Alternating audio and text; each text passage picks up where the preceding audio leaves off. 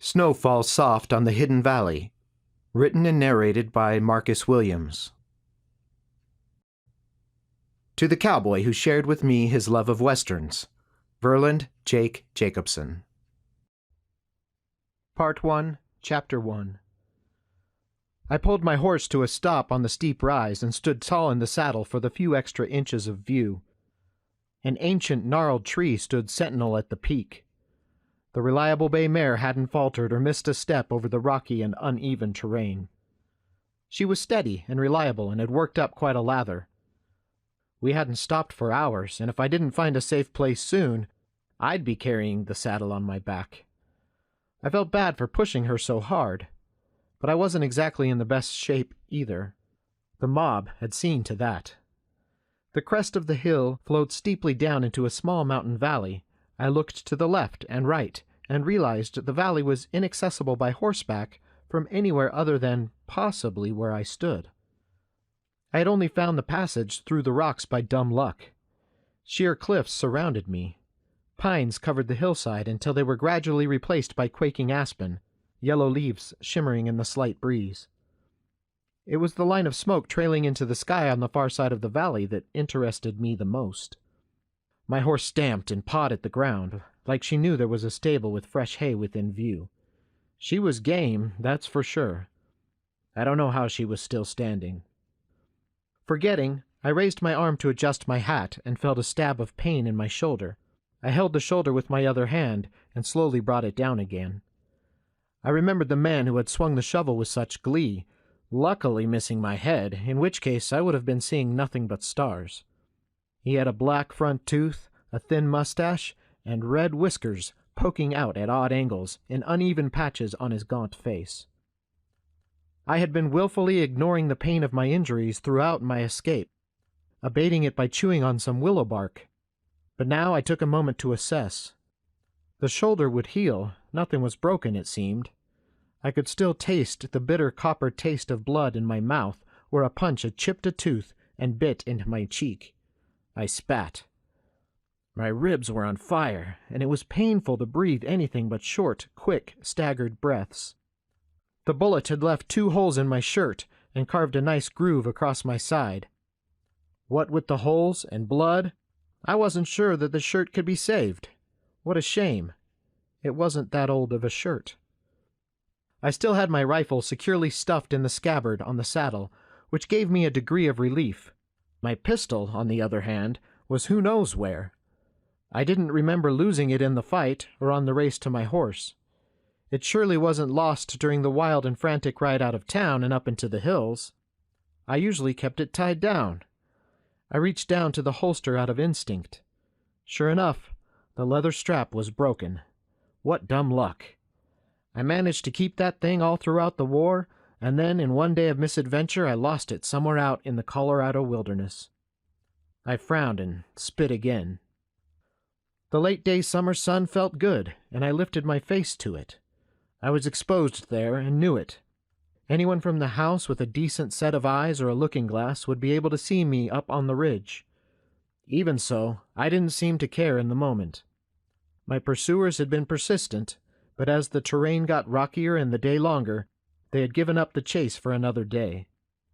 They didn't seem to have the stomach for discomfort. Now, I wasn't naive enough to believe they had forgotten, but they weren't the types to go it alone out in the wilderness. I'm sure they were back at the saloon drinking down some liquid courage and recruiting a posse, maybe setting a trap. I was no tin horn myself and was sure my trail would be difficult to pick up. I had walked through streams, across rockfalls, and through pine-covered forest floors.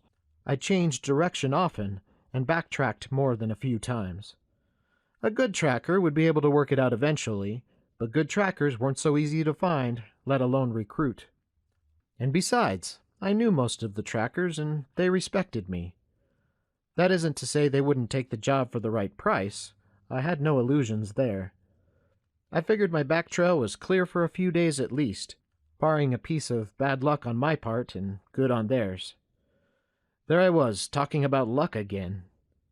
I wasn't the type to rely on luck, and what I really needed was to find a way to create my own damn luck. I needed to find a place where I could hunker down, tend to my wounds, and plan my response.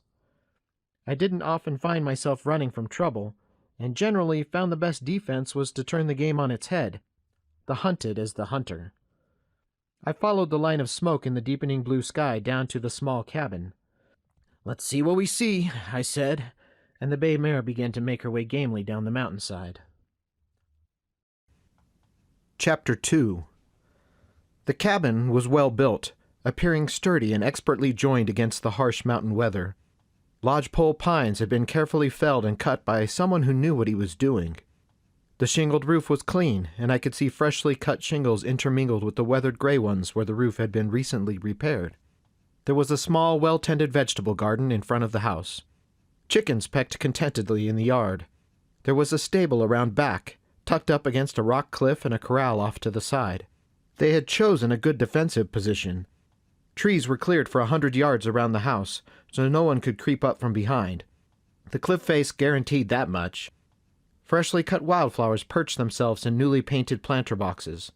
This was no trapper or range cabin. This place had a woman's touch. I took my time standing in the copse of aspen, watching. My horse was tethered back a ways, near a clear running stream. I hadn't gone so far as to remove her saddle or wipe her down. I didn't know what I would find at the cabin and wanted to be ready. At least she would have a few minutes to rest and plenty of good grass and water to feed on. The door to the cabin creaked open, so I tucked myself behind the trunk of the nearest tree. It was dark inside. Dusk was approaching, but the occupant had yet to light any candles. There were no windows, and I imagined a tidy little place like this would look great with real glass windows. But glass was hard to find, and even harder to come by way out here. It was impractical as well. Without glass, it was often better to not have windows. A woman emerged, her brown hair tied in a tight bun, her tan dress faded but well mended, her white apron no longer quite so white. "Jed," she called out. "Jed, come on now, supper's ready." "Comin', Mama," I heard the voice of a boy yelling from down by the creek. I hoped he was further along than my horse. She stepped inside and left the door open for Jed. A minute later, when Jed had not arrived, she again stepped outside, this time wearing a worried face. "Jed, you come home this instant," she yelled. "Jed?" "Mama, Mama!" A boy of about 11 came running out of the trees, clearly excited. "What is it? You scared me half to death." "It's a horse, Mama. A horse right up there by the stream." She looked alarmed. I didn't blame her. I stepped out of the trees as if I had been casually walking up to the house all along. "Howdy, ma'am," I said, tipping my hat, wincing as I again forgot my shoulder. "Son," I said, acknowledging the boy. He ran to his mother, and she pushed him behind her and took a step back. I saw her right hand reach back into the doorway, and figured that was probably right where her shotgun was leaning. I didn't want any part of that. I held up both hands and did my best to look decent and respectable. "I do apologize for alarming you, ma'am. It's just I came up over that ridge yonder and saw the smoke from your chimney." She peered in suspicion. Her right arm didn't move. "So why is your horse out there in the trees instead of with you?" It was a good question. I told her so. "That's a good and fair question, ma'am. Frankly, I didn't know what or who I'd find, so I decided to take me a look-see before fully committing. Rustlers and outlaws have been known to squat in mountain cabins. I don't need any part of the likes of them." She seemed to relax a little. "So I don't look like a rustler or an outlaw?" "No, ma'am." "What, you don't think a woman could be an outlaw?" she asked, clearly baiting me. "In fact, I know they can be, ma'am, but I've never met an outlaw with flowers on her doorstep, so I figure y'all are okay."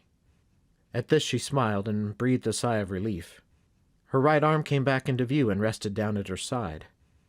"Well, I guess you know Jed's name, seeing as I was yelling out for the whole valley to hear. I'm Beth MacNeil." "Pleased to meet you both. I'm Clancy Peters."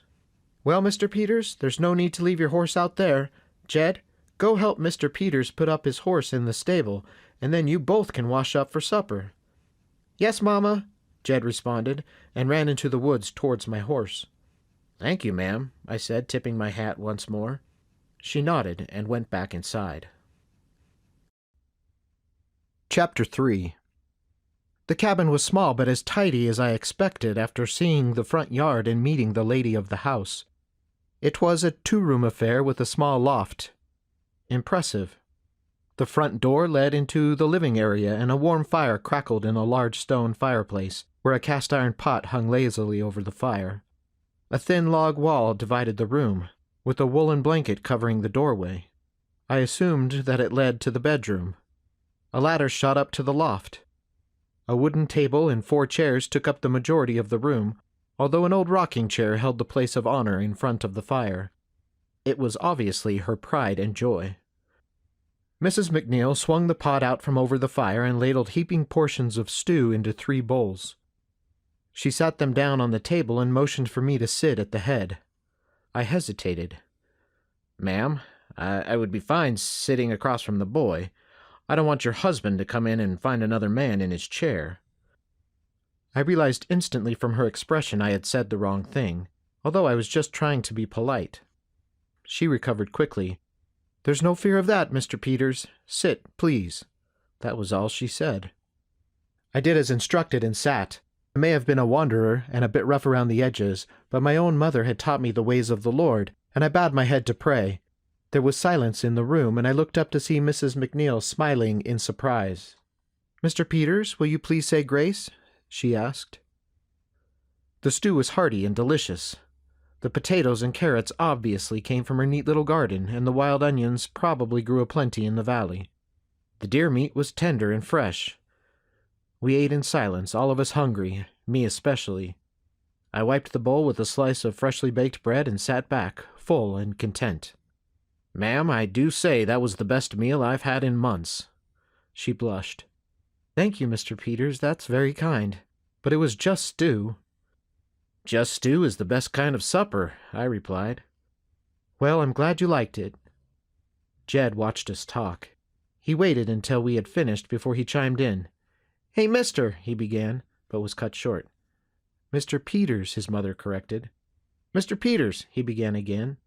"What are you doing out here all alone? And what's your horse's name? And where's your gun?" "Jed," Mrs. MacNeil admonished, "don't be rude."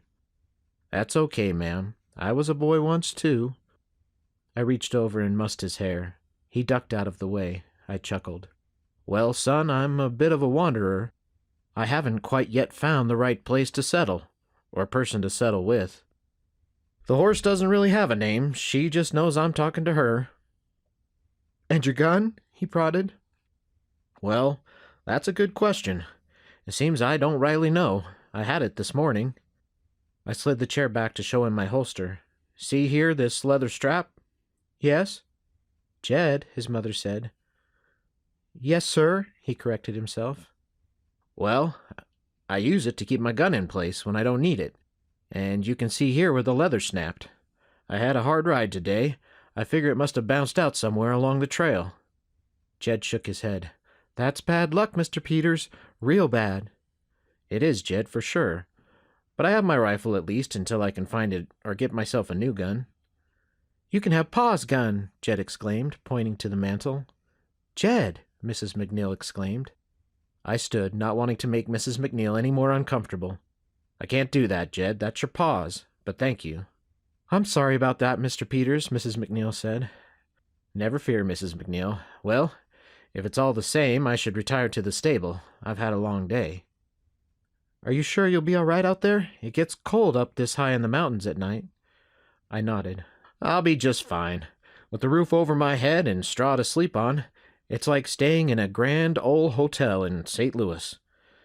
Good night, ma'am. Jed." "Mr. Peters," she exclaimed. I looked around, confused at her excitement. "Your side! The blood!" I had forgotten when I showed Jed my holster I had swept my vest to the side.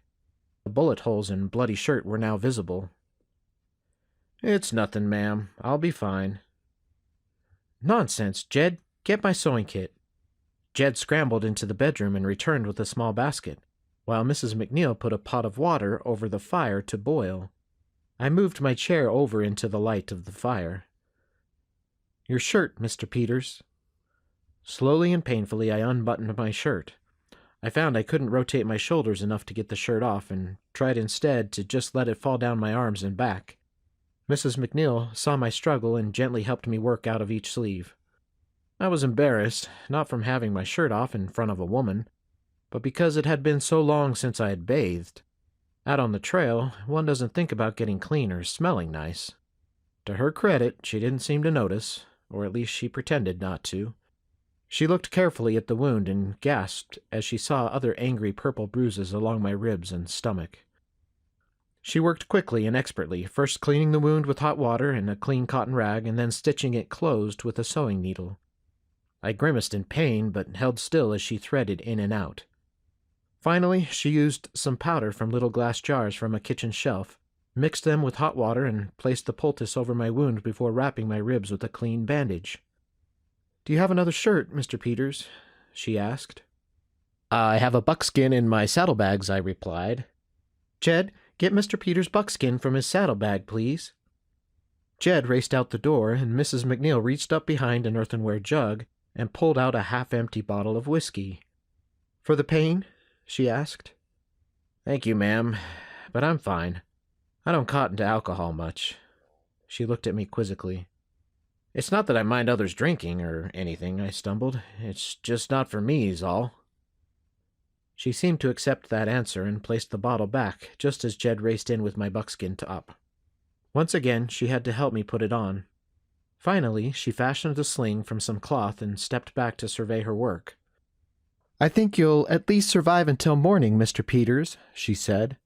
"All thanks to you, Mrs. MacNeil," I replied. "Well, good night, and thank you." "You are welcome. Good night, Mr. Peters."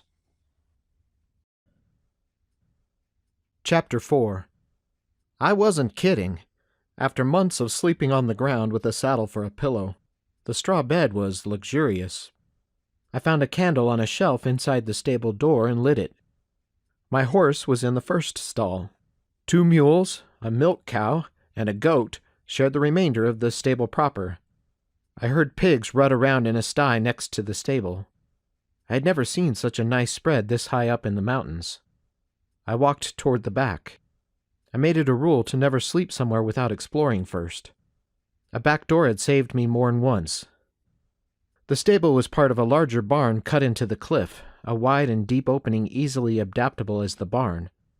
They had fashioned barn doors which fit tightly in a timber frame attached to the rock.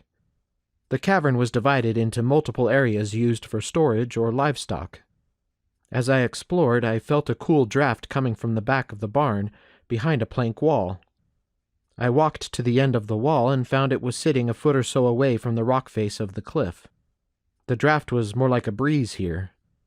I held my hand up to protect the candle flame and walked behind the false wall. The draft led to an opening cut into the rock face. I ran my hands over the rock. It was apparent a small cave entrance had been widened to allow a man to pass through without crawling, although I did have to bend over to avoid hitting my head. Inside, I found barrels and casks of dried goods and butter. There was dried fruit on wooden pallets, potatoes in a bin, wheat and seed in burlap sacks, and a pile of animal hides in the corner. I went instinctively to the hides. I had spent a winter trapping in the high Rockies and was interested in the pelts. They included animals of all sorts, some beaver, some deer, and even a small bear. They were cured properly, but not expertly. It made no difference out here, but would affect the price when trading in the city with a knowledgeable broker. Another small room off to the side felt cold. Meat hung from hooks drilled into the stone ceiling. "Interesting," I said out loud to the granite walls. "They're prepared for a siege back here. Maybe just the siege of winter, or maybe a bit more." I walked around the perimeter of the room, and as I walked past a stack of barrels, my candle flame flickered. I held it up close to the wall and saw there, behind the barrels, another opening, about the height of a small child. "Good to know," I said.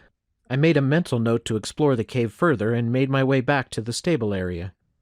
I spread my bedroll out on a bed of straw in the corner furthest from the door. I was pretty sure they had given up the chase for the night, but that didn't mean I wouldn't take precautions. The horse would wake me if I needed wakin'. I lay down and slept. Chapter 5. I awoke to birds chirping, which was pleasant, at least until I moved and felt a jolt of pain. I lay there, contracting each muscle and flexing each joint. Everything worked, just some better than others at the moment. I pulled the sling over my head and pulled on my boots. The bay was contentedly leaning against the stable wall, and I forked some hay into a trough for her. She whinnied her thanks as I rubbed her down.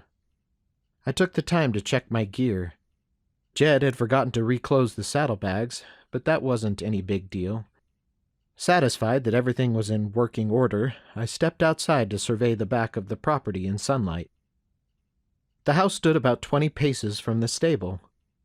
There was also a small corral between the two and off to the side. An outhouse was built away from the cave on the opposite end of the house. Again, I was impressed. The folk who build mountain cabins don't usually include an outhouse, but the people who set on making a home do. The MacNeils had done a fair bit of work on the parcel, and it showed. I wondered where Mr. MacNeil could be. I caught movement out of the corner of my eye and looked up on the cliff face. A mountain goat stood on a ledge so small I wouldn't have believed it existed had I not seen the animal remaining upright. I made a mental note. Any trail, no matter how small, was worth remembering. The cabin door closed, and Mrs. MacNeil walked outside wearing the same dress as the previous day. I noticed in the sunlight highlights of red and gold in her brown hair. Her frame made a pretty picture lit by the morning sun like that. I shook my head at the thought and stepped forward. "Morning, ma'am." "Oh!" she exclaimed, placing her hand on her chest. "You startled me." "Sorry, ma'am. That seems to be my specialty." "Indeed, Mr. Peters. Good morning to you. Did you sleep well?"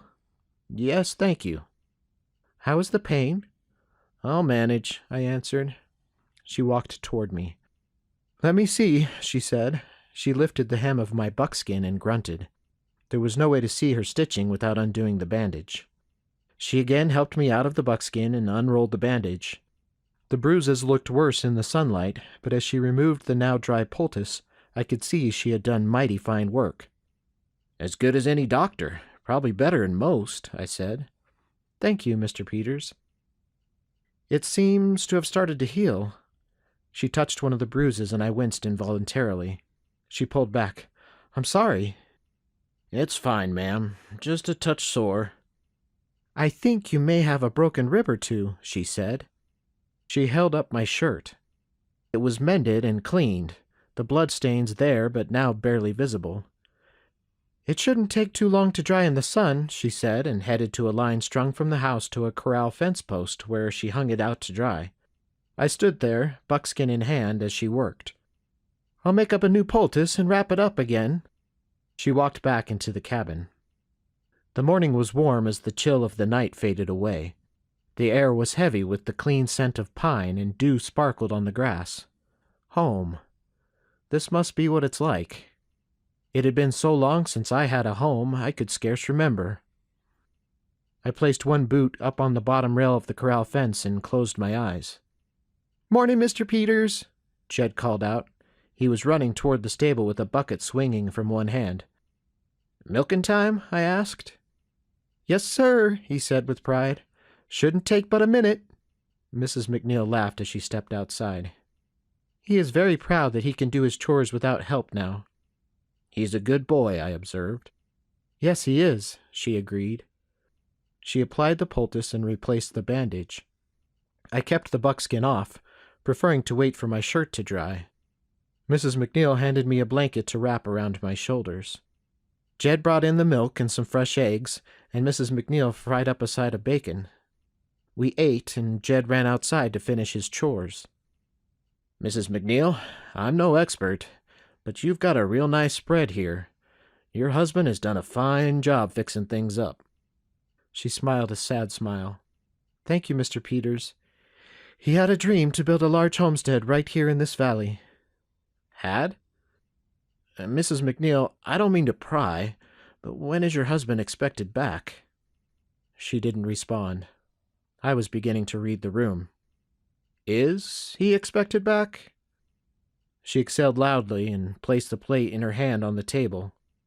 "I don't know, Mr. Peters, and that's the truth." He left after winter broke to pick up supplies in the new town of St. Elmo, but he never came home. I've heard of the place, but why go there?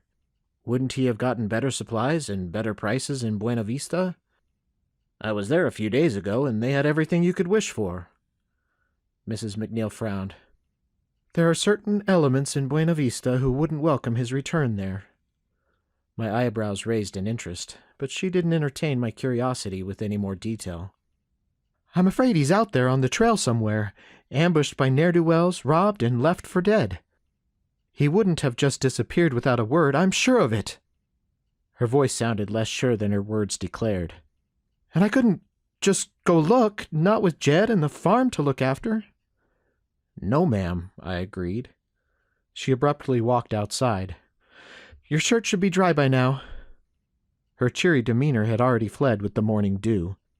She went to the clothesline and helped me into my shirt. There was no more talk of Mr. MacNeil.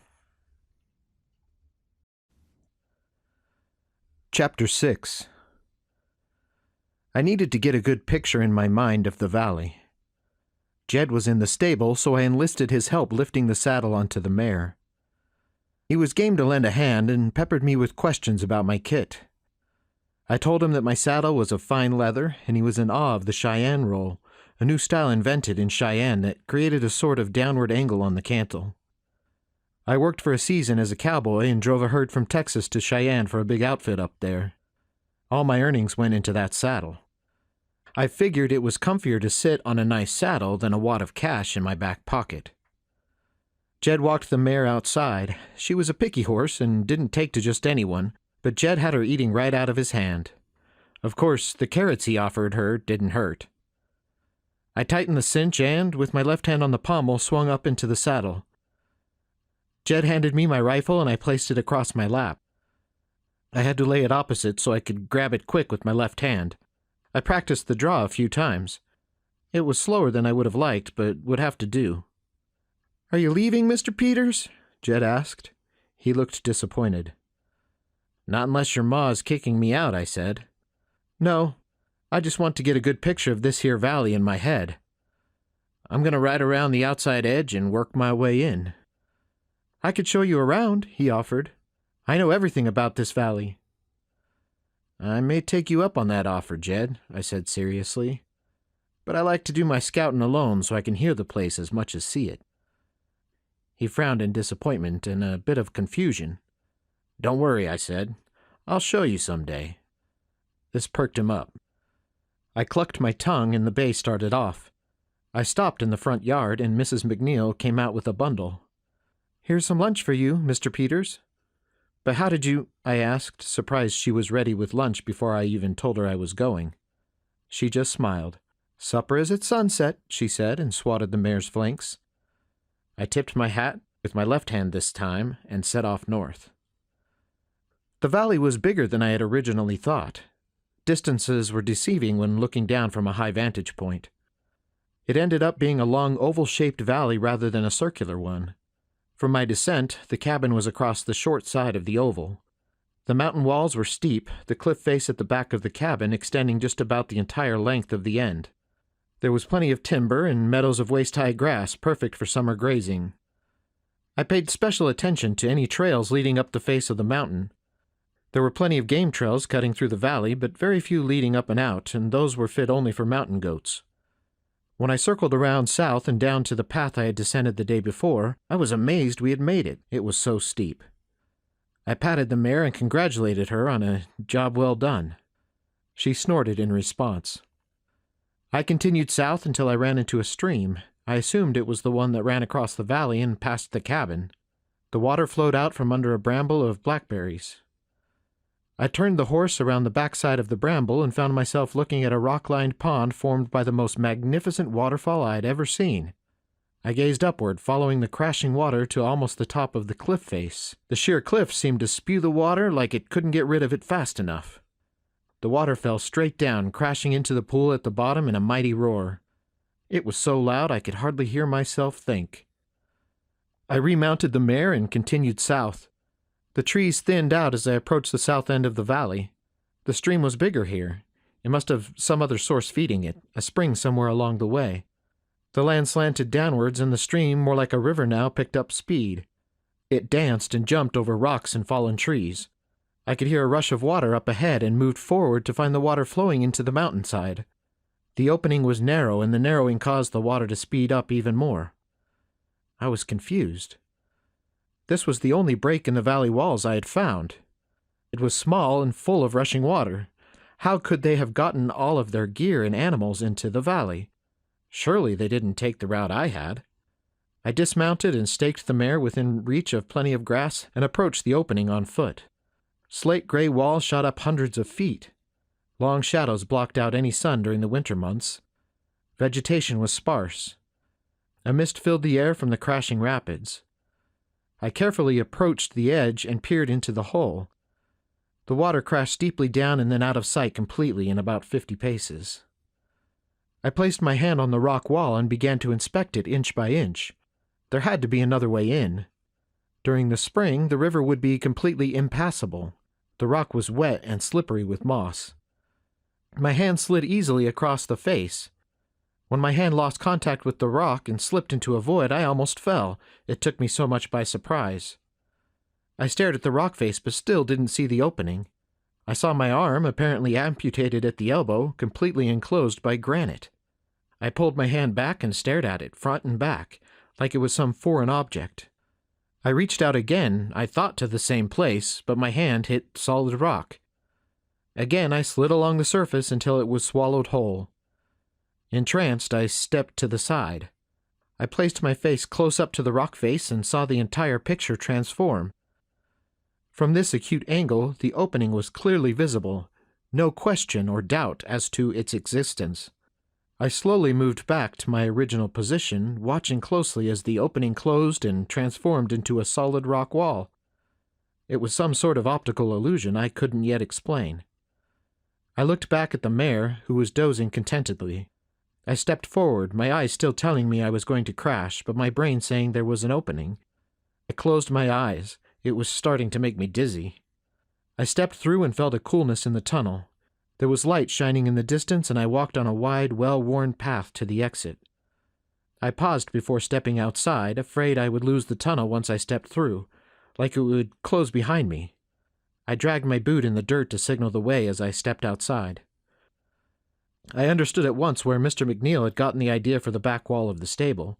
A huge slab of granite stood in front of the tunnel entrance. I stepped around the stone and faced a magnificent view down the mountain and over endless peaks in the distance. I walked ahead and looked back and, to my surprise, felt a bit of panic. The optical illusion was just as good on this side of the tunnel.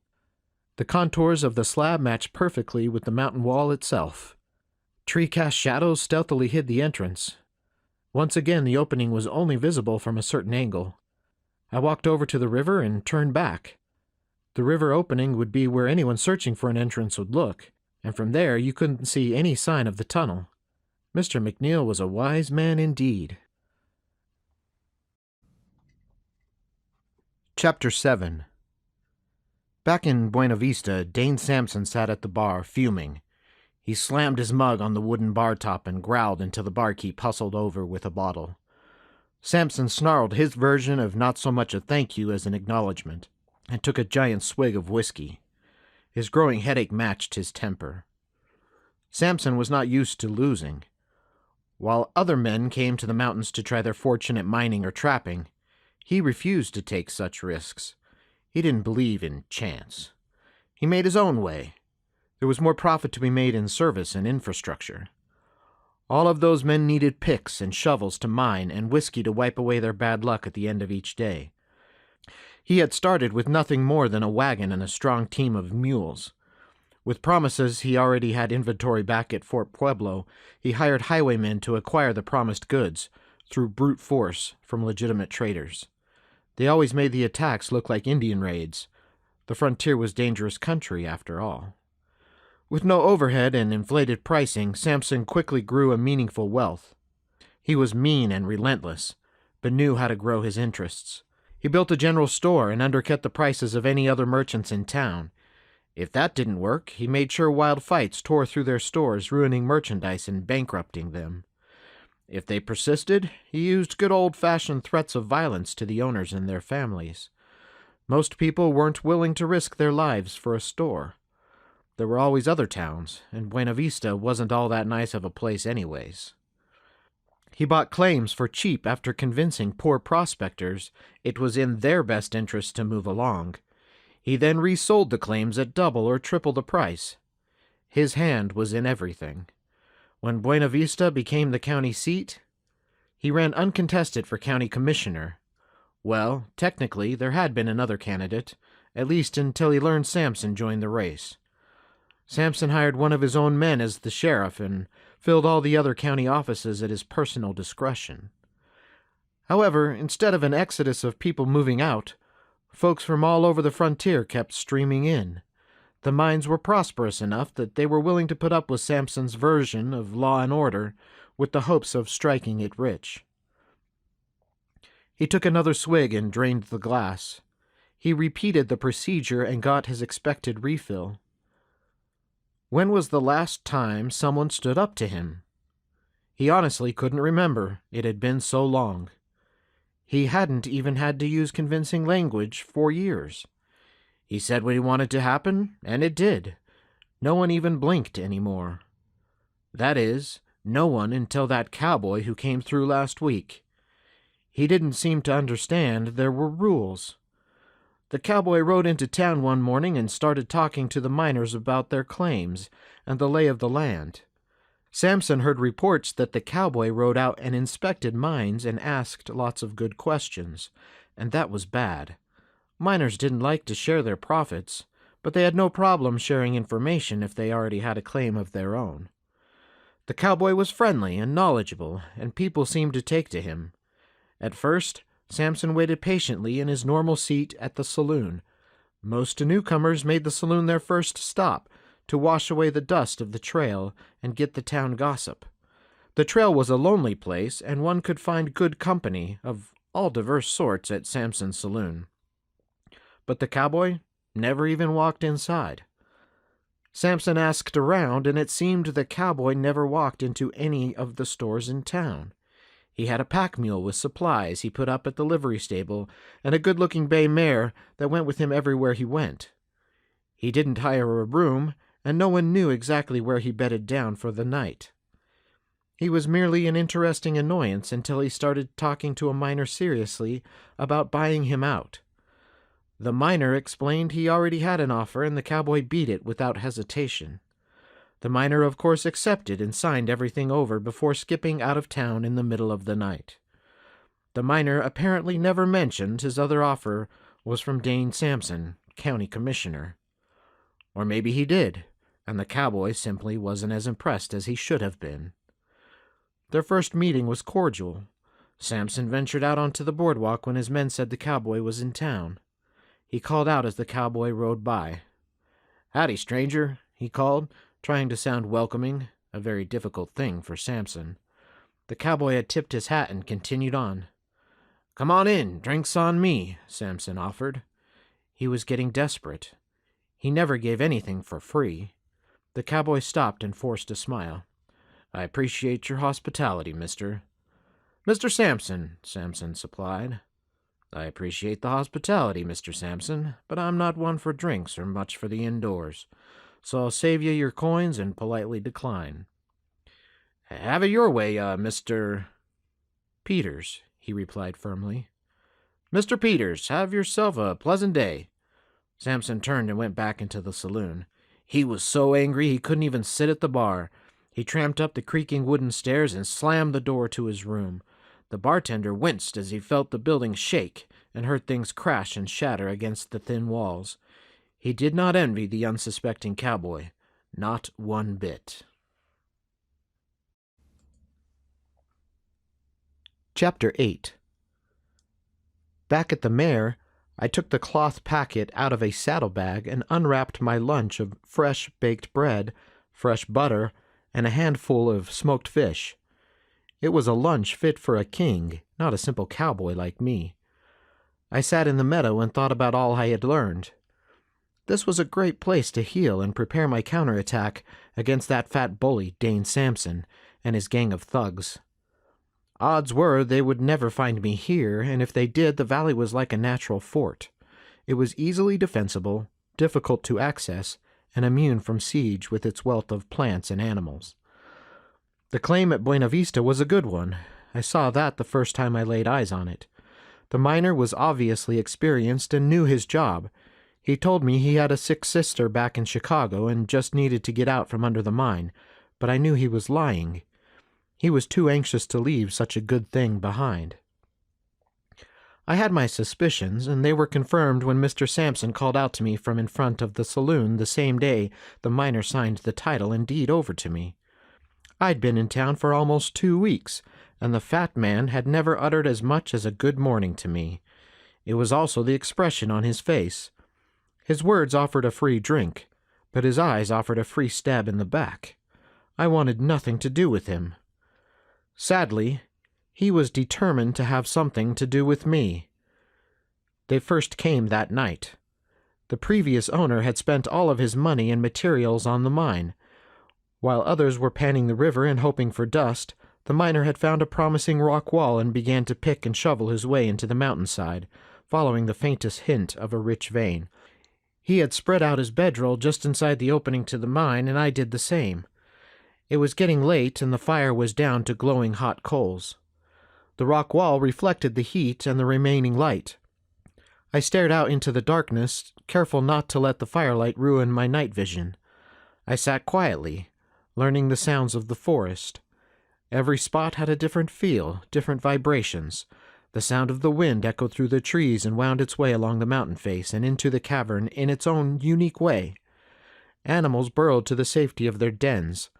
Predators tread silently on the forest floor.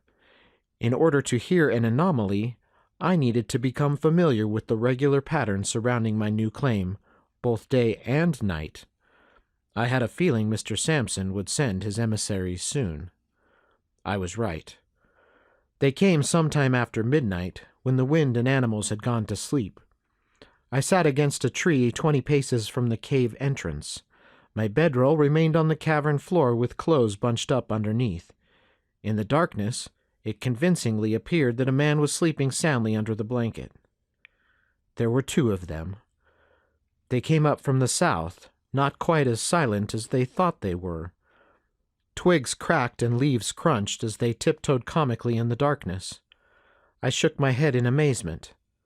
Hopefully the first wave wasn't Mr. Sampson's best, otherwise the upcoming skirmish was going to be downright boring. They stopped at the entrance to the cavern, not even bothering to peer around the edge to use the mountainside as cover. They were so used to getting their way that they had lost the ability to feel fear themselves. The bigger one pointed at the bedroll and then at the remaining embers of the fire. They seemed to argue, but I couldn't make out their harsh whispers. Finally, I saw a metallic glint in the moonlight and saw the smaller man raise his arm. I turned away to avoid looking at the inevitable muzzle flash. The explosion rocked the peaceful silence and reverberated through the trees. They spoke louder now, their words still unintelligible, but it was apparent they were congratulating themselves on a job well done. They began to walk away, and I caught them mentioning how Mr. Sampson would owe them an extra pull of whiskey as they passed within 3 feet of where I sat. I decided to have a little fun, let them think I was dead. I pulled a sling from my back pocket and reached for the little stack of stones I built while I sat waiting. The sling was a reminder of my father. He made it for me when I was just about knee-high and didn't have the strength to pull a trigger. I spent hours slinging rocks at pine cones and rotten vegetables. As I got better, I graduated to squirrels and possums. I had gotten to be a better shot with a sling than most boys were with a gun. The sling was quiet, easy to carry, and I never ran out of ammunition. I stepped away from the tree and began to pull. I aimed for a spot on a tree just above the big man's head, just visible in the moonlight. When the rock crashed into the trunk, he frantically ducked and whirled around in the darkness. While he tried to figure out what was happening, I slung another rock up into the trees and then at their feet. I was having a grand old time watching them spin around in confusion, guns out looking for an invisible target. I knocked off the little guy's hat, and that seemed to be the last straw. "Let's get out of here, Clem," he shouted. The big man Clem must have agreed, because he left the shorter one all by his lonesome. The shorter one searched around vainly for his hat, and then gave up and took off after Clem. "It's his ghost!" I heard him yell as he tripped and stumbled over his own feet. Confident no one would dare disturb my ghost for the rest of the night, I settled down in my ventilated bedroll and slept. Chapter 9. The day was growing long in the high mountain valley. I mounted the mare and decided to finish my survey by following the rock face and heading north back up to the cabin. The sun was just setting over the mountain peak as I trotted into view. Jed saw me first. "He's back, Mama." He ran up to the mare and took hold of her bridle. "Can you tend to the horse?" I asked. "Sure thing, Mr. Peters," he replied, excited he was being trusted to do it himself. "Good boy," I said, and walked up toward the cabin. I found Mrs. MacNeil busy dishing stew into bowls. "I'm sorry, Mr. Peters. It's the same as last night." "Why change a good thing?" I said hungrily, and hung my hat on a hook. "You can wash up outside. There's a basin around back." I walked around back and realized I had missed it the night before. On the other side of the cabin, a small trickle of water cascaded down the cliff face and was directed into a wooden barrel where it collected in a deep pool. On a little rock shelf next to the water, I found a ladle, a bucket, and a bar of lye soap. I pulled a bucket of water out of the barrel and lathered my hands and face with soap, before leaning over and dumping the bucket over my head, washing away the sweat and grime of the day. I ran my fingers through my wet hair as Mrs. MacNeil appeared and handed me a dry towel. I dried my hands and face as she washed her own hands and then filled the bucket. She began to carry the bucket towards the house, and my hand brushed hers as I grabbed it from her. "Let me," I said graciously. She smiled and nodded her thanks. I must have blushed because she turned quickly and walked back towards the house. It was dark by the time I reached the cabin, and Mrs. MacNeil lit a lantern and placed it on the table to eat by. "You and your husband picked a mighty fine place to settle down, ma'am." "George always said we were safe here." "If you don't mind, how'd you find the entrance?" "I walked out of the tunnel today, and I couldn't see the entrance even when I knew it was there. It's the darndest thing I've ever seen. From this side, I thought the mountain swallowed my arm whole." She laughed a sweet, clear laugh traced with melancholy. "George told me he learned about the valley from an old Indian man down at Fort Kearny years back. Once we hit the mountain, he kept checking in a little leather-bound notebook. He took great care checking our back trail and pointing out landmarks to Jed and I. And when we finally arrived where the water comes rushing through the slit in the rock, he was overwhelmed with glee and satisfaction. I never saw him so happy." "I bet," I responded. "Landmarks change over time and in different seasons. Even the best description of a place can lead a man astray if he's not careful." "It took him 2 days to find the cave entrance," she laughed. "He was fit to be tied. And worst part was, we only found it because one of the pigs got loose and wandered into the tunnel." "Paw up and kissed the pig right on the snout when he caught up to her," Jed shouted with glee. I laughed. "Y'all put all your cards on the table, coming up here like that without ever having seen the place." At this she frowned. "We didn't have much choice, Mr. Peters. We were run out of Buena Vista and had to take everything we owned and steal out like thieves in the night, just to save our own skin." I gritted my teeth at the memory of the Buena Vista Welcoming Committee. "It wouldn't have been at the hands of a big man named Dane Sampson, would it?" She looked at me in surprise. "How did you know?" I pointed ruefully at my shoulder and sighed. "He did that to you?" "Well, not him specifically, but his little pack of coyotes." She shuddered, a faraway look veiled in her eyes remembering things best forgotten. "It appears this little valley has become a refuge from the esteemed Mr. Sampson." She surprised me by spitting in disgust. "My husband always planned to scout out this valley and take his time building a summer cabin and preparing the land for stock. He really wanted to raise sheep like his people back in Scotland." "You don't see many sheep herders out this way, but I don't see why you couldn't. But I didn't see any sheep in the stables."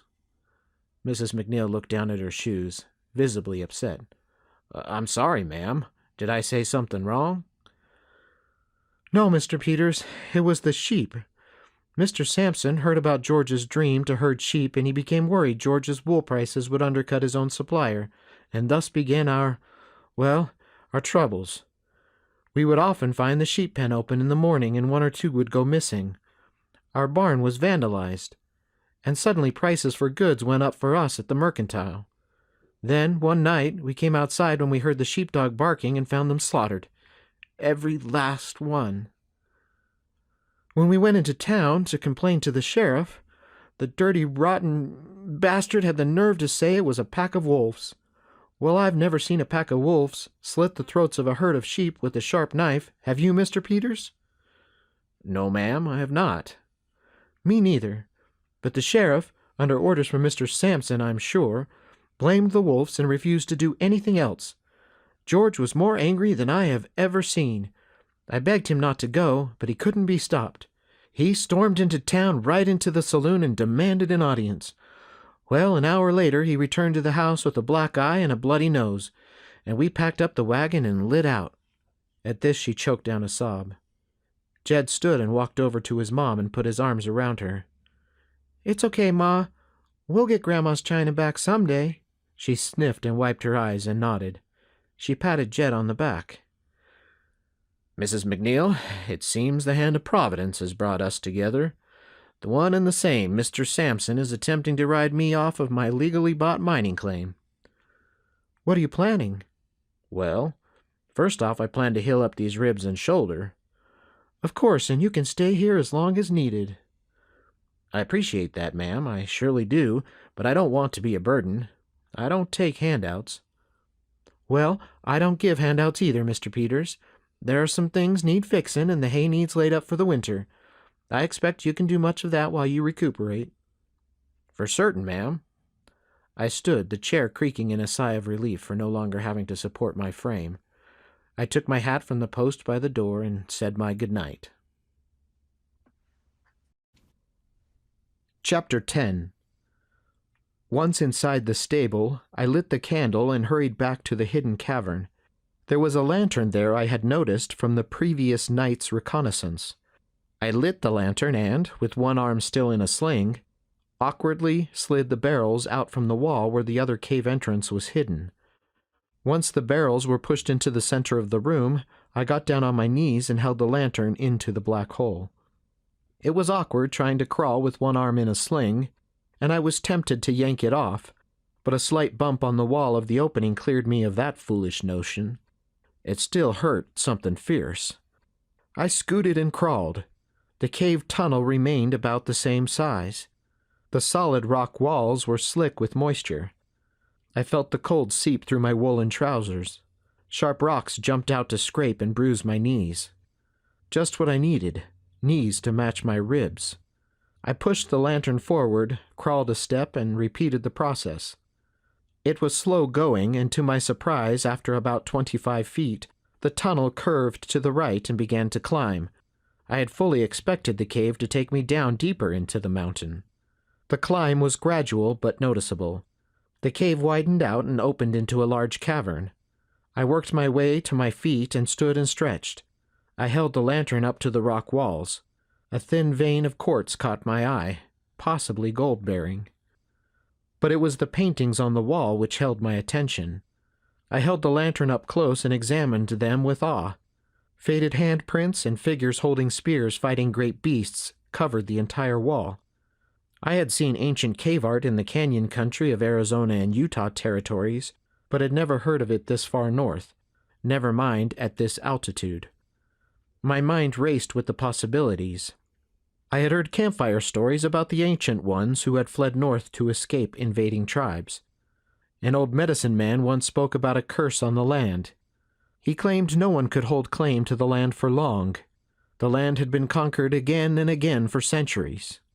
Then I remembered the stories of Spanish gold, conquistadors lost in the mountains with their treasures, fleeing angry natives in some and jealous countrymen in others.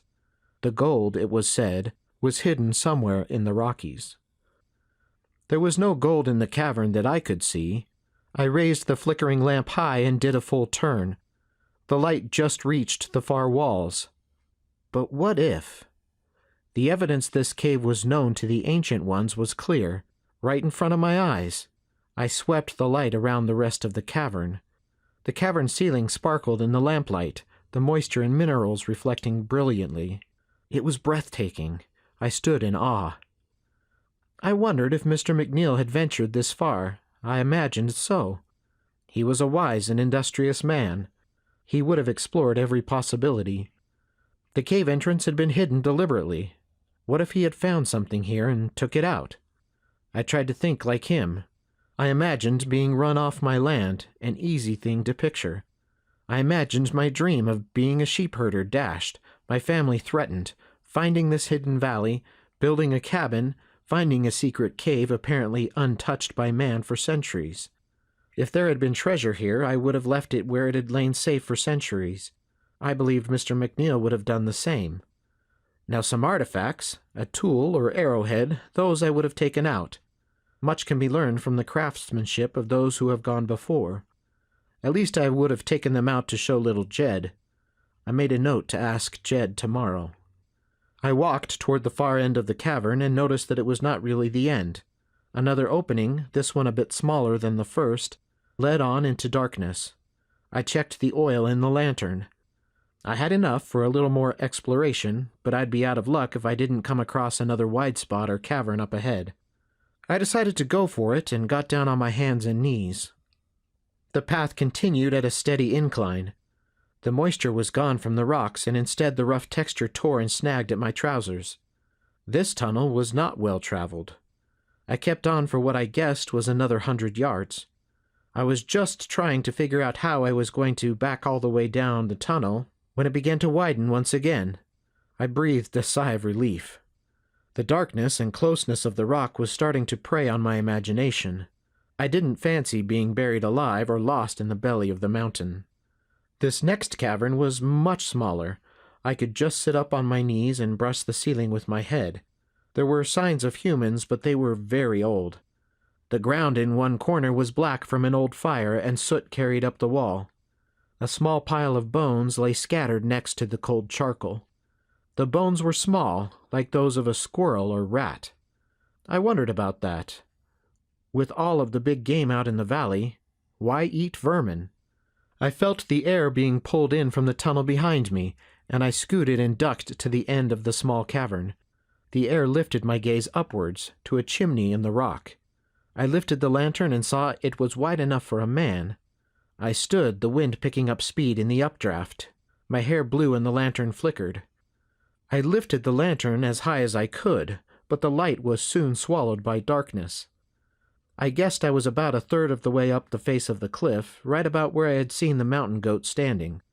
It was a rough guess. It's hard to measure distance by small shuffles on hand and knees in the darkness. It was time I got heading back, or I'd have to be lucky not to finish my return journey by feel. The oil was almost gone. Going downhill was faster, but harder on my hand and knees. I decided next time I'd wait for my shoulder to heal. I guess I got lucky after all, because the lantern gave way just as I saw a flicker of light up ahead, indicating the barn was near.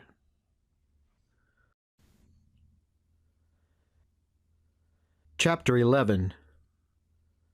My shoulder took a few more days to heal enough to use, and after about a week it was back to normal. My ribs were sore for another week after that, but the soreness faded a little more each day. Mrs. MacNeil took good care of me, even though she wasn't kidding when she promised to put me to work. I taught Jed how to set a fence post, even if he wasn't quite strong enough yet to do it on his own. I finished replacing broken roof shingles and filled chinking in the cabin where it had dried out and shrunken. Mrs. MacNeil helped me cut the grass fields and set up the hay in the stable for winter. She worked hard and long. No one could accuse her of being unfit for the frontier. She never complained. A woman like that knew what had to be done. I admired her spunk. Jed did as much as a boy his age could be expected to do. We worked from sunup to sundown. In the evenings we worked by firelight to fix our tools and prepare for the next day. Only on Sundays did we rest from our work. Mrs. MacNeil insisted upon it, and I was of no mind to argue. On Sundays, the sheer cliffs around us were the walls of our cathedral. One Saturday night, as I was helping her move a trunk, I discovered she had a stack of well-worn, well-read books, classics the likes of Walter Scott. I salivated at the sight. I usually carried at least one book in my saddlebags, which I would read over and over until I found someone literate who would fancy a trade. But my last book was back on my claim, lying next to the bullet-ridden bedroll. Hers was a regular library boasting at least 10 books. My father had been a hard man, but he taught me a learned man was never without hope or opportunity. He read to me from the Bible, and when he left, urged Mother to read. She preferred to read a bit from the good book and then from her favorite author, Jane Austen. As a wanderer, I'd been accused of being dirty, hard, and even downright mean, but nobody called me ignorant more than once. From then on, every Sunday was filled with books. We read together from the Bible and sang a hymn or two, and then we took turns reading aloud from the MacNeil library. Mrs. MacNeil worked with Jed, and eventually he was sounding out a page at a time as well as any schoolboy back east. We pulled chairs out into the yard to enjoy the late summer sun and reveled in letting our minds be swept away by tall tales and daring adventures. Mrs. MacNeil told me of her family back in Scotland, and especially of how much she missed George's sister, Brunelda Spencer MacNeil. In the last letter she received, back when they lived in town, Brunelda said she was planning to make the voyage the following summer and hook up with a wagon train into Colorado. She was worried Brunelda would arrive and not know where to find them. George had a letter with him to send to Brunelda, courtesy of his great-aunt in New York. Hopefully it arrived in time. Hopefully he made it. I wasn't used to being the man of the house. I was a loner. I'd never even considered settling down with a wife and child. I always figured I wasn't made out for that kind of life. But I was starting to think I could be happy owning a stretch of land and staying put, working shoulder to shoulder with a strong, capable woman, carving a life out of the land together. But I wasn't sure there were any more women like Mrs. MacNeil out there, and if there were, what did I have to offer except for a fight brewing over an untested claim? As we worked, my mind was always thinking back to my claim. They must have called off the search for me by now, but a man like Sampson would never rest until he saw me in the ground with his own eyes. I wouldn't be surprised if he had already made up some false documents and sold the claim to some other unsuspecting buyer. It was getting late in the season. The aspen leaves had turned to golden yellow and were falling to blanket the forest floor. The days were shorter now, and there was a chill in the air each morning. We set traps in and around the stream and caught rabbits and even a few mink. I showed Mrs. MacNeil how to treat the hides to get a better price. We then used what we caught to make up some winter clothes. I had none, having ridden up from Arizona, and there was no need to ride down to town for something we could catch and make ourselves.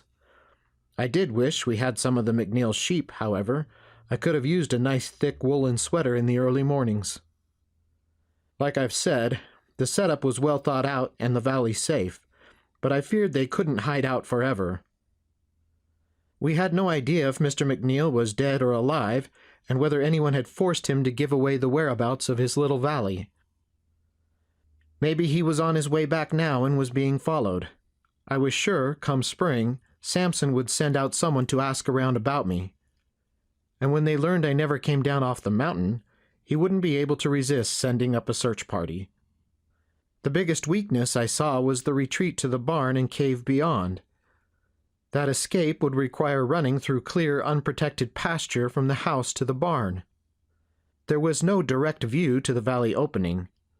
We were relying too heavily on the hidden entrance. But if found, an entire posse could sneak right up on the house, if they were good. We spent many nights strategizing by firelight, evaluating solutions that might strengthen our position. We could build a stockade, but that was a lot of timber for a small chance of danger. Besides, any wall would cut through the property and divide the house from the gardens and pastures. Finally, we settled on a trapdoor in a ditch the depth of a man on hands and knees running from the house to the stables. I got the idea from the cave, which I thought about often. I hoped that during a slow winter's day I could explore the chimney further. We dug a little each day after our other chores were done, and until it became too dark to continue. Jed was enamored by the adventurous idea of an escape hatch and tunnel. Maybe one day it could be expanded deep enough to be called a tunnel, but for now it was just a ditch covered by roughly hewn timbers. I covered the base of the ditch with pine needles. I slanted the ground and built a deeper trench along one sidewall to hopefully funnel water from the floor and out of the ditch. I packed mortar around the timbers and then covered them with dirt to camouflage the ditch further.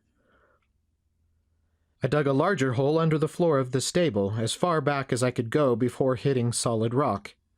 I built a trap door and hid it under the lighter boxes of dried fruit. I found I could easily lift the lid with my back, even with the boxes atop.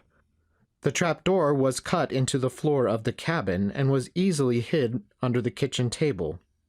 I realized our hiding place lacked creativity, but all we needed was a little time to retreat to the cave before the cabin was attacked. Once in the cave, we could cover the trapdoor with heavy items and barricade the entrance. It would be easy to defend, and we could always retreat deeper into the cave if necessary. I needed to explore that chimney. Chapter 12. Dane Sampson did not forget. He stewed. Weeks had passed, and he still couldn't decide what to do with the claim. The cowboy unsettled him. Normally, he would have already declared the site abandoned and purchased it at auction for pennies before turning around and reselling it for a hefty profit. He didn't really care if the mine had gold, silver, diamonds, or rubies. Mines petered out. But people always needed food, supplies, and hope. As long as some color turned up, there was hope. Sampson regularly had his men use gold dust or a small nugget to pay for services. Word traveled quickly around town, and the excitement was palpable. Sampson just recycled the gold to use the next time the miners seemed down on their luck. Sampson was genuinely worried, a feeling he despised. He had worked for years to never have to feel that again. He remembered when he was a child and fear was his constant companion. He grew up destitute. His father, a gambler, never returned from going out on a Mississippi riverboat. They lived in a shanty just outside of Vicksburg. He remembered cowering under the shack's one bed as guns and cannons roared during the height of battle. He could see explosive flashes through the torn curtain. His mother went to town every night to work and left Sampson and his 4 sisters alone to fend for themselves. She always returned in the morning in a foul mood, and rarely did a day pass that she didn't take out her anger, disappointment, and despair on Sampson with a hickory switch. Things got worse when she agreed to hide a Confederate deserter. He didn't like to be cooped up with 5 kids, and he made it clear that Sampson was not welcome in his own home, if you could call the shack a home. The children were kicked out of the house every morning when his mother would return from work. As soon as Sampson was old enough and strong enough, he stole the drunk deserter's bowie knife one night before packing his meager belongings in an old blanket and setting off down the old dirt road. He walked west, stealing food from gardens and kitchen windows and sleeping in barns until he reached Shreveport, where he convinced a dry goods store owner to give him work. He cleaned the store and did the heavy labor, all the while learning the business. He gained the owner's trust, and eventually he was allowed to work the counter, where he learned how to take advantage of bad inventory practices and sloppy accounting. He began his own side business using his employer's goods and undercutting his prices. When the owner finally caught on, Sampson escaped just ahead of the law. He continued perfecting his trade as he moved west, staying in each town just long enough to not get caught. As he moved further and further from his home, he buried that childhood fear deeper and deeper until it was no longer a part of him. Sampson hadn't thought of his sisters for years, but memories of them came flooding back as he thought about this strange new cowboy turned prospector. He quickly suppressed a pang of guilt for leaving them undefended with his mother and that lecherous deserter. He told himself there was nothing he could have done and pushed the feelings of guilt away. Sampson stood and paced his room. It was spacious and well appointed, especially for a frontier town.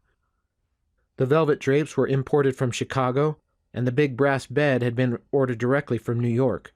The multicolored, expertly woven Persian rug had been a gift from a Persian prince on a tour of America's Wild West.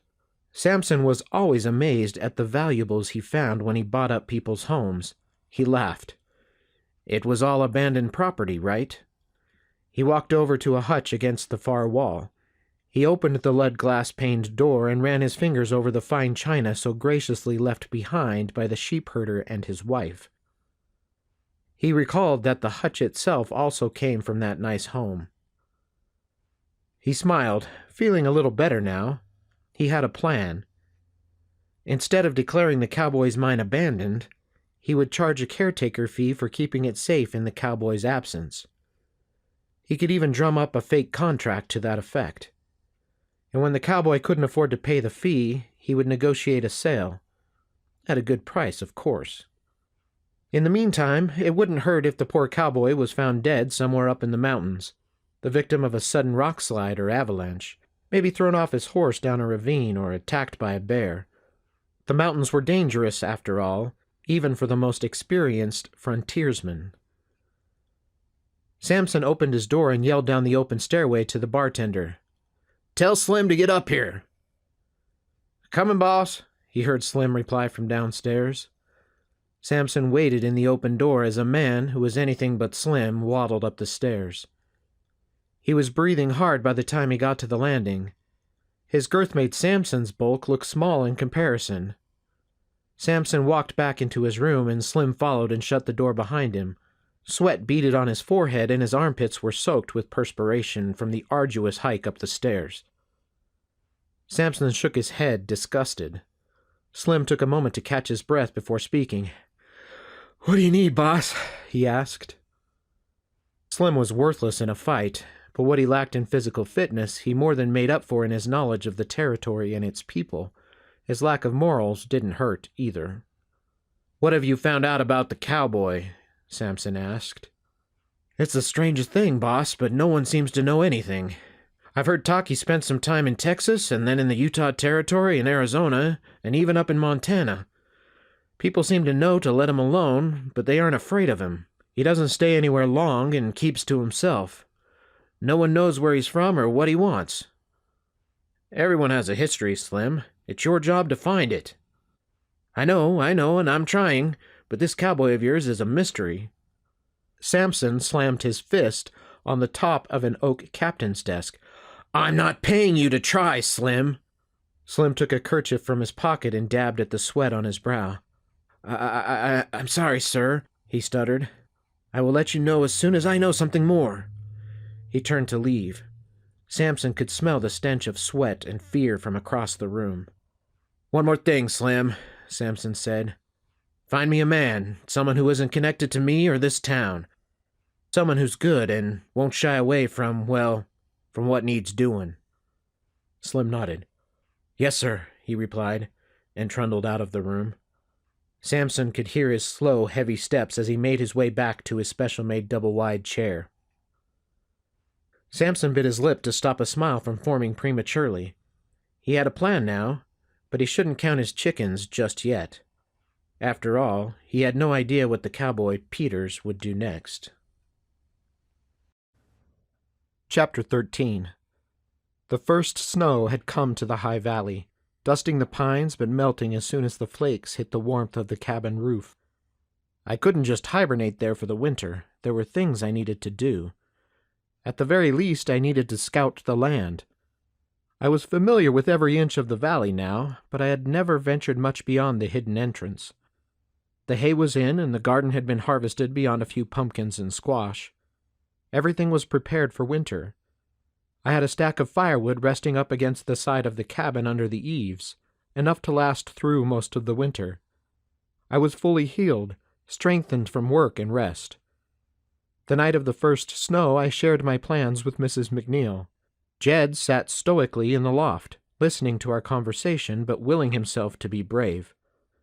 He was to be the man of the house again, after all. I looked up to him. A tear slowly trailed down his soft cheek, but he refused to wipe it away. "I'll be back in a few weeks," I promised. "Maybe a month at the most." He just nodded and then turned away and crawled into his bed. "That's what his father said," Mrs. MacNeil explained. I nodded in understanding. "Well, ma'am, if I can find out what happened to your husband, I'll do that too." At this, she choked up. She clenched her fist, held it to her lips, and nodded with short, hesitant jerks.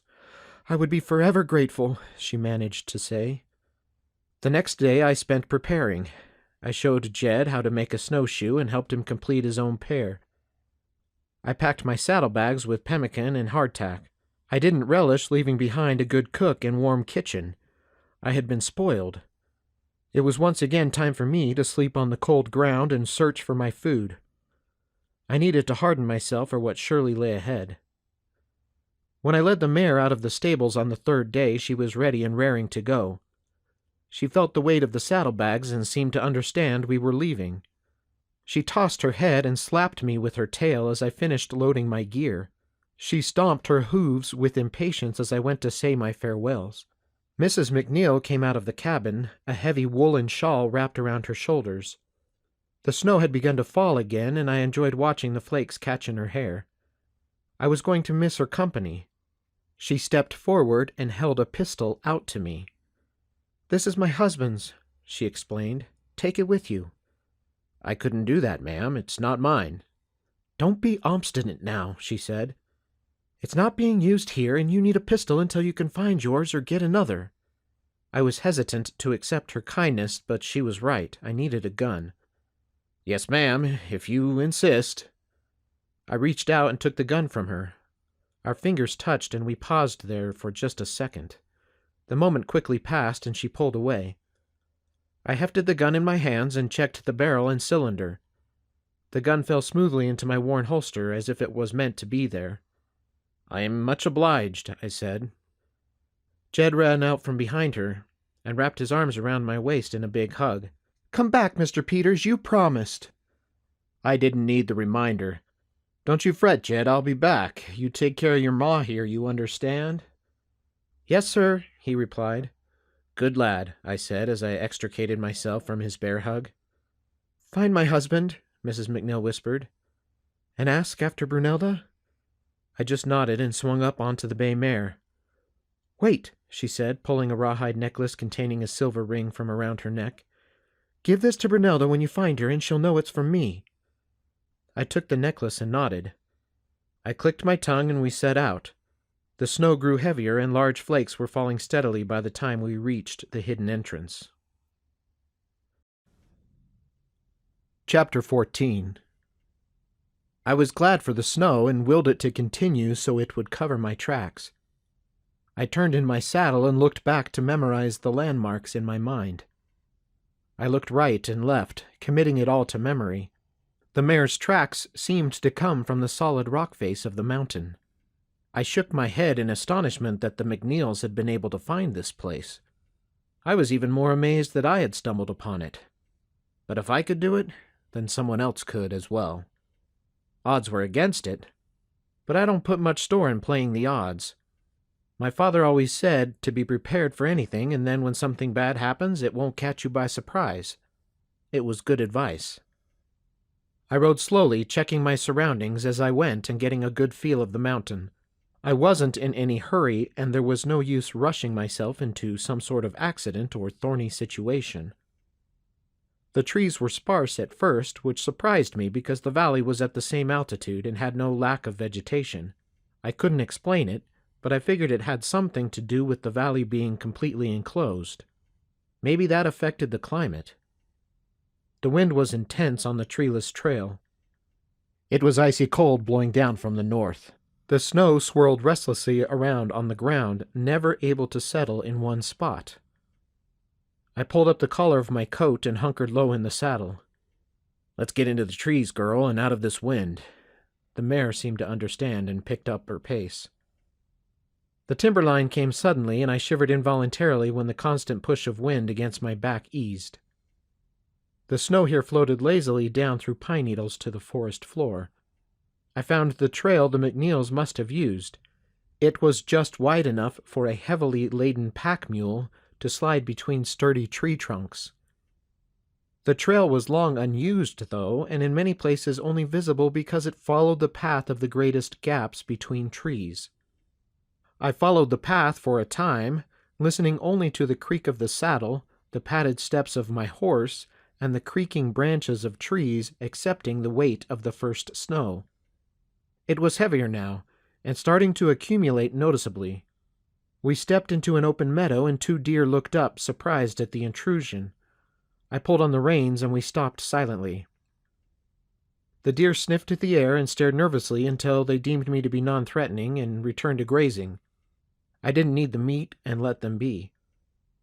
The mare found the path on the other side of the meadow, and we continued on. According to Mrs. MacNeil, her husband had planned to avoid Buena Vista and instead head southwest towards St. Elmo. I wasn't quite ready to return to Buena Vista myself. Soon, but not quite. I decided to follow in Mr. MacNeil's footsteps and take a look-see around St. Elmo. The traveling was quick. The snow was building, but it wasn't deep enough yet to hide the trail or cause unseen dangers. As the afternoon grew long, I pulled off into a thicket of trees. We rode another few minutes until we were well clear of the trail. I found a spot where the ground was still free of any snow. I looked up, and the branches and needles were so thick I couldn't see any light coming through. Not only would I be protected from the snow, but any smoke from my small fire would dissipate in the branches. I found a small patch of grass nearby, and the mare gratefully had her supper while I spread out my bedroll and collected some kindling for a small fire. I could have used some coffee. The temperature was dropping steadily. It was going to be a cold night. The MacNeils' coffee supply was low, so I hadn't taken any. I searched around the small clearing where the mare was contentedly eating and found a handful of dandelions dusted with snow. I pulled them from their roots and heated water over the fire. The roots made a decent substitute for coffee, not that I was going to switch over permanently, but the brew was hot and warmed my insides. It was growing dark. I tethered the horse and climbed into my bedroll after preparing a small stack of wood to last through the night. Chapter 15. I awoke at dawn. The fire was out and it had stopped snowing, but not before leaving behind a few inches. Pine needles shimmered with ice crystals. Everything was crisp and sharp.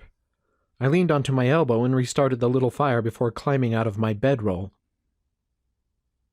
I thought fondly of the warm stable up in the hidden valley. After drinking a cup of the dandelion brew, I went to the mare. I rubbed her down and gave her a handful of oats from my saddlebag. As I saddled her, a rabbit raced across the clearing and birds flapped their wings to greet the morning. I figured they must be wishing they had started south a bit sooner. I poured the rest of the water on the fire's coals and pushed dirt over the cooling embers with my boot. The wood hissed and spit steam into the cold air. I clapped my hands together and stomped to get my blood circulating, hoping I could stay warm. I mounted up and led the mare back in the direction of the trail. The day was much like the one before. We passed over mountain streams and across empty meadows. I've heard many call the forest silent, but to one accustomed to its rhythms it was an orchestra of sound. Snow fell from branches, small animals darted up trees or through the grass. Wind whistled through evergreen branches. I accustomed myself to the regular sounds and rhythms of the mountain forest in harmony with the creaking of my saddle. The trail was steep, but switchbacks cut gradually across the steepest sections. Through breaks in the snow, I could tell the trail was not often traveled. In fact, Mr. MacNeil may have been the last. I adjusted my position in the saddle and placed my right hand on my thigh, my left hand holding the reins. The mare was doing the work and seemed to have little trouble following the trail herself. It wasn't anything I heard, it was more an absence. We rounded a corner and came upon a river. The water was clear and cold, running rapidly downhill. The sounds of the water crashing against rocks and pushing against the banks suddenly filled the void. But I had learned to trust my instincts through years of experience in the wild. I turned the mare from the trail and she gamely followed me into the woods. I thought I caught a snippet of conversation on the chilled air. I walked the mare into a thicket and tied her to a bramble of wild blackberry bushes. I carefully reached into my saddlebags and, trying not to let the saddle creak, slowly pulled off my boots to replace them with a pair of moccasins. No one ever ended up wishing they were less careful. I jumped silently from the horse and made my way stealthily through the trees. The moccasins allowed me to feel the forest floor and avoid stepping on twigs or loose stones.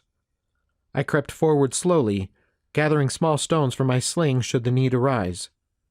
I came closer to the river and focused on finding places of cover, no longer worried about staying silent. The river covered any sounds. I stopped abruptly. There it was again, an angry, nasal-sounding voice off to my left. I circled wide and found a pair of horses hobbled together downhill from my original position. The saddles were too new. The saddlebags, new as well, were empty. A lasso hung from one saddle, still stiff and clean, just as it looked on the store shelf. The horses were good stock. I checked for a brand and found the rocking V on both. I recognized that mark, but couldn't recall from where. The talking grew louder, and I faded back into the trees. The horses snorted. 2 men walked out of the trees and up to their horses. Their clothes matched the rest of their kit, newly purchased. The older one had dark hair peppered with white and a thin graying mustache. He was stocky and muscled, but not accustomed to long days in the saddle, that was for sure. He walked awkwardly and grimaced at every step. But he was smart, I could tell that right off. His eyes never stopped searching his surroundings, and he walked with one hand always free and ready to reach for the 6-shooter worn low against his thigh. He was more gunfighter than cowboy. The second man carried a rifle. The scowl on his face spoke of years of cruelty. He was uncomfortable in the new clothes. He pushed and pulled at the stiff fabrics and scratched the back of his neck. He was lanky and awkward. He walked as if he was always trying to avoid stepping on his own boots. It was his voice I had heard. "There's no big game out here. It's too dadgum cold," the second man complained. He pushed the rifle into the scabbard, rubbed his hands together, and blew into them. "Quit your belly aching, Jake," the gunfighter said. "There's plenty of deer and elk up here if you would just shut your mouth." The second man grumbled and mounted his horse. "Why can't we just eat the sheep?" he said. "There's plenty of them available." "Let's head back. Those rabbits will have to do for today." Sheep?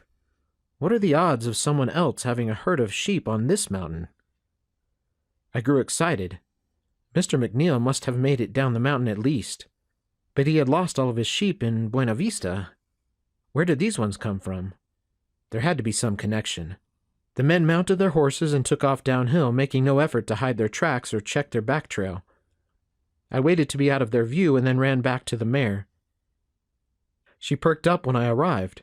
She could sense my mood had shifted and responded gamely as we set off to track the 2 men. Chapter 16. Beth MacNeil looked up at the sky. Angry dark clouds covered the peaks surrounding her valley, making her feel like she was trapped in a bowl. She felt unsettled. The snow continued to fall, blanketing the entire homestead in white. Sounds were muffled so that it felt almost too quiet. It had been nice to have someone to talk with and work alongside these past months. She had just been going through the motions every day, hoping her husband would return with a smile on his face and a ready apology for taking so long. But she knew after so long the odds of him returning were slim. A part of her felt guilty for enjoying Mr. Peters' company so much. She loved Jed and couldn't imagine life without him, but a young boy just couldn't provide the conversation she had so dearly missed since her husband had left.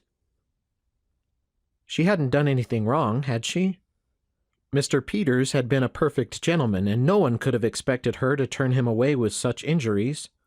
Or could they have? Of course not. Beth pulled her shawl tighter and hustled back to the house with a pile of logs for the fire. The snow may be beautiful, but make no mistake, winters in the high country were long and hard. She knew she might not see the dark ground again for months. She wasn't sure she could have been so prepared without Mr. Peters' help. In fact, she knew she couldn't have. Jed was game to help as much as a boy his age could, but he just didn't have the strength or knowledge to get things done. Some days it felt like she spent more time teaching and showing than she did doing. It was important for him to learn, but he learned best by working alongside Mr. Peters and learning by example. She had thought about asking him to call her Beth, but felt that was just a bit too familiar for a married woman. He was still a mystery, even after all of those months working side by side. She knew he owned a mining claim in Buena Vista, and she knew he worked as a cowboy before that, but she knew nothing of his history or his family. For such an easy-going man, he didn't say much. He also had an edge to him, a sharpness hidden just beneath the surface. He was wary and took time to be prepared. She never would have thought of digging the trench with the trapdoors. Mr. Peters had clearly been through some tough scrapes in his time. Beth looked in the direction of the hidden entrance and wondered where Mr. Peters was at that moment. Beth awkwardly held the stack of logs in one arm as she unlatched the front door and pushed it open with her foot. She stomped her feet at the door to knock away the snow and walked inside. Chapter 17. The two men were never going to find any deer or elk with the way they were traveling. In fact, I wouldn't have been surprised if they woke the dead. The one called Jake never stopped yammering as they wended their way down the mountain face. More than once, the gunfighter yelled at him to shut his yap. Jake would stop for a minute and then start right back up again.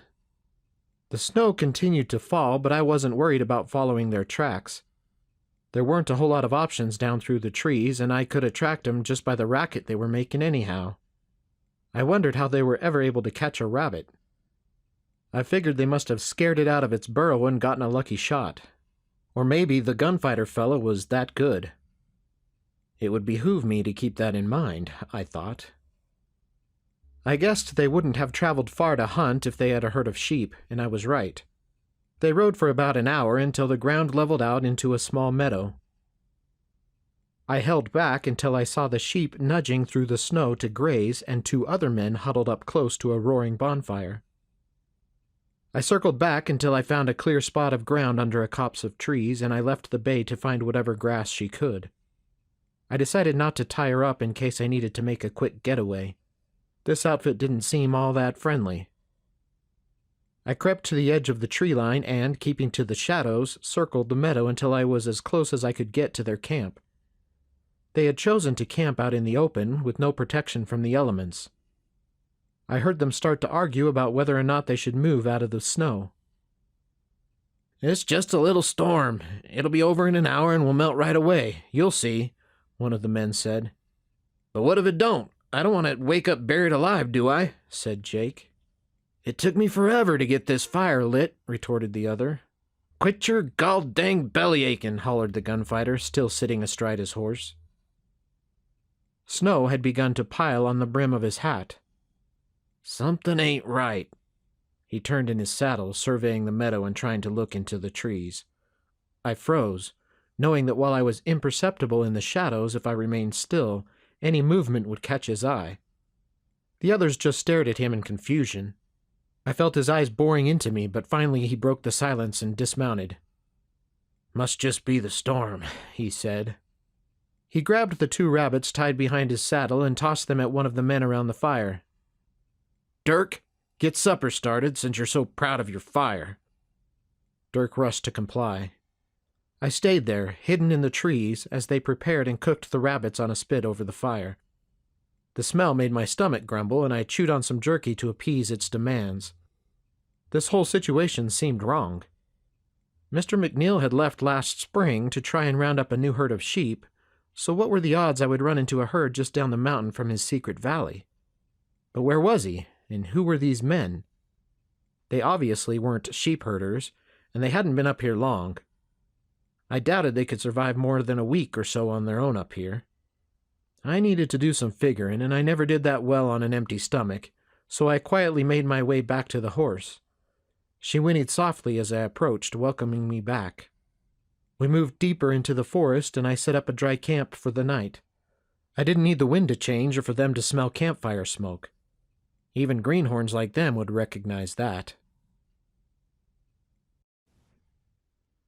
Chapter 18. The snow slowed as night fell and the clouds moved on to spread their winter moisture over the next ridge.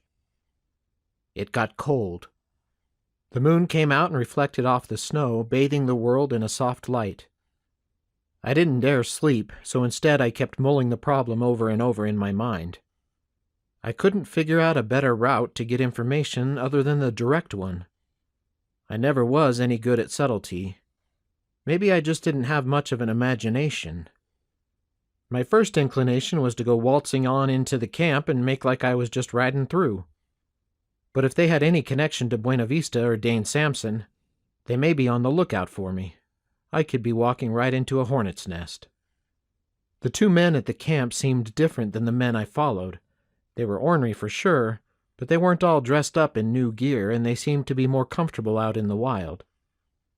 I wonder if they had been watching the herd for longer and were just joined by the newcomers. Maybe that was a cause of consternation. But if they knew what they were doing, why did they set up camp out in the open like that? They should have known better. The sheep weren't protected out there in the meadow at night, and it was prime season for some hungry wolves to fatten up before winter game became scarce. Nothing about the setup made any sense. I could just sneak in and rustle the whole herd, I thought, and then paused, crinkling my brow. "That's not the right word, is it, girl?" I said to the bay. She snorted and went back to sleep. I bit my lip, frustrated that the word wouldn't come to me. Oh well, I knew what I meant. I was certain those men were up to no good, but I didn't want to take the chance of breaking the law and ending up wanted for stealing a bunch of sheep I didn't want in the first place. I needed more information. I could feel the icy cold of the snow seep through the soles of my moccasins as I once again crept close to their camp. They had let the fire die down, but it kept burning. I could see 3 men wrapped in blankets lying on the ground and one sitting with his back to the fire, apparently keeping watch on the flock. That's the word, flock. I smiled. I found the spot in the trees closest to their camp and settled in to watch. One of the men turned onto his side, grunting until he got comfortable again. The fire crackled. I turned to the man on watch and saw his chin slowly move down to his chest. He jerked up and then slowly relaxed again. Clearly he was struggling to stay awake. He was way too comfortable to take the night watch. He should be up and walking around. I heard a rustle in the bushes behind me. It was probably harmless, but I loosened the thong around my knife just in case. I heard a light snore and looked back at the camp. The man on watch had let his rifle slide to the ground and he was breathing deep. Now was the perfect time for a bear, or a man, to approach the camp. Slowly I walked forward, taking care in each step. There was no way I would be able to explain myself if someone woke up now. There's no excuse for sneaking up on a man's camp like that in the middle of the night. There was a small pile of gear covered by a sheet of canvas just outside the light of the fire. I crouched down in front of the pile and slowly began removing the covering. It appeared to be tools, some cooking pans, rope, and the like. My first thought was they just emptied their saddlebags in a pile to ease some weight from the horses. I liked to keep a neater camp myself, but I can't speak for others.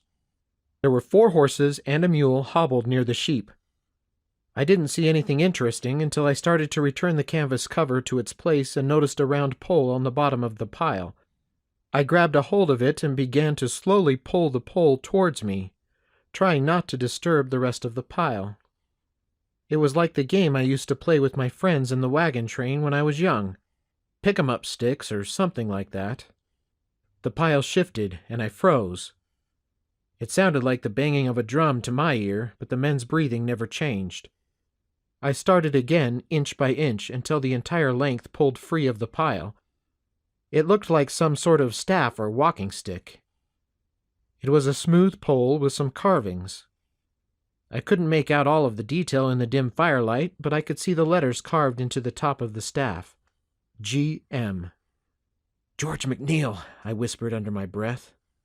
I pushed the pole back into the pile and set the canvas back into place.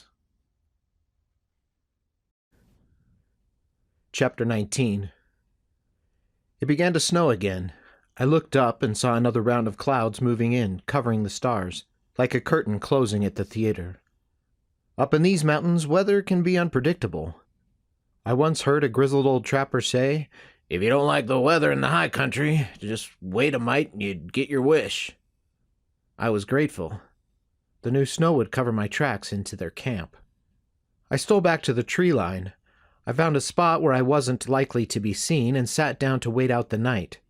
I figured even if I fell asleep, the men would make enough of a ruckus to wake me in time. Any grizzly would likely go for the sheep before giving me a second thought. I awoke to the clanging of a coffee pot and the man Jake banging snow from a stick to build the fire. "Psst, Mr. Clem," he whispered harshly to the man on watch who instead was still snoring. "Mr. Clem," he whispered a little louder. Clem bolted upright. His head spun in all directions as he fumbled to regain his hold on his rifle, now covered with snow. "What? Who? What? Huh?" he grunted in confusion. He finally seemed to wake enough to realize where he was and what was going on.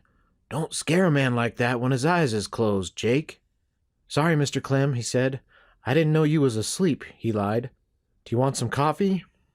"It's just Clem, and yes, I want some coffee, you dummy," he replied. "And I weren't sleeping. I was just resting my eyes." Clem looked over at the gunslinger who had started to stir. Jake turned his back to Clem and rolled his eyes. I chuckled at the exchange. I was confident I could walk into camp at that moment and assert control over at least 3 of them. The gunslinger was still a question. I was quick, but I'd rather never find someone quicker, and he was still an unknown. The name Clem felt familiar to me, but even in the light of day he didn't look at all familiar. But his voice, I was sure I had heard that before. I started working through my memories, starting from my ride out of Buena Vista. It didn't take long before I recalled the 2 men who had shot up my bedroll. That was Clem, for certain. I thought back. After I scared Clem and his partner with well-placed slingshots, I had kept out of sight for a few days. I moved every night but kept a constant watch on my claim, not wanting anyone, thinking I was dead, to move in. After seeing no one for a week, I decided it was time to let them know their little ambush had failed. Like I said, I'm not one to sit around and let trouble come to me. I'd rather face it head on. I rode into town that day, right down the middle of the street. People stopped and stared. A woman pointed at me and scurried back into her store. Others, wondering what all the fuss was about, stepped outside onto the rough plank boardwalk.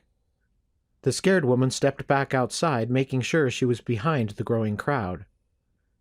I stopped in front of the saloon. People stood there, not saying a word, waiting to see what I'd do. I reached behind me with my left hand and untied my bedroll, all the while ready to reach for my gun with my right, should the need arise. I brought it around front and then let it unroll down to the ground so that the 2 holes were plainly visible to all. The people gasped. Just as I was ready to call out the 2 men who had ambushed me, Sampson walked out of the saloon, making his presence known with the heavy clump of his boots. He was a big man, confident in his size, strength, and authority. The people parted, making way for him to walk out into the street. I let the bedroll drop to the ground and made ready to reach for my gun. "What have we here?" Sampson asked. "Looks like the moss got to your bedroll. I'd be happy to sell you another down at my store yonder." He pointed down the street. "I didn't realize you had iron moss around these parts," I replied. "Lucky they don't seem to like to bite me, I guess." He responded. "Lucky indeed." He scowled and bent down to pick up the bedroll. "I'm pretty attached to my bedroll, ventilation and all, I figure," I said. "Thanks anyway." "Mrs. Beacon?" Mr. Sampson called. A gray-haired woman bustled out of the crowd. She was wringing her hands in her white apron and moving about as quickly as she could manage. I could see sweat beading on her brow, even though it was pleasant out. "Mrs. Beacon!" he yelled. "Right here, Mr. Sampson, right here." Mrs. Beacon stopped short of Mr. Sampson, but close enough she could take my bedroll out of his outstretched hands. "See Mr. Peters' bedroll gets mended. We don't want him to catch a cold now, do we?" "Yes, sir. No, sir. Right away." Mrs. Beacon scurried away. "I recall you said you're not much for a drink, Mr. Peters," Mr. Sampson said. I nodded. I looked him straight in the eye and could tell he didn't like it. He wasn't used to someone speaking plain and direct to him. It probably hadn't happened in quite some time. It didn't help that he had to look up to me in the saddle. I could see he was barely controlling his temper. "Well, how about we meet down at Sally's for a bite? You do eat, don't you?" "I do," I said. I shook the reins and directed the bay to the hitching post outside of Sally's. Mr. Sampson followed behind. I could tell the crowd wanted to continue watching, but as Mr. Sampson walked by, they all looked away and went about their business. This Sampson fellow really had Buena Vista cowed, and I didn't like it, not one bit. I recalled something my pa had told me long ago when I was just a boy. "Clancy," he said, "your granddaddy fought the British so that every man could live his own life. Don't expect no one to treat you better than you treat them or better than you treat yourself. Everyone deserves the right to make a living, and any way an honest man puts food on the table is to be respected. If you ever think you're better than someone else, you're no better than the redcoats your granddaddy fought." And that stuck with me. Every man in this town deserved to make a living without having to fear a bully like Sampson. Chapter 20. The man they called Rock tied his horse to the hitching post and walked confidently into the saloon in Los Alamitos, New Mexico. His last job had seen him tracking a rustler through the Malpai Badlands. Rock never stayed in any place longer than it took to have a drink, get supplies, and check for messages. His skills were in demand, so there was never a lack for work. The bartender recognized him right away and reached under the bar to retrieve the telegrams addressed to Rock. There were 3. It had been a long time since Rock had passed through. Rock stood at the counter and nodded. The bartender poured him a glass of whiskey and slid the telegrams across the bar.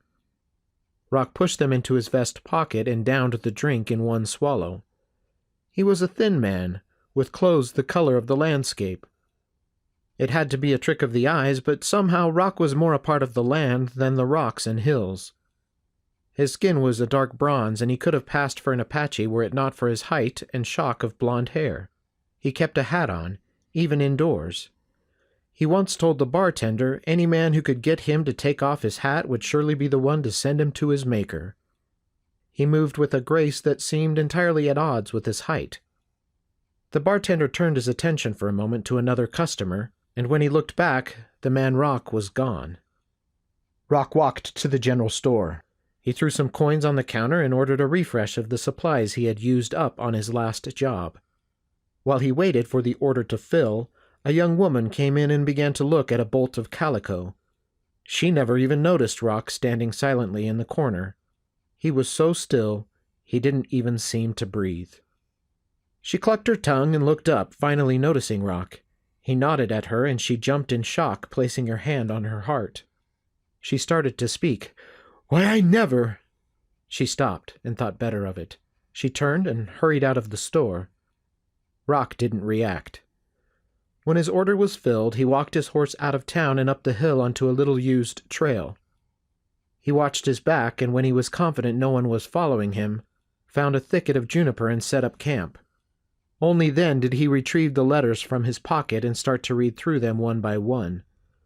One of the jobs didn't interest him, and he tossed the paper into the small fire he built to warm a can of beans. It had been a long time, and he savored the meal. The second job was old. It must have arrived just after he passed through Los Alamitos the last time. The job was already done, he knew. He had heard of the rancher's death up in Utah. He burned that note as well. The third note intrigued him. The writer spoke of a cowboy. The client was Dane Sampson. Rock knew cowboys were wary folk and generally pretty good with a gun or a rope, different from a fat railroad tycoon or farmer. The cowboy would require some care. The note didn't explain why Sampson wanted the cowboy dead, and Rock didn't care. In Rock's experience, for every man, there were people who preferred him dead and people who preferred him living. Which was right wasn't Rock's problem to solve. He was just doing a job, and no man was innocent anyhow. Rock checked the date of the telegram. It was a few months old. That would make things a bit more challenging. But if any white man could follow a trail that cold, it was him. And that wasn't bragging. That was just the truth. It was coming up on winter in Colorado, so Rock figured he should get a move on at sunup. This telegram he kept. Until he took the job, it was protection for him and evidence against Sampson. Once he met with Sampson and they shook hands, they'd both be liable for whatever happened next. Rock moved on the next morning and telegraphed Sampson from Santa Fe to let him know he was on his way. Chapter 21. The snow was wet and heavy, big flakes landing in piles on the ground. It would have been beautiful from the comfort of the cabin, sitting next to a roaring fire, but up here out in the open it spelled danger. The snow hid treacherous rocks and deadfalls and made travel harder. Trudging through snow would tire a man out, and the cold would sap whatever remaining energy he had left. The tree I sat under offered some protection from the snow with its thick branches and heavy needles, but I couldn't stay out there all day, just waiting for something to be dumped in my lap. That just wasn't my way. I went back to my horse, saddled her up, and mounted. I rode around to the opposite edge of the clearing and then just rode on into their camp like I owned the place. "Coffee on?" I asked. Jake grunted in surprise, and the man Dirk stood there, shock freezing his boots to the ground. The gunslinger took a drag on his cigar and looked me up and down. He held the cigar in his left hand, and I noticed the slightest flexing of his fingers on his right, loosening them up should the need arise to draw on me. He was cool but ready. I nodded at him and shook my head. "No need to fret, friend," I said. "I'm just passing through and saw the fire. It's mighty cold. I could use a hot cup." The gunslinger nodded at Jake, and he hesitantly reached down to the pot setting on the coals. I reached into my saddlebags with my left hand and felt around for my tin cup. Without looking away from the gunslinger, I tossed the cup to Jake. He fumbled with the throw and dropped the cup into the snow. "Sorry there," he mumbled, and began to fill the cup. Dirk seemed to find his tongue. "Why don't you light and set for a bit?" "Just passing through," I repeated. I looked over the flock of sheep, leaned down against the pommel, and bit my lip. I hoped it looked like I was considering. The men waited. "Sheep, eh? Don't see much of them around these parts. In fact, I don't believe I've seen this many sheep since the day we got on the boat in Liverpool." Dirk began coughing and spat out his last sip of coffee. I looked over at him and then to the gunslinger. No one responded. "You know what? I take that back," I said, putting my hand to my chin and rubbing the stubble. "I seen a bunch of sheep out on the trail. We was on a drive to Abilene, and some Scotsman and his family were driving a passel of 'em out this-a-way. I wonder where they settled down." I watched the men closely as I talked. Dirk fidgeted, and Jake kicked snow with his boots. The gunslinger picked at his cigar. "You boys know?" I asked. "Nope," mumbled Jake. I said. "I reckon they found some nice pasture around here somewhere." "What in the blazes?" Clem exclaimed as he walked around the tent, still fumbling with the buttons of his fly. He didn't seem to know whether to abandon the buttons and reach for his gun or duck back behind the tent. "Morning," I said, nodding. "Why, you're the he mumbled. "No, sir," I interrupted. I'm not the nothing. You must be thinking of someone else." Clem turned to look at Jake and Dirk. They just looked confused at this turn of events. Clem stared hard at the bedroll tied to my saddle, and then back up at me. I shook my head. The gunslinger's eyes narrowed, and he tensed. I tossed back the last sip of coffee and then threw the dregs into the fire. "Thank you kindly for the coffee," I said.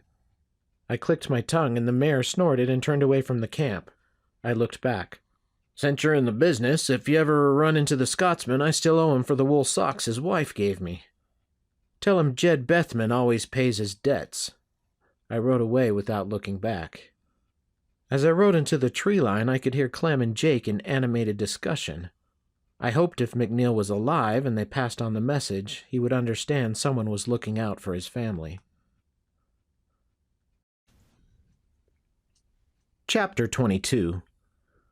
Rock rode into Buena Vista and went straight to the saloon.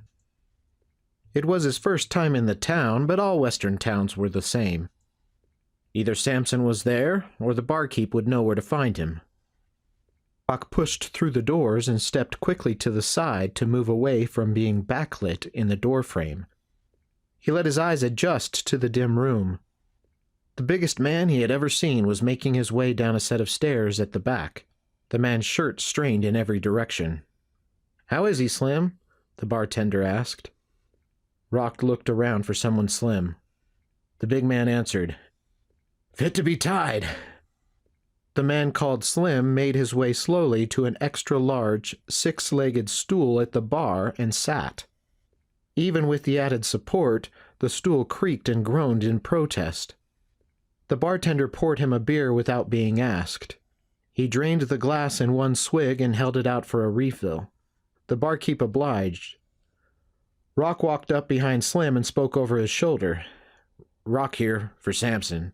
He's expecting me." Slim started at the voice in his ear and then sighed in relief. He slowly turned to look at Rock. "I'm mighty glad to see you, sir. He's been asking about you every day since I sent the telegram. He'll be mighty glad to see you. Hell, I'm mighty glad to see you." He laughed at his own joke. "Well?" Rock asked. "Oh yeah, sorry. He's upstairs there." Slim pointed a stubby finger at the stairs. "First door on the left." Rock grunted and headed up the stairs. He knocked on the door and waited. "I said not tonight," Sampson yelled. "It's Rock," he replied through the door. "What?" "Rock. You asked me to come?" The door opened an inch. Rock could see the flash of an eye as Sampson did a quick peek out the door. "Show me your hands," Sampson said. Rock complied. "Look, if you no longer need me, I'll just be on my way." The door opened and Sampson motioned Rock to enter. Rock stepped inside and Sampson shut the door. "Can't be too careful, especially in this kind of situation." Rock was surprised. Sampson's reputation preceded him. He was not known for being the nervous or cautious type. Rock held out his hand. Sampson shook it. "Mr. Sampson?" Rock nodded his head. Sampson had a powerful grip, and Rock tried not to let it show on his face. "Thank you for coming. Drink?" Sampson moved towards a sidebar and held up a bottle of whiskey. Rock replied, nodding once. Sampson poured a finger of whiskey into 2 glasses and handed one to Rock. Sampson sat in a large leather chair and indicated for Rock to sit on a horsehair sofa across from him. Rock stayed standing. Rock drained the whiskey and held the glass at his side. "You have a job for me?" Rock got down to business. "No fooling around, I like that," Sampson said. He sat up straighter and moved to the edge of his seat. "Indeed I do. A drifter cowpoke. Turned miner. Shouldn't be too hard." Rock scoffed. This was Sampson trying to lower the price. "Hard enough you asked for me," he said in a tone that didn't brook argument. He couldn't be conned. He knew what his services were worth. "What'd he do?" "Does it matter?" Sampson responded gruffly. "You just need to do your job." "I haven't taken it yet," Rock said. "Why doesn't change my job, but I find it gives good insight into the men involved, which in turn helps me keep living free. I don't care why, I just need to know why." Sampson thought about Rock's response for a second before replying. "He lucked into a mining claim rightfully owed to me, and on top of that, he doesn't know his place. I can't let that slide. People will get ideas. It's no good when people get ideas." Rock responded again, noncommittally. He stared out of the window down onto the dusty street below. People walked up and down the street, tending to their own business. 2 horses were tied to the hitching post outside the saloon. A wagon drove past, laden with hay. Rock looked back at Sampson. "What's this fellow's name?" Sampson smiled, thinking he had Rock convinced. "Clancy Peters," he answered. Rock raised his eyebrows for a flash before regaining his composure. Sampson noticed. "What, you know him?" Rock cursed for letting it show. Sampson was quick to notice. Rock would have to remember that. "Heard the man's names, all," Rock replied. Sampson seemed to accept his answer. "Will that be a problem?" "Of course not. My fee is $50 in gold." Sampson coughed on his sip of whiskey. He took a handkerchief from his pocket and dabbed at the corners of his mouth. "50?" "50. Is that a problem?" No, it was fine. I was just thinking more along the lines of 20 and a share of the mine, Sampson said. 50 in gold and expenses, Rock reiterated, though the expenses are usually just a few days' grub and a bullet. Fine, Sampson said again, this time meaning it. He held out his hand. And if I die doing the job, you send the 50 to the St. Louis orphanage in my stead, as long as he's dead, of course. Of course, Sampson replied. Rock took Sampson's hand and they shook. Good, said Rock. So where's the last place he was seen? We saw him early summer when he crept out of town like the coward he is in the middle of the night. My boys trailed him, but lost him up on the mountain. Rock just nodded. Peters was no coward, and would never be scared of a man like Sampson. Rock set down the empty glass and walked towards the door. How long? Sampson asked. You'll know when it's done, Rock said, and stepped out into the hallway. When the door closed, Sampson stood still, staring and thinking. He did not believe Rock's story. There was more to it than that. He started thinking of a way to get out of paying the $50. No way he would give a killer like Rock that kind of money.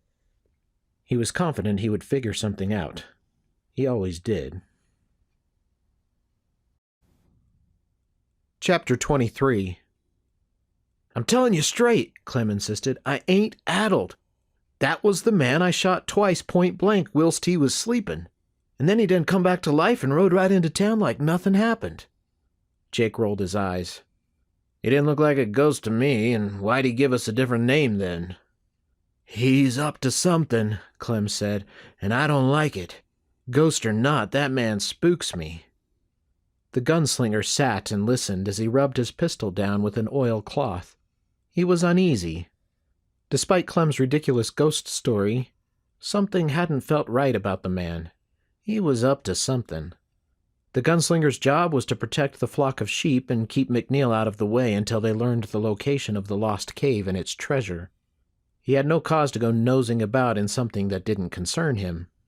But the gunslinger couldn't let the man's comments go. Was it a coincidence that he had brought up the MacNeils' original flock?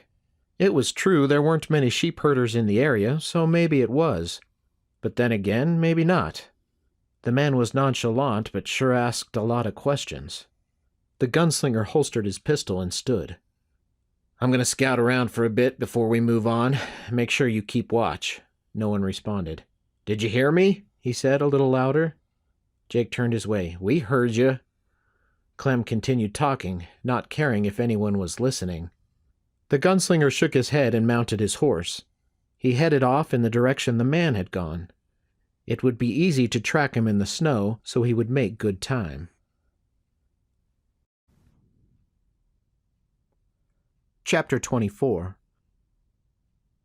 I dropped below the snow line about an hour after leaving the men in the clearing. I could have taken steps to confuse my trail, but I figured it was a better idea to get some distance, especially with the snow. I left the snow onto a field of shale and carefully led the horse across. She was uneasy on the uneven ground, but sure-footed.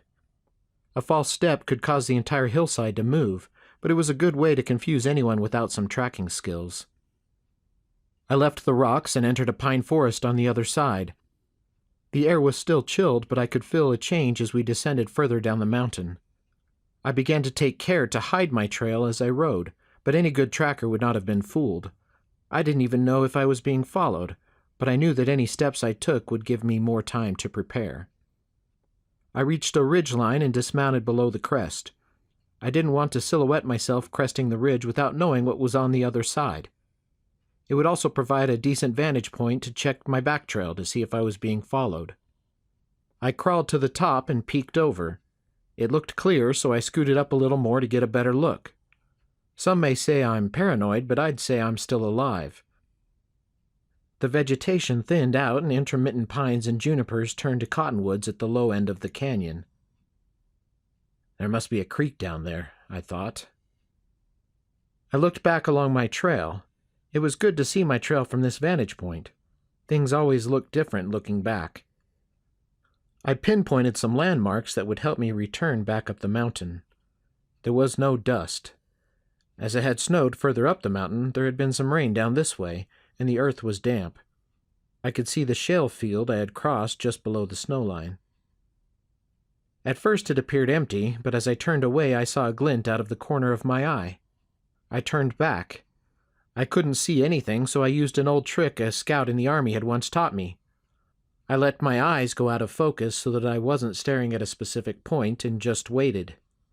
It wasn't but a second before my eyes picked up a bit of movement where there shouldn't have been any. I focused in on that spot and could just make out a man on a horse working his way across the field. His gray horse blended in with the rocks, so he appeared to be floating.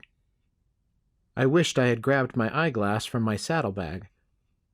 But if I went back now, he would be in the trees before I could return to my spot on the hill.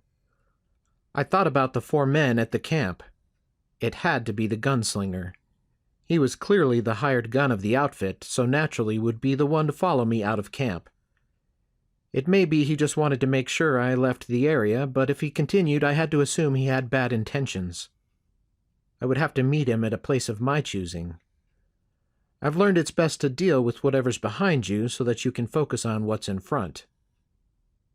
Even if he was a good tracker, which I doubted, I had a little bit of time. He had seemed too out of his element up there in the forest. I scouted down the canyon and looked along the canyon rims for a good place to set up. I decided to stay on the western side. There appeared to be a good spot with a boulder for cover and clear line of sight down into the canyon. I returned to my horse and first rode her down the game path into the canyon to create a clear trail. Once I reached the stream amidst the cottonwoods, I hobbled the horse in a clump of grass and made my way up and around until I reached the boulder. It was just as good as it looked from afar. I took a chaw of jerky from my pocket and prepared to wait. As I waited, I memorized every tree and bush in my line of sight until I could have described the hillside to a T to anyone who asked. It helped me pass the time, and I found it was a good habit to keep. A deer walked down the trail and into the trees, never noticing it was being watched. As the sun reached its high point in the sky, I heard the first creak of a saddle and the clip-clop of his horse's hooves. I watched as he rode up over the ridge where I had originally scouted him. I was a bit surprised that he just up and rode to the crest. He really wasn't much of a tracker or woodsman. He probably didn't even consider that I knew he was following me. Without so much as a glance, he directed his horse down the other side and onto the game path. As he entered the canyon, I slowly lifted my rifle to my shoulder. I sighted in on a juniper I had scouted earlier and waited, breathing slowly. The horse came into view. I took aim and squeezed the trigger. The blast was deafening in the silence. A rooster pheasant screeched and flew off in panic. The bullet grazed a furrow in the gunslinger's left hand, which was resting on the pommel, exactly as I had planned. I stood, this time aimed in on the gunslinger. His horse pranced and whinnied, and he struggled to regain control. He tried switching the reins to his left hand so he could go for his gun. "Not a good idea," I said firmly. He looked around, trying to pinpoint the location of my voice. "Up here to your right," I said. "And I've got a bead right through your right eyeball should you choose to go for it." His right hand froze in midair. His horse snorted and stamped, starting to calm down. The pain in his left hand hit him suddenly, and he winced. I said. "It's just a flesh wound. Keep both hands out where I can see 'em." He looked up at me, a mix of fear and rage in his eyes. "I had a feeling you weren't just some cowpunch," he said, squinting in the sun. I continued to walk down the hill towards him, my finger never far from the rifle's trigger. "And I had a feeling you were no sheep herder," I responded. "I don't take kindly to people following me. As I recall, I was very polite this morning as I passed through your camp." "Why did you ask about MacNeil?" he asked. I laughed. "Mr. Owens," he said. "Mr. Owens, it seems to me that I'm the one in a position to ask the questions here, seeing I've got a rifle fixed on you." "Well, either you were aiming for my hand and are an excellent shot, or you were aiming for me and missed. Would you like to find out?" I asked. He raised his eyebrows. "What happened to MacNeil?" I asked. "Where is he?" "What's it to you?" "Like I said, I owe him for the wool socks." Owens coughed and laughed nervously. I was walking towards him, but was still 20 yards away or so. Without warning, I snapped off another shot, this time giving him a new part in his hair. His hat flew off and landed hanging on a juniper branch, just like he had put it there. His horse reared back and, unprepared, Owens tumbled off onto his back. "Oof!" he exclaimed, as he got the wind knocked out of him. I kept walking and was standing over him by the time the purple in his cheeks left and he took a deep breath. His horse found a patch of grass and began eating as if nothing had happened. Owens had a sour look on his face. "I'm going to ask you once more, and then I'm going to start doing more than just running furrows. Where is MacNeil?" Owens looked the dangerous combination of mad and scared. He was embarrassed that he had been beaten so fully. The invincible gunslinger bested by a lowly cowpoke. This was a new experience for him. He hesitated, and this time I stomped on his right hand and twisted my heel until I heard the bones crack. I saw the anger leave his face, replaced by pain, fear, and doubt. That hand was his livelihood. "I told you," I said. "Now do you believe me?" He nodded, holding both hands together in pain. "Well?" I prodded, placing the barrel of the rifle on his knee. "Whoa, don't please," he begged.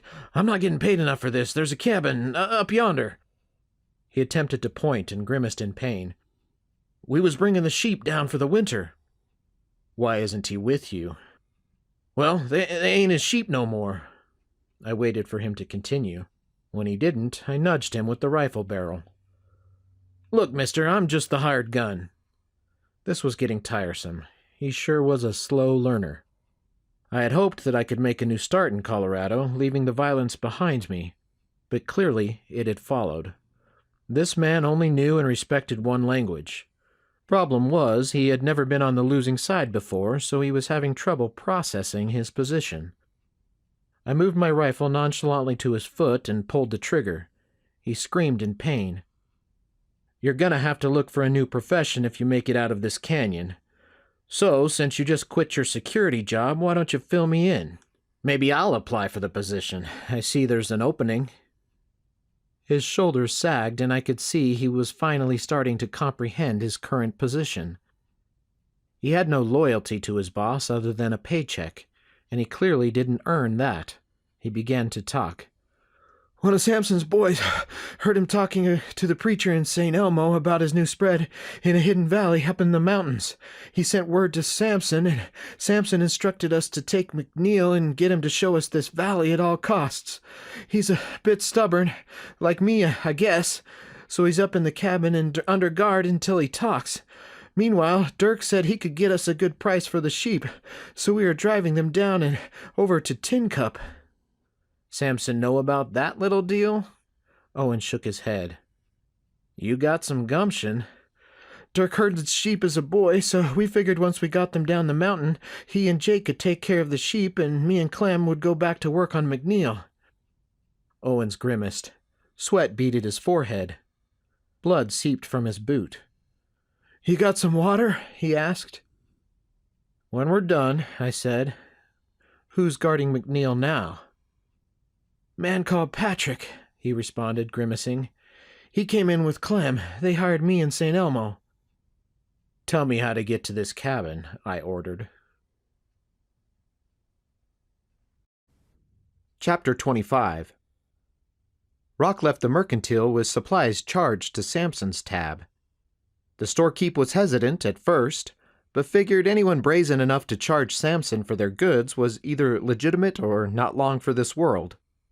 Rock filled his saddlebags and then headed into the woods in the direction Clancy Peters had fled months before. Rock never thought he would run into Clancy again. He recalled their first meeting. It was on the battlefield in Vicksburg, when both sides put up the white flag so they could collect their dead. Men from both sides mingled together and traded news and goods. Clancy gave some smokes to Rock in exchange for some jerky. Clancy was a part of General Pemberton's Confederate Army under siege. Rock vividly remembered the next time they met. General Grant's army dug tunnels under the southern fortifications and blew them up to create a hole in the Confederate lines. Rock was one of the first to charge through the gap, only to find the Graycoats were ready for them in strongholds further back.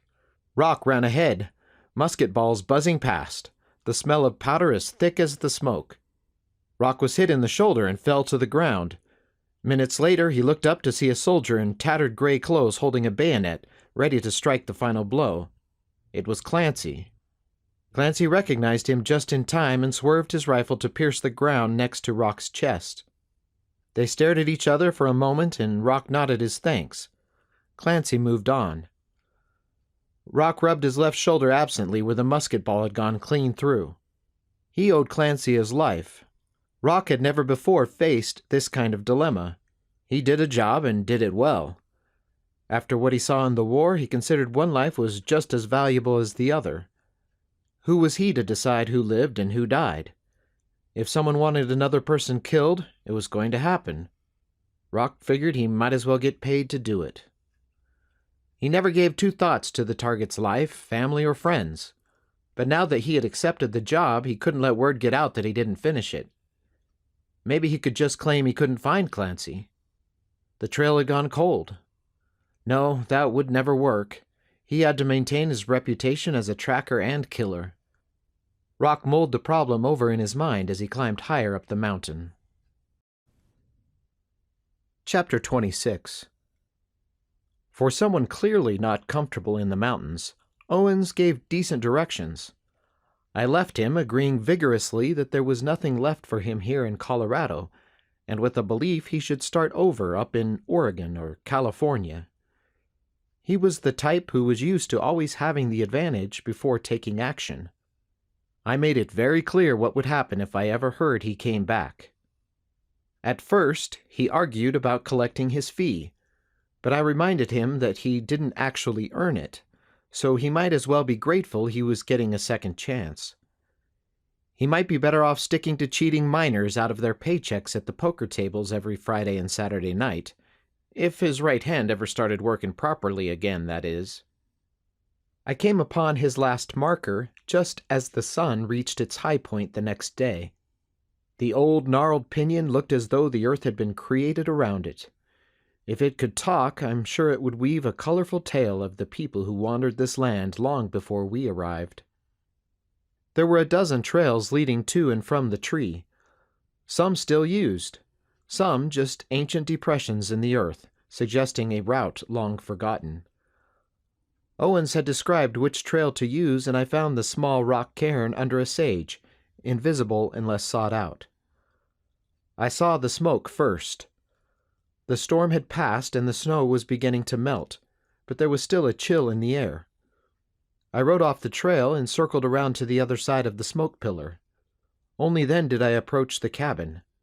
As soon as it came into view, I dismounted and started out on foot. Owens said the only man left to guard MacNeil was a man called Patrick, but even with a hole in his foot, I didn't trust him completely. I wanted to scout around a bit before I decided the best way to approach. I thought I would have come out behind the cabin, but found I was actually facing its side. The trail must have taken a turn after I left it. Because he was the only guard, Patrick would stay close. The cabin was not much more than a sod hut with some logs to give the wall structure. In the corral there stood 2 horses. The stalls had clearly not been mucked out for some time. A lean-to provided some limited shelter for the animals. A pile of logs was stacked haphazardly against the side of the cabin. I grunted in disgust. There was never an excuse for being slothful. I found a spot with a good view, where the sun would be at my back as the day wore on. I squatted down to wait, prepared to be patient. My mind wandered back to Mrs. MacNeil and Jed up in the well-built, well-protected cabin in their little hidden paradise. MacNeil was a lucky man. I was always a wanderer, never feeling settled anywhere.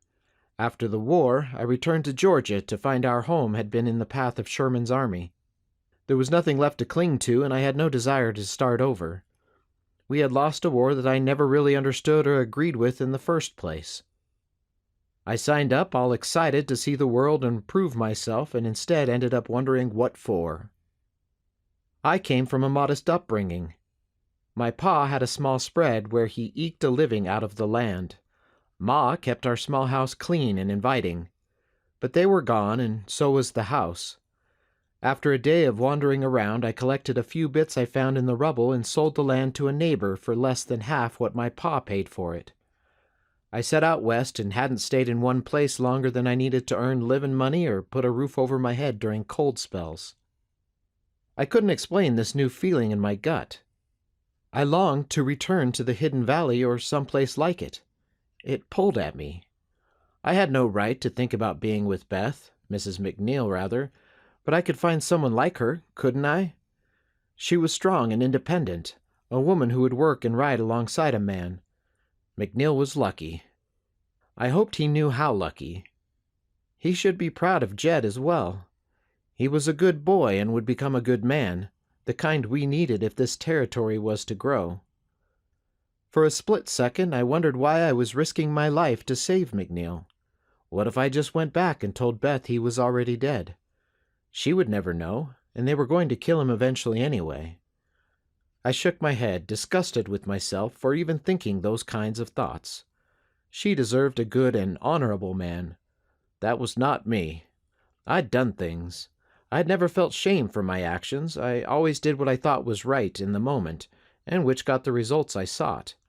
But now, for some reason, I didn't want Beth to ever learn about my past. I wanted to be better, and that meant leaving everything else behind me. The sun was growing low in the sky when the cabin door opened and a man walked out. I heard a yell from inside the cabin and only then realized the man's hands were loosely tied in front and his legs were shackled with rope. He couldn't get very far very fast. It must be George MacNeil. George looked back inside and then shuffled to the woodpile where he was able to pick up a few logs to carry back inside. He looked thin and weak. Certainly not the man who had built such a fine spread up in the Hidden Valley. Chapter 27. I began to work up a plan, and found I was outthinking myself on everything. I knew a lieutenant in the war who had done the same thing. He made every battle so complicated, no one knew what they was supposed to do. We all ended up nodding, saying an obligatory "yes, sir," and just going out and fighting. If Owens was telling the truth, there was only one man guarding MacNeil, and clearly Patrick was lazy if the state of the cabin was any indication. He also sent MacNeil outside without even watching him. Patrick had grown overconfident. A thought came to mind. If Clem was up there on the mountain with the sheep, could Patrick be the other man from the ambush that night on my claim? I never did catch his name. I smiled. This was going to be easy and fun. Darkness fell. Firelight seeped through chinks in the logs of the poorly maintained cabin. I heard yelling and banging of pots. Patrick must be forcing MacNeil to cook for him. Even better. I confidently strode down to the corral and opened the gates. The horses gratefully wandered to the nearest patch of grass and began to nibble. I found 2 saddles stacked in the corner and took them both. I saddled both animals and led them to the front of the cabin. I shared some of the mare's oats. She wouldn't mind, and they happily chewed on the treat. I let out a low whistle and the mare trotted out of the tree line. She sniffed at the 2 animals and chuffed when she saw me pat them and stroke their sides. She nuzzled my face, jealous of the attention I was giving them. "Don't worry, girl," I whispered. "You're the one for me." I smiled. The noise from the cabin suddenly stopped and I froze. Worried they had heard me, I slowly put my hand on the butt of my pistol. But there was nothing to fear. Patrick yelled a string of obscenities, followed by the clang of a tin cup against the cabin wall. The horses swished their tails, unperturbed by the yelling. I guessed they were used to it. I removed the sling from my pocket and the pouch of stones from my saddlebag. Backing into the darkness, I whispered for the mare to follow. She did. I prepared a stone and shot it at the door. The noise inside stopped. I shot another. "What was that?" I heard Patrick say. I knew that voice. It was Clem's ambush partner after all. I chuckled and shot another. this time aimed at the roof. "It's him! I just know it!" I continued the barrage of stones against the cabin. "Open the door and see who it is," Patrick ordered. The door opened and I saw a shadow peek out. I stopped. "There's nothing here," another voice said, clearly MacNeil. I started up again. Plink, plink, blink. "Check again. Go outside this time." The door opened wider, and this time MacNeil stepped fully outside. He immediately noticed the horses, but kept quiet. I admired his quick appraisal of the situation. Despite his weakness, he saw an opportunity. "Nothing here," he said, and returned inside. I smiled and shook my head. I hadn't had this much fun since that time in Laramie. Well, I didn't want to think about that. I resumed the barrage. Plink, plink, plink, and then a bigger stone at the chimney. Thunk. I decided to lay it on a little thicker and began to moan. "Patrick, oh Patty boy, shooting a man in his sleep ain't nice, Patty boy. Ooh." It was my best ghost imitation. "He followed me, for sure. Oh, God in heaven save me." The door swung open wide and Patrick flew out with the rifle swinging this way and that. It took him a moment to register his horse was standing there at the house. I aimed and shot his hat clean off his head, just like in the woods that night. He dropped the rifle and raised his hands in the air. I give, he exclaimed. I shot his right foot and then his left and laughed as he danced a jig. "Now," I whispered. As though he heard me speak, MacNeil burst from the door and wrapped the rope tying his hands around Patrick's neck. Patrick dropped to his knees. "Don't take me! Please don't take me!" he screamed. He thought my ghost was strangling him from behind. I stepped out into the light, nodded at MacNeil, and then kicked out, landing a clean shot to Patrick's temple. He crumpled to the ground. With few words, I cut the ropes binding MacNeil. He rubbed his wrists for a moment, but then quickly went to work hog-tying and gagging Patrick. Personally, I voted on leaving the man in the filth he forced his animals to endure, but MacNeil, being a more God-fearing man, dragged Patrick back into the cabin and secured the ropes to the giant beam in the center of the room. We had just finished tying a blindfold over his eyes when Patrick came to, groaning and mumbling through the gag. I pointed to a jug on the hearth, and MacNeil kindly removed the gag for a moment and allowed Patrick to drink. Patrick began blubbering like a baby and slumped to the ground. "We'll leave your horse in town," I said, and beckoned for MacNeil to follow me outside. We walked the horses to the edge of the clearing, and it was only then that we relaxed enough for introductions. I held out my hand and he shook. "I don't know how to thank you, mister," he started. "No need," I replied. "Name's Clancy Peters, Mr. MacNeil." "Wait, how do you— Did my wife send you? Where is she? Where's Jed?" He spoke rapidly, one question after another. "Whoa there, slow down," I said. "Your wife is fine, and so is your son. He's a fine lad, Mr. MacNeil." "George," he said. "Call me George." He sighed in relief. "George," I repeated. "Call me Clancy. Can you ride?" George rubbed his wrists, and I could see the raw blisters, even in the moonlight. "If we're riding home, yes, Clancy, I can ride." "Well, we need to see about a herd, or rather a flock of sheep first." He swung his leg over the horse and looked over at me, mouth agape. "You mean—" "Yes, sir. They are just up that ridge and on their way down. I figure we'll come across them in a day's ride if you're able." George kicked the horse and began to ride away. George," I said. He turned back. "This way," I said, indicating with a nod of my head the opposite direction. He smiled sheepishly. "Let me start from the beginning," I said as we began to ride. I started my story at the ridge overlooking the valley and was just finishing how I found his prison when the sun peeked out over the mountain the following morning. Part 2. Chapter 28. Rock headed up into the mountain because it was what everyone expected for him to do. Follow the last known trail of Clancy Peters. The wind blew through the treetops, sending the final leaves of fall to the ground. Dark clouds obscured the mountain peaks. But there was no physical trail left. Folks thought tracking was some sort of magic skill, like he could become a bloodhound sniffing out a scent. But Clancy had passed through this way months ago. Rain, wind, mud, people, animals, all had passed over and obscured any track he might have laid. No, Rock knew the way to track someone when the physical trail ran cold was to get into their head, figure out where they would go and what they would do. The ride up into the mountains, now that was just show. As soon as he was out of sight of the town, he turned and rode parallel to the road so he could think. Clancy Peters had a mining claim in Buena Vista, one Sampson wanted. The Clancy Peters who Rock knew would never back down from a fight or cut and run from a bully like Sampson. Rock saw Clancy fight at Vicksburg. He was no coward. He would be out there somewhere, biding his time. Clancy would be planning and plotting, setting up a trap Sampson would never expect. But to do that, he would need a place to hole up, especially now the weather was turning.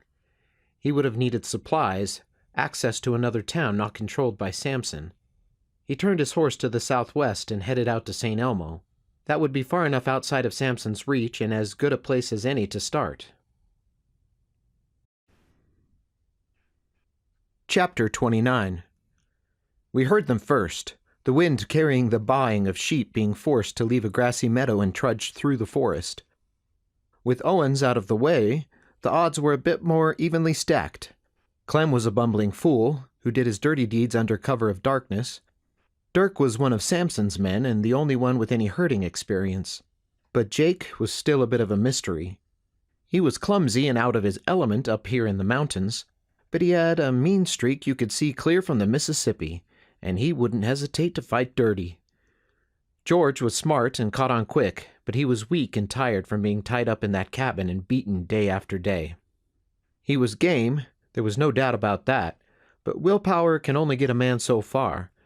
He told me how they kicked and punched him, how they dunked his head in a bucket of water till he thought his lungs would burst, and how they promised to go easy on his pretty little wife if he just told them how to get to the valley. No, we couldn't just go in with force, we had to be clever about it. "How are you with a rifle?" I asked. "I can shoot straight, but I dinna if I can hit a moving target." His Scottish brogue still came out strong at times. I nodded. "And I've never, well, to be honest, I'm a wee bit worried whether or not I can shoot a man." "It's not something to be taken lightly," I agreed. "I'll never forget my first in the war, and I feel the weight of every life I've sent to his Maker since. But my pa taught me if a man is intent on killing me, he's surely not going to look after my family when I'm gone. So letting him do it is like abandoning my kin. If it's between him or me, I choose me." George thought on that for a moment. "The Bible is clear on the point, but I've never looked at it that way. They surely weren't meaning to let me live once I talked." "And they surely weren't planning on helping your wife put in next year's crops," I added. "Right." By this time the noise had increased and we could hear the curses of the men as they struggled to herd the sheep down the mountain. We talked through our plan and set up on the trail just around a bend so that we would be out of sight until the last moment. George sat on his horse in the center of the trail, rifle in hand and ready if needed. I slipped on my moccasins and readied the slingshot. I could knock out a man with one shot to the temple as sure as David slew Goliath in olden times. We were aiming for a shock and weren't disappointed. The sheep rounded the corner first. They seemed to recognize George right away and began rushing towards his mount. That was unexpected. I'd never seen animals act that way, except maybe a horse. Clem came round the bend next, whistling and gazing up at the sky. He never even looked down. Jake came next, cussin' and swinging a whip at the lagging sheep. I could hear Dirk back a ways rustling a sheep who had wandered off. Both Jake and Clem kept riding until their mounts stopped at the bunched-up flock. They both froze in shock as they recognized George MacNeil sitting there on his horse, grinning like he had no care in the world. It was Jake who reacted first. "What in the Sam Hill?" he began. I aimed and shot a stone, hitting the mark perfectly before he could finish his sentence. He slumped in his saddle and his horse pranced uncomfortably as she could feel the weight distribution change in her rider. He leaned to the left and, in slow motion, fell to the ground, his left boot still caught in the stirrup. Clem started at the thump when Jake hit the ground and turned to look. I loaded another stone and shot Clem's hat clean off. He reached up to feel his bare head. I stepped out of the trees onto the trail and his eyes widened in surprise. "It was you," he exclaimed. "I told them you was real. They didn't believe. Come back to haunt me, I said." He looked down at Jake, whose face was dragging unceremoniously in the mud as his mount tried to shake him from the stirrup. "I told you." "Clem, your head is more full of rocks than my slingshot pouch," I said. "What?" he asked, confused. I shook my head. "You so yeller you take to killing men in their sleep?" I asked. "Well, are you?" "Hey, I ain't yeller," he stated. "So then, you just Sampson's boy then, do whatever he says?" "That's my job," he protested. "Mr. Sampson's my boss." "That why you're planning to sell these sheep and keep the money without him knowing?" I asked. I heard Jake moan as his foot finally slid out of his boot. His horse whinnied. I slapped her on her rump and she took off like a shot down the hill. Jake moaned again. I reached down and relieved him of his gun and knife and then gave him a swift kick, putting him back to sleep. He was going to have an almighty headache when he awoke and be downright mean-spirited, I imagined. "Well," I said, turning back to Clem, "that how you treat your boss?" Clem stayed silent. "That's what I thought. Well, from this moment on, you quit your employ for Sampson." "Wait, no I didn't." "Clem, repeat after me. I, Clem, am an imbecile. What? Sil. Imbecile. Wait, what's that?" "That's what you say if you're being formal," I answered. Clem nodded. I saw George smirk out of the corner of my eye.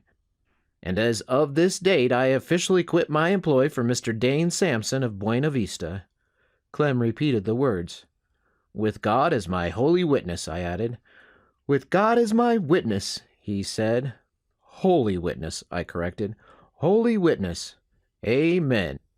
"Amen," he said proudly. "See there, you're free to head west and never set foot in Colorado again." He stared at me, uncomprehending.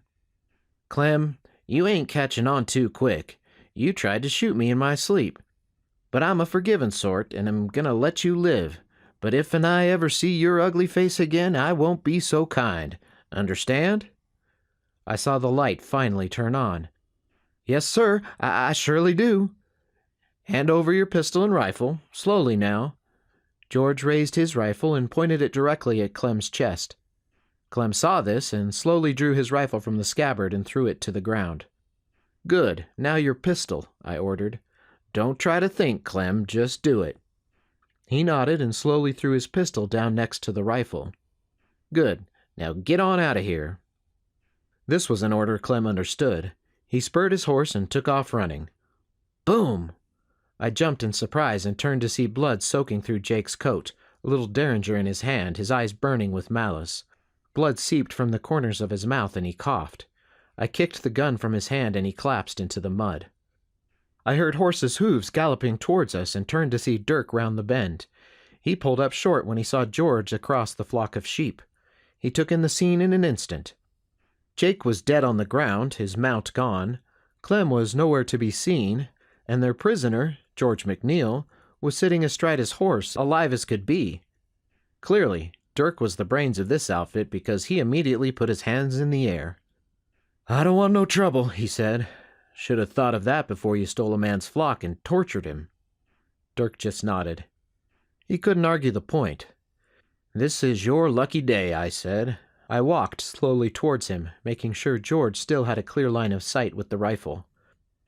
"We're going to let you live, but only because we need you to deliver a message to Mr. Sampson."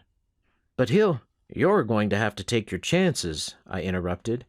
"You either die today, right here, or hope for mercy from Sampson." Dirk nodded again. "Tell him Mr. Peters has not and will never turn over or sell his mining claim to Mr. Sampson. And if Sampson or his men ever set foot on the claim, they will be shot for trespassing." "Got that?" "Yes, sir. He's not going to like that, sir." "I'm not concerned about what Sampson does or does not like," I replied. Dirk turned to leave. "That's not all," I said. He turned back. "Tell him the MacNeils are off limits, and I expect him to remunerate them for their land in Buena Vista, including their flock, and to return their property forthwith. I am filing a report with the federal marshal in Denver, and will see him before the district court judge to answer for his crimes." "Is that all, sir?" Dirk asked. "It is," I replied. "You tell Mr. Sampson I will be back and expect my orders to have been followed to the letter." Without further comment, Dirk turned in his saddle and galloped away. I didn't relax until the hoofbeats faded in the distance and George let out a mighty holler. "That was sure something," he exclaimed. I breathed deeply and allowed myself to relax. 100 different things could have gone wrong. I had been that close to being shot in the back. "I surely appreciate that shot," I said to George. "You are most welcome," George replied. "Well, I don't like leaving a man to the critters, even someone as mean as Jake here, so let's find him a burial spot and at least give him a chance to plead his case at the pearly gates." "You are an interesting man," George commented as he dismounted. Just then, Jake's horse came bounding back and stopped abruptly on the trail. A pack mule rounded the bend and stood patiently waiting to move along. I walked up to the mule and saw the load was covered with the same canvas tarp as the pile at their camp. I lifted the corner and saw George's staff tied down on top of the other gear. I pulled the staff free and handed it to George. He blinked in surprise and smiled. Chapter 30. Beth awoke with a start that morning. The fire had burned down to embers, and she could feel the cold seeping through her blankets. It was quiet, the muffled quiet of a land blanketed in snow. But that wasn't it. Something had changed. Something had happened. Her heart raced as she sat up in bed. Had it been a dream? She thought of George and then of Mr. Peters. Her breath caught. She put a hand to her chest and focused on breathing in and out until her breath slowed. She wiped sleep from her eyes and then swung her legs over the side of the bed. She pulled a shawl from the bedpost and went to the fireplace to rekindle the fire and warm up the cabin. When the fire was roaring and its warmth spreading through the little cabin, she called for Jed to wake. He slept buried in blankets up in the loft. She heard him turn over and groan. "Let's go, Jed. I need you to gather the eggs so I can cook breakfast, and then do your chores." She saw him peek from over the edge of the loft. "Pa?" he called, still half asleep. Her breath caught, and she felt her heart quicken again. Did he feel it too? She was scared to hope, but with Mr. Peters helping, she finally allowed a little peck of hope to seep through. If anyone could find her husband, Mr. Peters could. "No, son, not Pa, just me." "Oh, hi, Ma." "Put on your clothes and boots and let's get going," Beth said, listening to Jed fumble around in the loft. A minute later he climbed down, his shirt untucked and suspenders hanging. His hair stood on end from sleep. She chuckled and helped him get himself in order before he pulled on his boots by the door. "Bring in a bucket of snow to melt as well, please," she said. "I will, Ma," he said as he opened the door. The cold fell into the house like a blanket and she shivered. She thought again of George. She prayed he was alive and keeping warm. Jed closed the door and Beth busied herself with the chores of the day, not realizing at that moment George and Mr. Peters had turned the sheep and were on their way. She thought of everything they had been through since they left Scotland together as newlyweds. The difficult voyage across the Atlantic, the sickness, the sorrow of losing their firstborn baby girl hours after giving birth in a wagon somewhere in Nebraska, their hard work in setting up their sheep ranch, and starting all over in the Hidden Valley. If it weren't for the kind midwife in the passing Mormon wagon train, she probably would have died as well. What would she do without George by her side? Would it all be worth it? And what about Mr. Peters? He was a good man who had clearly been dealt a tough hand in life. She knew he had seen and done things no man should have to, but those were the men who built this land. It was men like Mr. Peters who paved the way for families to settle and raise their children. What would she and Jed have done without him? They would have never been ready for winter. Chapter 31. Rock figured he was about another day's ride before he reached St. Elmo. He kept a steady pace but didn't rush. Months had already passed. There was no point killing his horse to save a day or two now. The time might come later when he would need everything he could get out of his roan. He saw a campfire in the distance and was sure to make plenty of noise as he approached. One didn't sneak up on another man's camp unless he bore ill intent or wanted a hole in his gut. "Hello, the camp," he called out in as friendly a tone as he could muster. One man sat huddled close to the fire, hands clasped around his coffee mug. Steam rose from the cup, partially obscuring his face. "Mightn't you have an extra cup of coffee there?" Rock asked. The man motioned for Rock to dismount and join him. Rock pulled his tin cup from his saddlebags and grabbed the steaming coffee from the fire. He poured himself a cup. It was strong and black, as he liked it. "Looks like winter's here to stay," Rock said to start some conversation. He normally wasn't one for small talk, but he needed to put the man at ease if he was to gather information. "Name's Bill," Rock lied. "You never knew if your reputation preceded you." The man looked glum and weary. "Dirk," he said. "Pleased to make your acquaintance," said Rock. "I'm obliged for the coffee. Where you headed, friend?" "Buena Vista," Dirk replied, looking like he would rather go anywhere but. He took a sip of his coffee. "Headed for St. Elmo," Rock offered, after Dirk didn't ask. "Humph," was Dirk's only response. "Maybe you can help me. I'm looking for an old friend from the war. Heard he might be out this way. Name of Peters? Clancy Peters?" At this, Dirk reacted violently. He fumbled his cup of coffee and dropped it to the ground. Hot coffee steamed over the fire and drops landed on Rock. Rock backed up and wiped at his trousers. "Whoa there, friend. You all right? I take it you've run across old Peters." Rock tried to keep his excitement down. "He can have an effect on people." Dirk backed away from the fire. He looked petrified. "He's a friend of yours?" "Well," Rock replied, "I'd say more of an acquaintance. We ran across each other during the war. Heard he was out this way and thought I'd look him up. Why, what'd he do to you?" "He didn't kill me, that's what," Dirk said enigmatically. Rock waited for him to continue. He didn't. "You the law, mister?" Dirk finally asked. Rock laughed. "If I were the law, I'd be running from myself more often than not." Dirk seemed relieved. "Well, it was a matter of who owned some sheep, see?" He paused. "But it was orders from Mr. Sampson. I'm no thief." "Sampson, huh?" Rock took another sip of coffee. "He's a hard man to refuse. I just met with him myself when I passed through Buena Vista. He's the one told me Clancy might be out this way." Dirk looked up in surprise. "He should have just killed me then, as was his right." "Why didn't he?" "He said I had to take my chances and pass along a message to Mr. Sampson for him. I don't know what's worse, Mr. Sampson or being dead." Rock laughed again. "Friend, dead is final. As long as you are alive, there's always a chance. I learned that lesson at Vicksburg. Why don't you tell me where you ran across Mr. Peters?"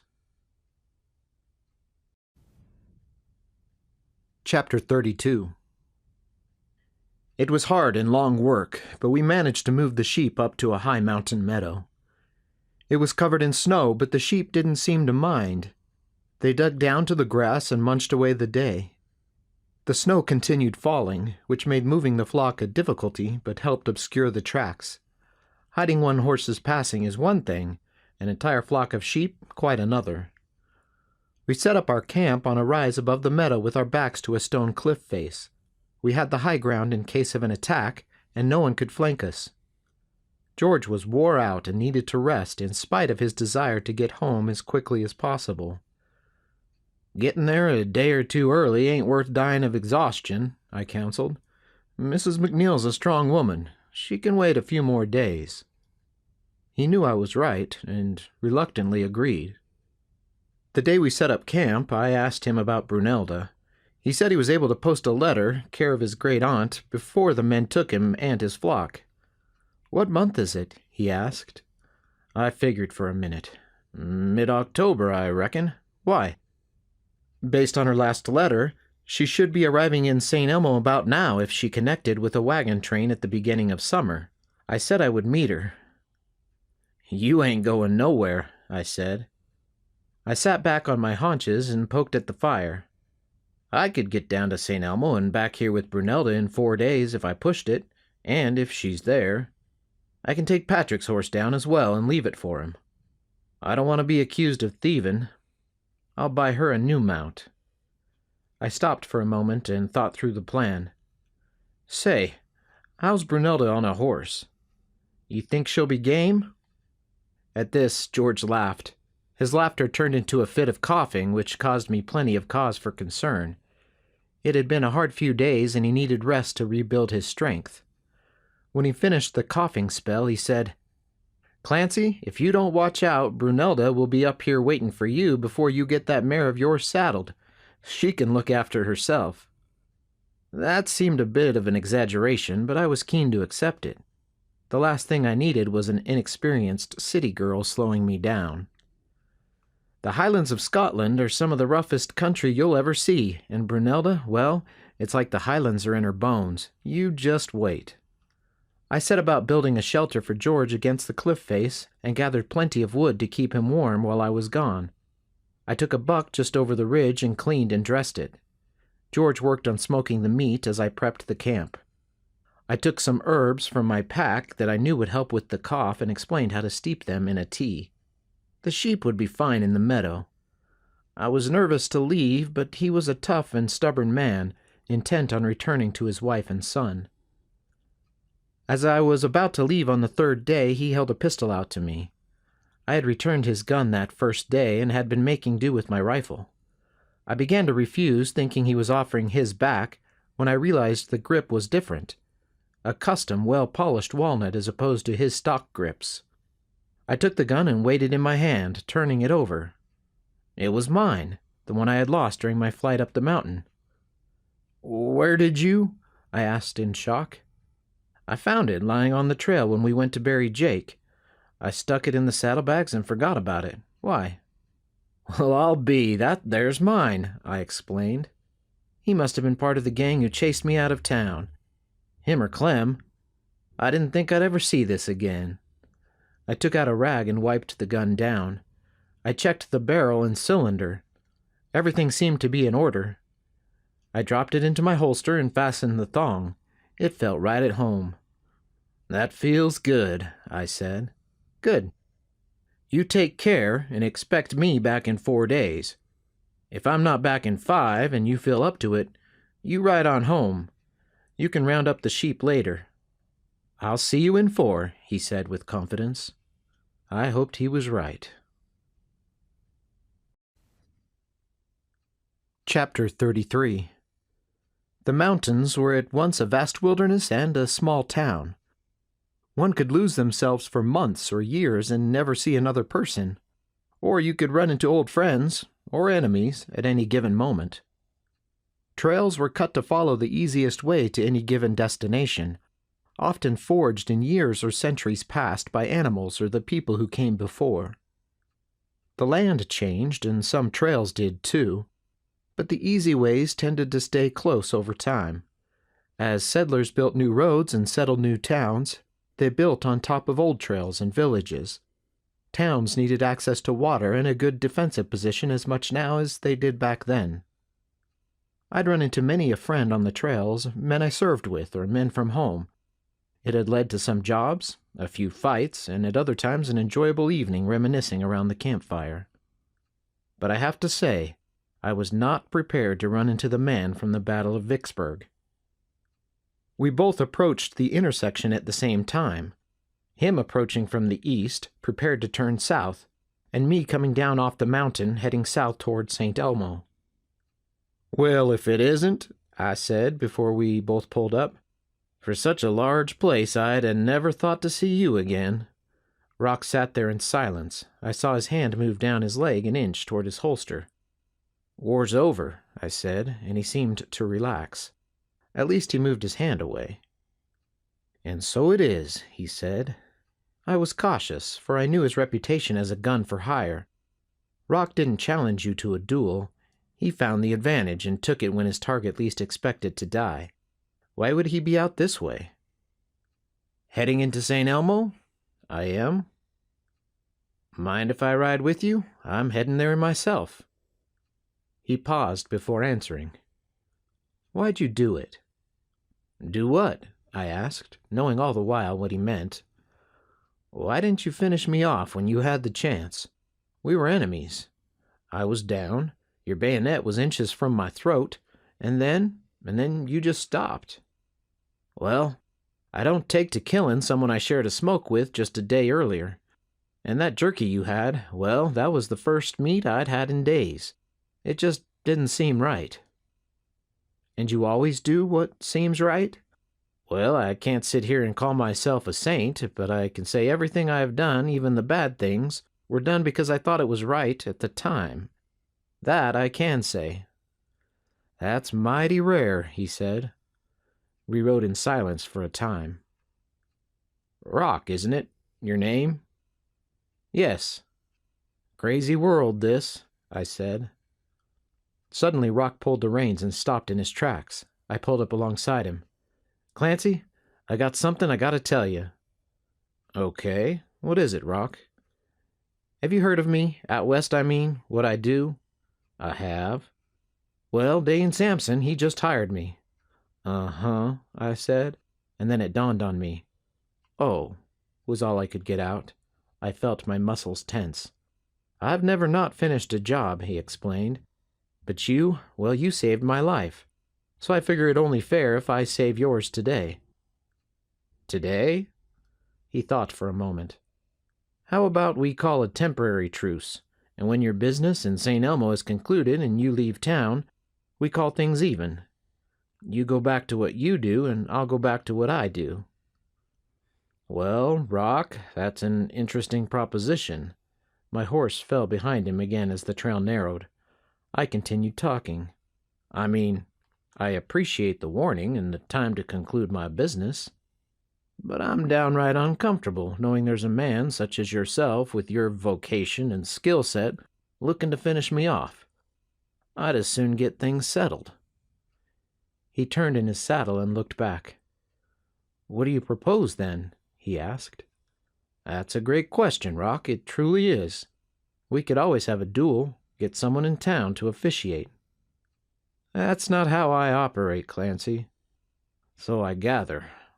We approached a river crossing and had to yell to be heard over the roar of water. I continued to yell while I quietly untied the thong on my holster and drew my weapon. I couldn't shoot a man in the back, but I couldn't be forced to watch my back forever more neither. I needed Rock to turn. I yelled. How about this? Rock's horse had just stepped into the river when he looked back. He saw my pistol in my hand and grabbed for his. He was fast, but no man can react and draw leather against a weapon already out and pointed at him. But then, a split second before I pulled the trigger, his horse stepped into the river and he dropped down. My bullet sailed over his head. I readjusted my aim and fired again. The element of surprise was gone and he was twisting off his horse. I saw the bullet strike his shoulder and he fell back. His hat fell from his head and I saw the flash of his hair, white as snow. I aimed down and missed his leg by a gnat's tail. By now his gun was out and he dove into the water behind a rock. He came up firing, but missed wide on his first shot. I instinctively aimed for the muzzle blast and fired again, this time hearing the unmistakable oomph of bullet hitting flesh. I'd heard that sound 1,000 times. He fired again, and I felt a sting across my ear. By now I was off my horse and running for cover behind an old oak tree, the trunk as wide as I could reach.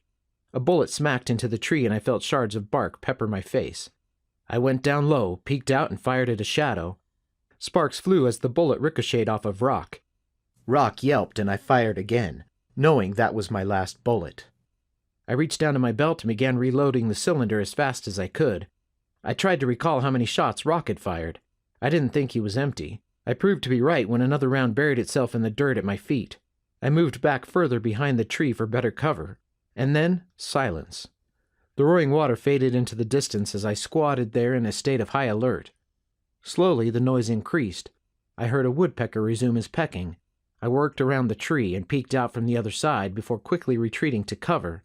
Rock's leg was laying in the water, sticking out from behind the boulder. Having reloaded, I carefully left my cover and inched forward, ready to fire and dive away at the first sight of a gun. The leg in the water didn't move. I stepped into the frigid water and stretched over the boulder to peek behind. Rock was laying face up in an eddy, water swirling around his head, his sightless eyes staring up at me, his white hair chasing the current. A shard of granite was embedded in the side of his head.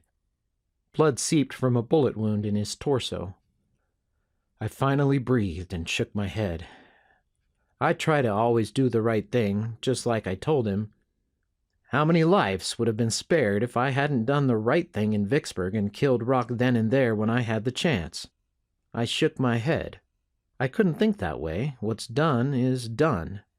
I thought back to my time with Beth, Mrs. MacNeil. She always knew I was hiding something, a part of myself I kept hidden away. Well, here it was. The right thing at the time didn't always turn out to be the right thing in the end, and there was nothing I could do to change that. Chapter 34. It took time to drag Rock out of the river and get him up onto his horse. I laid him sideways across the saddle and tied him down. I was wet and cold, and it was getting dark by the time I was done. The temperature was dropping quickly. I was exhausted and just wanted to rest, but I wasn't going to sleep none anyway with him hanging there over his horse, so I pulled my wool coat tight and set off down the trail by starlight. The adrenaline ebbed from my system and I began to shiver violently. I pulled my hat down and spurred my horse. Rock's mount followed gamely, Patrick's close behind. I rode into St. Elmo well after midnight and the town was dark, other than a lantern burning low in the jail. Even the saloon was closed for the night. Men rose early to work in the mines or the fields and had no time to stay up late playing cards when there was work to be done in the morning. Maybe on a Saturday night they would play and drink into the wee hours, but even the roughest crowd needed their sleep. I knocked on the door and waited. I shivered in the cold. I knocked again.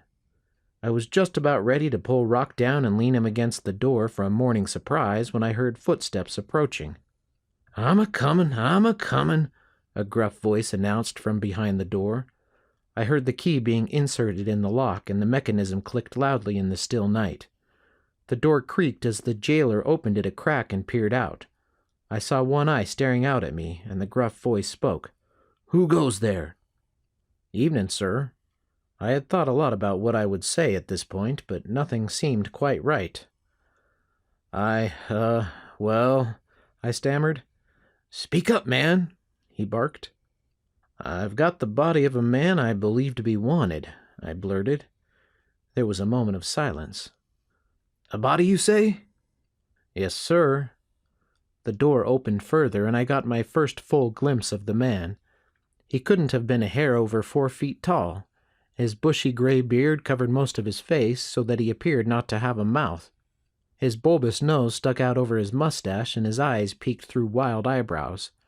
Despite the hairy face, his head was completely bald and glinted in the lamplight. He wore faded red long johns over which he had pulled a pair of child's boots on his tiny elfin feet. He saw me looking him up and down. "Is there a problem?" he grunted, clearly touchy about his size. "No, sir," I said. "Name's Clancy Peters." I held out my hand and he shook it. His hand was the size of a child's and was cold and clammy. I resisted wiping my hand on my pant leg. He stood on tiptoes and looked behind me. I stepped to the side to give him a better view. "Wanted, eh?" "So I understand. A hired gun who goes by the name Rock?" He whistled. "Someone finally got old Rock, eh?" It was his turn now to look me up and down. He looked impressed. "How'd you manage that? I hear he's more of a dry gulcher." "Lucky, I guess," I said. "Ran into each other on the trail. He let slip he had a contract on me, and, well, I didn't figure I should wait to get shot in the back." "Let me grab my coat," the jailer said. He stepped inside and returned in a moment donning a heavy coat. "Weather's turned, I think," he observed. He crossed the boardwalk and strode up to Rock's horse.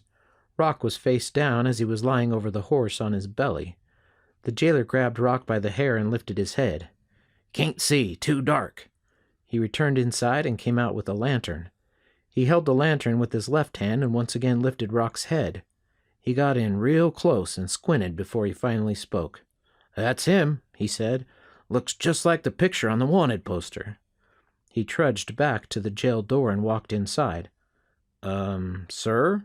I asked as he began to shut the door. "What now?" he asked. "What should I do with him?" "Oh, right," he said. He pointed down the street.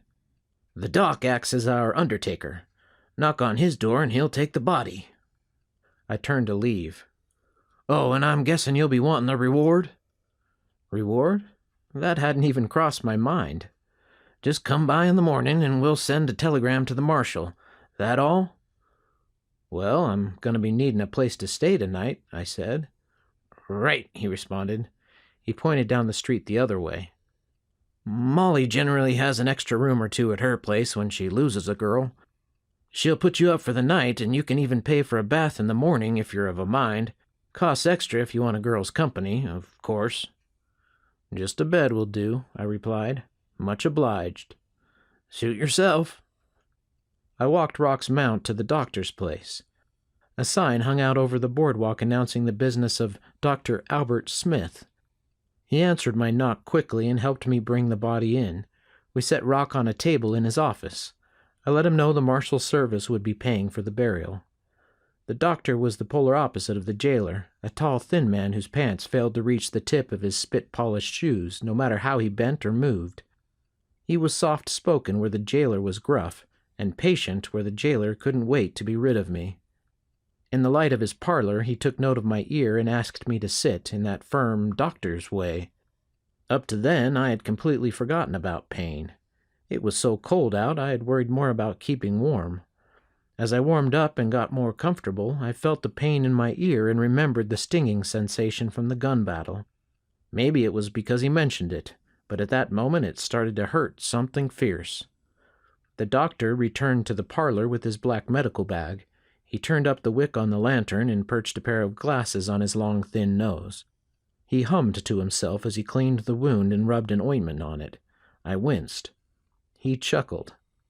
"That stings a mite, but it works better than anything else I know. You're lucky it's just a nick. An inch or two further on and you'd be singing a different tune, or not singing at all's more like it." He stood and inspected his work. He took the glasses from his nose and placed them in his breast pocket. "That should do it," he said. He walked me to the front door and, without me even asking, explained how to get to the livery stable to put up the horses for the night. He apologized that Molly's house of ill repute was the only place likely to provide a bed at this hour, but assured me Mrs. Richardson had a room to let in her home should I need to stay any longer. I thought about asking Dr. Smith if Brunelda had arrived in town, but thought that it could wait until morning. Although he had been very cordial, I was still a stranger who woke him in the middle of the night with a dead man and a bullet wound in the ear. I thanked him and he shut the door. I let out a deep breath which I could see in the cold. I saw to the horses and then trudged down to Molly's. The door there was unlocked and opened into a small parlor, with a velvet couch against one wall, a fire burning brightly in the fireplace, and a curtain covering a hallway to the back. By firelight the furnishings appeared quaint, but if you looked closer you could see they were worn and ratty. Two girls in cotton slips with rouged cheeks and lips sat on the couch. They both looked too young and pretty to be leading such a life, but I knew they each had their own story to tell. Girls orphaned by Indian raids, accidents, or sickness had nowhere else to go. Widowed women or girls with bastard children, given to them by men who promise them the world and then leave them alone with the consequence of that so-called love, made their own way in a world with almighty slim pickings for options. It wasn't for me to judge. I also had my own story to tell. Most people thought nothing of the circumstances these women found themselves in. It was just a part of life. Men had needs, they would say. Others judged and scorned them as fallen women, sinners without redemption. I wasn't much of a Bible scholar, but I did remember the story of Jesus and the fallen woman. It seemed to me he was clear on how we should treat them. Not that I was much of a Christian by any means. After all, I just rode into town with a dead man. But with everything I've been through in life, if I knew one thing, It was that most folks did the best they could with the hand they were dealt. Who's to say I'd have done anything different in their shoes? The younger of the two girls approached me, awkwardly trying to make herself more mature and alluring. I stopped her before she began her pitch. "I'm just in need of some lodgings for the night, miss. Thank you kindly." I tried to keep my voice friendly. She frowned and turned away, already subtracting the potential wages my entrance had announced. She walked through the curtain to the back. A minute later, an older woman with fiery red hair tied up in a bun entered through the curtain. She was dressed in a stylish ensemble that went out of style back east 10 years back. "Miss Molly, I presume?" She nodded. "I'm told you are in need of a room for tonight?" "Yes, ma'am." "It's a cold night, sir. Are you sure you wouldn't like one of these pretty girls in your bed to keep you warm?" "Yes, ma'am, just the room, thank you." She looked disappointed. "And a bath in the morning, if you have one," I added. This seemed to cheer her up. "Lucky for you, Rose just left us yesterday and her old room happens to be available. That will be $2 for the room and 50 cents for the bath in the morning. If you are down by 7, you can be first in the water at no extra charge." "Much obliged," I said, reaching into my pocket for the fare. It was a bit on the steep side, I thought, at least for a bed in a whorehouse, but when you are the only place in town, who is going to argue? My other option was to spend a night on the cold ground. I decided to pay up. "Daisy will show you to your room," Molly said, pointing at the girl who had first approached me. "And is this other girl Petunia?" I said to myself. "I'm sorry?" "Nothing, ma'am. Thank you." Daisy walked to the curtain and beckoned for me to follow. I picked up my saddlebags where I had dropped them to the floor and followed her down a long hallway of doors, ignoring the groans, snores, and snickers emanating from the closed doors on each side. The room was small and spare, containing a wooden bed frame with a straw-stuffed mattress. A blanket lay strewn across the bed. It didn't look like the washing had been done since Rose left. At the foot of the bed sat a small stool, and a wash basin stood on a stand in the corner. I thanked the girl called Daisy and waited for her to leave the room. She didn't speak, but looked at me beseechingly. I reached in my pocket for a penny, and she smiled as I held it out. "Have a good night, sir," she said, as she snatched it up and left the room. The door had no lock, which I guessed was meant for the girl's safety. If they needed help from a rough customer, it wouldn't do for the door to be locked. Not trusting Molly or her other patrons, I slid the wash basin stand behind the door, reassured I would wake up if anyone tried to enter. I stared at the dirty blanket on my bed and pushed it off to the side. I took my bedroll and set it out on the bed instead. Sleeping in a warm room with a real mattress was fine, but I didn't need to be eating my bedbugs or whatever else all night. I pulled off my boots, unbuttoned my shirt, and lowered my suspenders. I laid down and stretched. The mattress wouldn't win any awards in a fine Denver hotel, but it was better than rocky earth. I fell asleep immediately. Chapter 35. I hadn't slept that well since, well, in truth, since I left the hidden valley. Out of habit, I still slept lightly, ready to jump awake at the faintest hint of danger marked by a creak of the door. In the valley, I had slept peacefully, without fear or suspicion. I awoke as the first hint of dawn peeked through the thin cotton curtains. They looked like one of the girl's old cast-off slips tied to a nail on each side of the window frame. I retrieved my things, pulled on my boots, and stepped into the hallway. A man walking towards the front door turned in surprise and scurried off like a cockroach caught in the light. I exited through the back door and found myself standing on a covered porch. A brick oven stood against the far side, casting its heat against the building. The neighboring building provided privacy on the left, but the right opened onto a corral. I shivered as a gust of cold air passed through the space. Molly exited the door behind me, and I stepped aside. She went to the stove and hefted a large pan of steaming water. With a grunt, she sat the pan on the edge of a rusted wash basin centered on the packed earth floor, and then poured the steaming liquid into the bath. "That should do it," she said, casting a glance at me. It took a moment, but I finally caught on that I was standing in front of my own bath. I took a step forward and peered into the tub. True, I was clearly the first one to enjoy the water that day, but it didn't appear the tub had seen a good scrubbing in quite some time. I looked up at Molly, expecting she would leave. "Well, mister, is there a problem?" I realized I was meant to just go for it. "No, ma'am, that looks mighty invitin'," I lied. I stripped down and stepped cautiously into the hot water. Molly held out a bar of soap. "Would you like one of the girls to help you wash?" she asked, always the businesswoman. "Only a quarter," she added. "No thanks," I said as I dunked under the water. After what seemed like only seconds, a shadow fell over the tub and I looked up to see Molly holding a piece of cloth clearly meant to be my towel. "Time's up," she said. "Out you go." I grabbed the towel and stood, trying to cover myself as best I could. I turned away from her and to my horror found myself looking square into the face of one of the girls, all ready to take her turn. And I mean ready. I'm sure I turned the color of a ripe tomato. I hustled out of the tub, grabbed my things, and fled back to my room to dry off and dress. I swore the next time I would just sleep out on the ground and bathe in the icy creek. I never liked the feel of dirty clothes on clean skin, so I donned my buckskins and tied my dirty laundry into a bundle.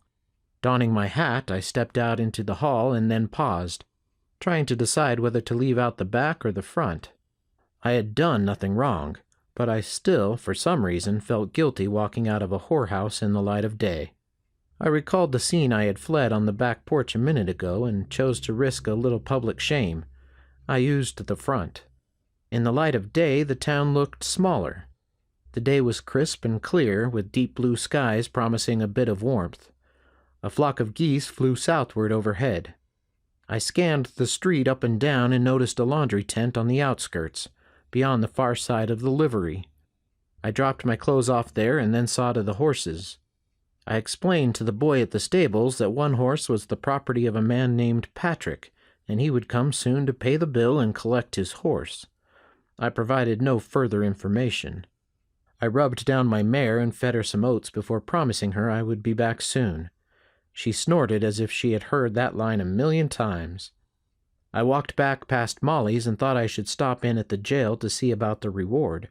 But as I reached the door, my stomach grumbled, reminding me there was time for breakfast first. I followed my nose to a small building next door to Dr. Smith's office. A bell jingled as I entered. "Go on and set," a woman yelled from the back. I surveyed the room and found that 3 of the 5 tables were already occupied. At the table in the far corner, I saw the jailer devouring a bowl of oatmeal. Between every 3rd or 4th mouthful, he took a swig of coffee, not appearing to ever breathe. I nodded at him, but he never looked up long enough to notice me. I sat at the table near the window where I could see out onto the street and get a better feel for the rhythm of the town. A woman with a long dark braid of hair falling over her chest stepped up to my table. She flicked the braid back over her shoulder and smiled. "You new around here?" she asked. "You could say," I replied. "Well, welcome to St. Elmo, mister." "Peters," I replied. I looked around the room to see if the name caught anyone's attention. None of them paid us any mind. "Mr. Peters, my name is Ann Ward." "Miss Ward," I said. "Pleased to make your acquaintance." She blushed. "Everyone just calls me Ann. We don't often see men in buckskins, Mr. Peters. Are you a trapper?" She blushed again. "I'm sorry, that was forward of me. My ma always said I never knew when to keep my mouth shut." "Don't apologize," I said. "If you have something to say, well, I think you should say it." She smiled. "I'm no trapper the likes of Bridger, but when you're up in these mountains, buckskins make a lot of sense." I could see she did not understand what I was trying to say. "My real duds are down at the laundry being washed," I explained. "Oh," she said. "Well, Mr. Peters, can I get you some eggs and bacon?" "What about oatmeal?" I asked. It took her a second, and then she glanced back at the jailer. She leaned forward and lowered her voice. "The cook makes that special for him every morning. Won't eat anything else." She shrugged as if to say, "Who knows?" "Eggs and bacon sound great," I replied, "and a cup of coffee, black." "Coming right up," she said, and turned, her braid spinning and almost hitting me in the face. I backed away and laughed to myself. Chapter 36. Dirk stood outside of the saloon, frozen in place. Men brushed past him, knocking him in the shoulder and cursing him to get out of the way. Not knowing how long he had been standing there, he finally glanced up, said a little prayer, and stepped inside. The barkeep saw him first and immediately recognized the fear on his face. Sweat beaded on his forehead, and he was constantly wiping it away in a nervous tic. Slim sat on his oversized stool playing with a deck of cards, not paying any attention to Dirk. The barkeep took down a glass and poured Dirk 2 fingers of whiskey. Dirk placed his sweaty palms on the bar and nodded in thanks. He took the glass of whiskey by the right hand and found he couldn't hold it still enough to find his mouth without spilling. He wrapped his left hand around the glass as well, and two-handed downed the liquid courage in one shaky, forceful gulp. He felt the warmth coat his belly. "He's up in his office," the barkeep said. Dirk nodded. He took the stairs one at a time, his sweaty hand gliding up the railing. When he ran out of stairs, he found himself standing in front of Mr. Sampson's office. He knocked, timidly at first, and then, when no one answered, knocked again. "Enter!" commanded the voice from inside. Dirk leaned in and reached for the knob, but the door suddenly opened. He lost his balance and tumbled one step forward, barging into a disheveled woman hurrying to leave. She pushed him to the side, and he heard her suppress a sob as she moved around him.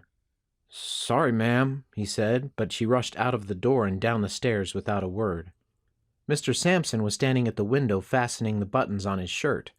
He pulled the suspenders up onto his shoulders and turned to Dirk, a smile on his face. The smile disappeared when he realized who was standing there in his office.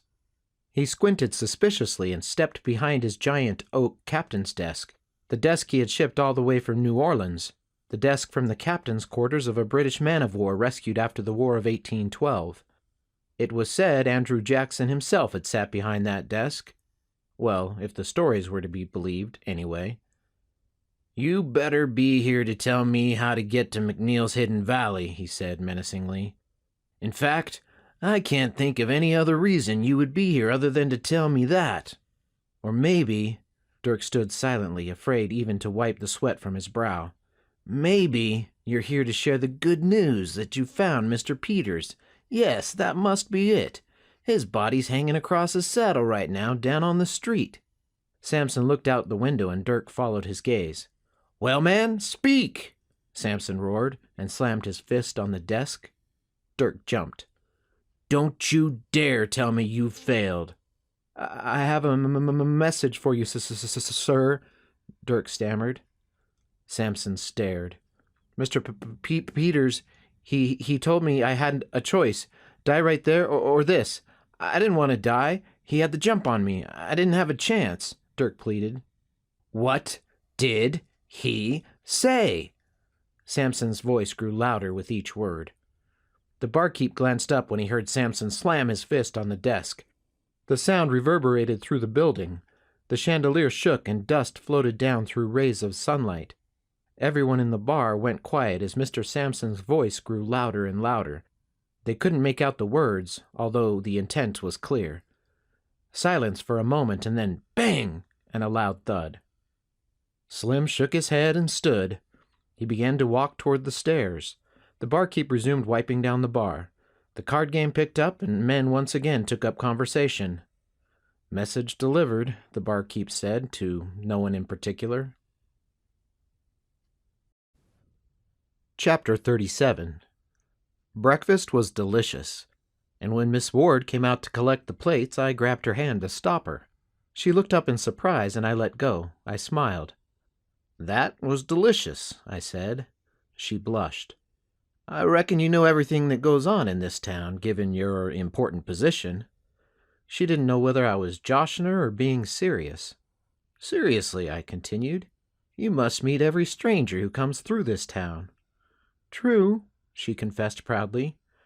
"I am here to escort a young lady to her family up in the mountains. One Brunelda Spencer." Miss Ward gasped, and the other men in the room stopped and looked over at me for the first time. "Do you know of her?" I asked, confused. One of the men choked, and the other laughed. "Mr. Peters, Everyone in all of Colorado knows of Miss Spencer, and she only just arrived on the last stage." I thought of Mrs. MacNeil and her polite, strong, yet reassuring manner. Their reaction didn't quite mesh with the picture of Brunelda I had formed in my head. "Do you know where I can find her?" Miss Ward looked around at the men to see who would have the gumption to answer first. "Isn't Thomas set to try and break in that wild stallion this morning?" one of the men asked. The others nodded. Miss Ward turned back to me as she took up my plate and mug. "Well, Mr. Peters, it seems you should head on down to the corral if you want to find Miss Spencer." She didn't notice that the end of her braid brushed the egg yolk still left on the plate in her hand. I reached out for it, but she turned and strode back to the kitchen before I had the chance. Chapter 38. Back down the boardwalk, I strode past Molly's to the corral next door. A group of people had begun to gather, and I stepped up to the fence. A wild stallion, black as coal, stamped and snorted as 3 men tried to saddle him. He was tied to a fence post, but I feared they needed another rope or 2 if they were going to succeed. He was one of the most magnificent animals I had ever seen. He pushed against one of the cowboys, causing him to stumble backwards. The cowboy cursed. The stallion bucked his back legs and kicked wildly. The cowboys dove out of the way. The saddle flew to the ground, the horse kicking and stomping on the alien thing they were trying to tie to his back. The crowd oohed and awed each time the outmatched cowboys tried to throw the saddle onto the stallion's back. I could imagine flames in the stallion's eyes, and the puffs of breath coming from his nostrils in the crisp air as smoke from a dragon. I was entranced. Now I was as good a cowboy as the next man, having done my share of cattle drives. But breaking in a wild stallion, especially one as magnificent as this creature, was certainly out of my league. It took a special kind of man, one willing to be broken and bruised, to tame a creature who just wanted to be set free. It was a battle of wills. Man and horse make a great team. Just consider my mare. I take care of her, and she looks after me. But that trust, that partnership has to be forged. It seemed there would be no convincing this stallion that he and man could work together in harmony. No, sir. I turned from my thoughts as another cowboy was thrown to the ground. He stood in disgust, brushed off his chaps, and spat in the dirt. He reached down for his hat and turned away, shaking his head. One down. I swore I saw a glint in the stallion's eye. The crowd had grown. Word seemed to have spread fast. Children climbed up and sat on the top rail. Dogs barked at our feet. In the great tradition of American capitalism, I heard men begin wagering. If I were a bettin' man, I think I would have wagered on the horse. After one last failed attempt to throw the saddle on the bucking giant's back, I heard a voice call out from behind the gate. "That's it for today, boys. Don't look like this one will ever break." The cowboys nodded in relief and backed away, glad they were called off instead of being forced to quit. The crowd mumbled, bills changed hands, and everyone began to walk away. Just then a boy sitting on the top rail shouted and pointed. "Look!" Everyone turned to look. The crowd let out a collective gasp. I stepped in closer. "Over there!" the boy shouted. I followed his finger and saw, to my horror, a woman dressed in wool trousers inside the corral gates, walking slowly towards the panting stallion. "No!" a woman in the crowd cried. "Get back!" yelled a man. But the woman paid no heed and continued toward the horse. "Get out of there, young lady," the horse's owner demanded. "I told you," I heard someone say into my ear. I turned quickly and saw Anne standing by my side. Entranced, the crowd quieted, knowing they were about to witness a terrible tragedy, but unable now to do anything about it. It was then I heard the singing, a quiet, high soprano. I strained to hear. It grew louder as the woman came closer, but still seemed to float away on the slightest hint of a breeze. I couldn't make out the words, but I recognized them as Gaelic. It was a beautiful language, but I'd never heard it sung like this, so beautifully. I felt my whole body relax as I focused on her words. Transfixed, I watched her approach the horse, still singing the bewitching melody. The horse pawed at the ground and then slowly relaxed. ears cocked to hear the song. She reached out a hand, and I saw it held a carrot. The singing continued. The stallion tentatively sniffed her hand and then, in a gesture of trust, took the carrot. While he ate, she rubbed his shoulders and then his forehead. She reached into her pocket and this time held out a sugar cube on a flat palm. He greedily took it. She stopped singing and began whispering into the horse's ear. He cocked his head to one side as if listening intently. When she was through, he chuffed in acknowledgment. She spoke to him again in Gaelic, and he pranced. She reached for the rope and began to untie it from the post. The owner reached out to stop her, but she held up a hand and he paused. I'd seen many things in my time, but nothing ever so. I couldn't even find the words. She took the rope and led the horse to the center of the corral, resuming her song. She began to rub the horse's withers and back. He whinnied. She whispered into his ear, and, as if by command, he lowered his head and shoulders. She took a fistful of mane and swung herself with ease onto his back. He stood, dancing in the dust of the corral, unfamiliar with the weight he'd just invited onto his back. She patted him gently and leaned down to speak into his ears once again. Now he began to walk. The crowd was silent, wanting to cheer but afraid to break the spell. She walked the horse around the corral 3 times before pulling him up to stop at the gate.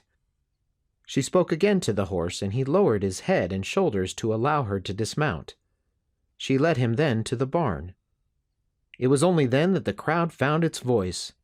There were cheers and whistles, exclamations of amazement, protestations she must be a witch. I found Anne in the crowd, and she raised her eyebrows and smiled. I nodded, and she turned back to the cafe. Chapter 39. The barn was dark, rays of sunlight filtering through the gaps in the plank walls.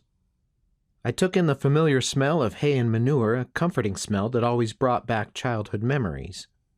I found Brunelda at the last stall on the left, just finishing brushing down the stallion. I waited for her to finish. She turned, catching me watching her. I looked away, embarrassed at being caught. She stood waiting, brush in hand.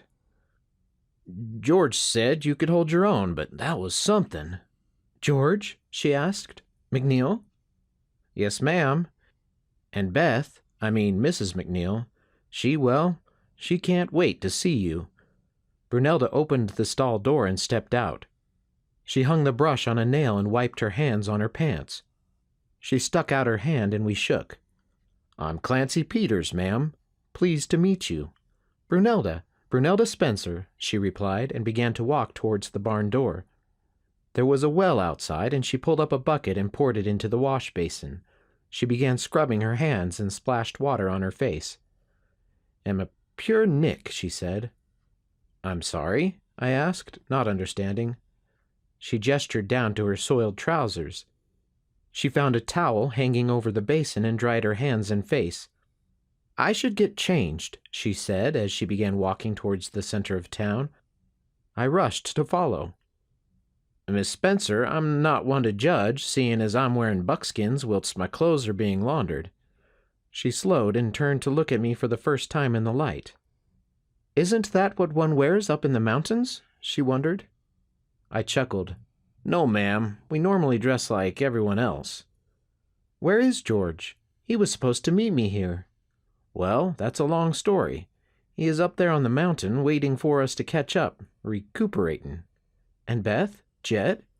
"They're fine," I said. "They will be mighty glad to see you." "Recuperating? What's wrong? Is he sick?" "Like I said, that's a long story." She stepped back, suddenly suspicious. "How do I know you are telling the truth, Mr. What was it? Peters?" "Oh, right," I said. "I almost forgot." I reached up and pulled a rawhide strap from around my neck. A silver ring glinted in the morning sun. "Beth said to tell you, be happy while you're living, for you're a long time dead." She laughed a clear, joyous sound as pure as snow crystals. "My father used to say that," she explained with tears in her eyes. She took the ring and kissed it, then hung the rawhide around her neck, tucking it under her blouse. She placed her hand over the ring and smiled. "Oh, well then, Mr. Peters, we must be going. I'll see to my things." "We can set out tomorrow," I said, not wanting to rush her. "By the time tomorrow comes, it is already today, Mr. Peters. We must go right away." "Well, if you insist, I'll see to my laundry and the horses. Do you have a horse, Miss Spencer?" She smiled knowingly and turned. "I will meet you at the stables in an hour, Mr. Peters," she said. Chapter 40. Up on the mountain, George bent over in pain as he was racked by coughing. His body ached and he shivered, despite the roaring fire next to him. That morning he had walked down to the meadow to check on the sheep, and even with the help of his staff it was all he could do to make it back up to camp. He hoped that what he felt was his body purging the months of bruises and malnutrition sustained by his captors. He ate another piece of the smoked venison, unable to satiate his appetite. His body craved the meat. He looked at the sun high in the southern sky. It was almost midday on the third day. He wondered if Clancy had made it. Was Brunelda already in St. Elmo? Would she trust him enough to go with him? Would he run into any more trouble? He coughed again and pulled the blanket tighter around his shoulders.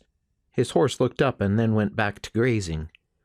All he had ever wanted was to find a place to raise his sheep and grow his family in peace. He was sure Buena Vista was that place. He built a beautiful home and watched Beth make friends with the other women in town. But he had been naive, not understanding that he couldn't avoid Sampson just by refusing to enter the saloon. He didn't understand the breadth of Sampson's control until it was too late. He had been foolish to think Sampson would respect him if he stood his ground. He never imagined the man would murder his flock and burn his house, though. Why couldn't two men live side by side in peace, each tending to their own needs and business? Why did Sampson want all or nothing? Wasn't there plenty of space for everyone? He left Scotland to get away from paying tax and rent to a wealthy laird. In Scotland he worked himself to the bone just to be in debt all over again. He wanted a piece of land he could call his own, a place to raise his family, a place he could be proud of. Losing the house in Buena Vista had been a huge blow, but it was ultimately a blessing in disguise.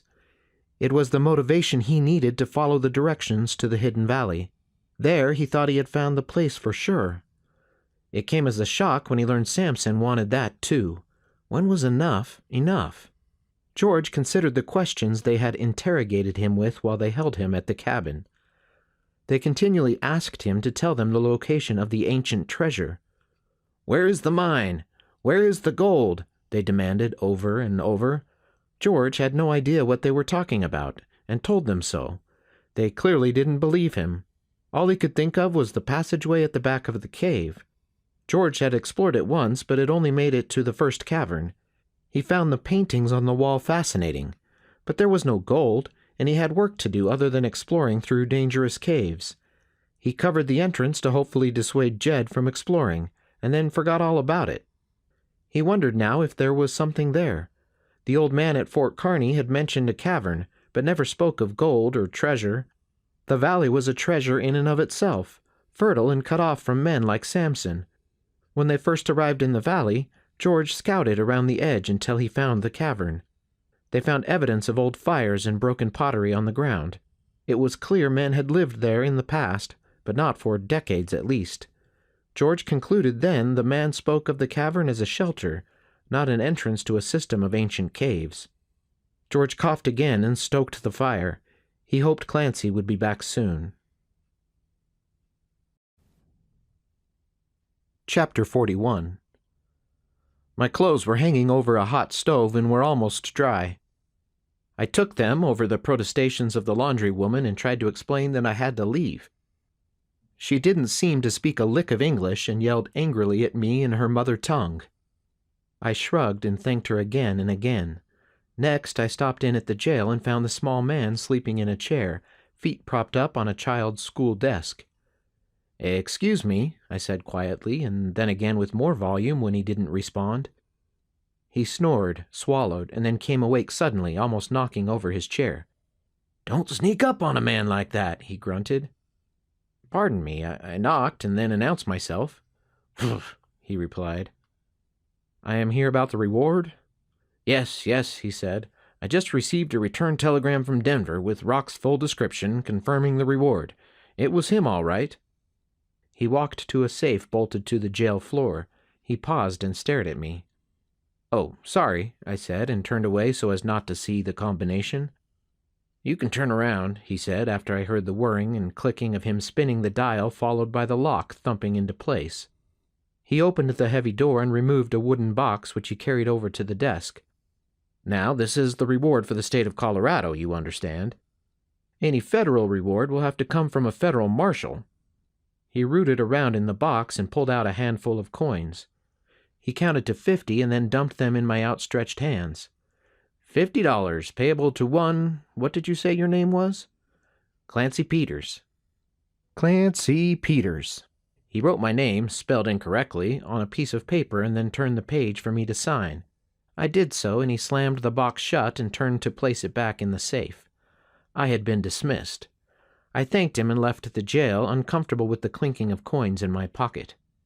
I squinted in the sunlight and looked down toward Mrs. Richardson's place. There was no sign yet of Brunelda. I went to the livery stable and asked the boy to saddle my horse. I then walked back to a small office in the corner of the barn and found the owner deliberating over a sheet of figures. He pulled the glasses off when he saw me approach and stood. "Help you, mister?" he inquired. "I need to purchase a horse for a lady, Miss Spencer." His eyes widened. "She's quite a gal," he said, and whistled. "I ain't never seen anything like that before. I was ready to count my losses and set that animal free. We've been trying to mount him for weeks, and she ups and does it with some sort of magical enchantment in one try. I was up and right hornswoggled." "Well, sir, no need for you to take a loss like that," I said. "I'll give you $30 for him, plus the cost of tack." The man knew I had him, but wasn't about to let a good haggle go to waste. He said. "That's a mighty fine animal. Would fetch $150 easy back in St. Louis. I could get half that here." "Not if no one else can ride him," I reminded. "If I recall, you was thinking about just letting him go just a minute ago." "True, true." 40, I said. 75, he replied. 50, I countered. 70. This was getting tiresome. 75, and you throw in the tack and that old pack mule in the corral. Done, the man said, and we shook hands. That took care of the jingling coin problem in my pocket and more. I had just about worked clean through my pay from my last cattle drive. I sure hoped that mine would pan out. I walked out into the sunlight and felt the warmth on my face. I stretched and looked up into the mountains, our destination barely visible in the distance. "Mr. Peters?" a female voice said. I turned and saw Brunelda standing next to me, trying to follow my line of sight up into the mountains. "Is that where we're heading?" "Yes, ma'am," I said, and turned to carry her baggage. She had a saddlebag thrown over her shoulder, the weight visibly bearing down on her, but no trunk or bags. "Is that all?" I asked. "That's all, Mr. Peters," she replied, seemingly confused I expected anything more. Truth be told, I wouldn't have expected anything more from a man, but in my experience, traveling with women usually came with trunks and boxes aplenty. I needed to change my thinking with this woman. "Which animal shall I ride?" she wondered. I smiled and nodded my head toward the stallion's stall. She looked at me in surprise. "True?" "Sure as I'm standing here." "Oh, thank you," she exclaimed, and I felt an unfamiliar warmth in my chest. I couldn't help but grin. The stable boy brought out a saddle and swung it over the gate of the stallion's stall. Brunelda frowned. She entered the stall and, after some quiet murmuring, returned and announced he wasn't quite ready for the saddle yet, so she would be riding bareback. I hesitated, preparing to explain to her that was a bad idea, that the going would be treacherous up on the mountain. But then I recalled the events of that morning and decided she was a better woman, than I would ever be, and if she said she was riding bareback, then that was that. I instructed the boy to saddle up the mule instead and pack her with our provisions, including the ladies' saddlebags. Brunelda walked the stallion out from his stall with a rope loosely tied around his neck for reins. She was wearing a new pair of wool trousers for riding, and had changed into a warmer blouse and sweater. I checked the saddle on my mare and saw the boy had done good work. I tipped him a penny, and he grinned proudly. We mounted, with me guiding the mule, and set off. I never noticed Patrick stumbling into town from the east. Chapter 42. We made good time. The bay was happy to be back out on the trail, and the stallion was game to every whispered request from Brunelda. Leaves fell onto the trail, yellow, orange, and deep red, dampening the sound of the horse's hooves. A rabbit darted onto the trail, cocked its head curiously at the strange intruders, and then bounded off. She moved ahead of me, and I had the privilege of marveling at her auburn hair, which glinted wherever we passed out of the shadow of the trees and into sunlight. Sundown came early, but we continued on, following the trail by moonlight until the moon hid behind the mountain peaks. We stopped to rest for a few hours before waking and moving on. After we hit the fateful intersection of trails, I began to be more careful with covering our tracks. The fallen leaves helped hide any footprints, but we often backtracked or turned onto side trails before cutting back. Brunelda never complained or asked for a break, stopping only when I did. When I was sure we were well away from any other humans, I caught her up on the story and situation. She was as anxious as I was to get to George and move on to the hidden valley. The stallion became attached to her and wouldn't leave her side, even when she dismounted to eat or stretch her legs. He nuzzled her and stamped any time I drew near, even if it was just to hand her some hardtack or jerky. I'd never seen a horse grow so loyal and protective so quickly. It was the 4th day since I left George, and I worried we wouldn't get there in time. I was confident I would find the meadow again, for I had checked my back trail often on the way down, memorizing landmarks and signs. It grew colder as we climbed, and the air became thinner. I felt myself breathing harder with any exertion. Night fell again, and we continued on, exhausted now, but determined to arrive in time. We arrived at the last river crossing before the final climb to the meadow. It was pitch black. I swung down from the horse to study the path. Brunelda rode up beside me. "It's too dangerous in the dark," I decided. "One false step on a rock and the horse could go lame, throw us off, or worse." I peered into the darkness, hopeful to find a way. I took a match from my pocket and brushed it against my leg, igniting the tiny flame. It did little to penetrate the darkness. "I think we should camp here until first light," Brunelda said, swinging the stallion around. I agreed and returned up the riverbank to the trunk of a giant pine tree. I untied the bedroll and brushed the ground with my hand to move rocks and pine cones out of the way. I hobbled the bay nearby and gave her the last of my oats. I lay there in the dark, the wind whistling through the pine needles above and the river crashing over rocks and boulders below, lulling me to sleep. I came awake suddenly, scattering my happy dream into the darkness. The bay's ears were swiveling and her head was elevated. The stallion chuffed, and I saw Brunelda's outline in the dark as she also awoke and sat up in bed. "Shh," I said quietly, and strained to listen. My pistol was lying next to me, and I slowly and quietly lifted it. I watched the bay, knowing she would tell me the direction of danger long before I heard it. She stiffened and turned to her right, pointing her ears behind me. I heard a twig snap and a low growl. Cougar. Feeling lucky I had any warning at all, I tensed, prepared to turn and fire. I kept my eyes on the bay, knowing she would begin snaking her body, ready to fight at the approach of the beast. The stallion let out a rattling snort, and the cat, knowing it had been seen, shrieked like a banshee on the haunted moors. The sound was much closer than I had thought, but now I could pinpoint the lion's exact location, right behind me. I looked over at Brunelda. I saw a glint of moonlight off the barrel of her rifle and could just make out her shadow because it was darker than the surrounding woods. She nodded once, twice, and on the third I threw myself to the side, twisting around and jutting out the pistol. The rifle roared and the cat screamed an ungodly scream, falling to the ground. It pawed at me, its claws finding and tearing at my arm, knocking away the pistol before I could get off a shot, and preventing me from rolling away. I reached down with my other arm and scrambled for my knife, fumbling to untie the thong and pull it free. The horses screamed. The pain in my arm was excruciating.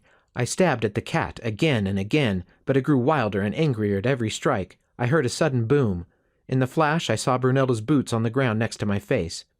The cat finally fell still. The pain rushed in sudden and hard, and I held my arm with a grimace. Mountain lions can carry putrefied meat in their claws, and I'd heard of men dying from fever after surviving an attack. I didn't want that for my end, not when I just met a woman like Brunelda. I stumbled and crawled down to the river, scrabbling over rocks and exposed roots, and thrust my arm into the water.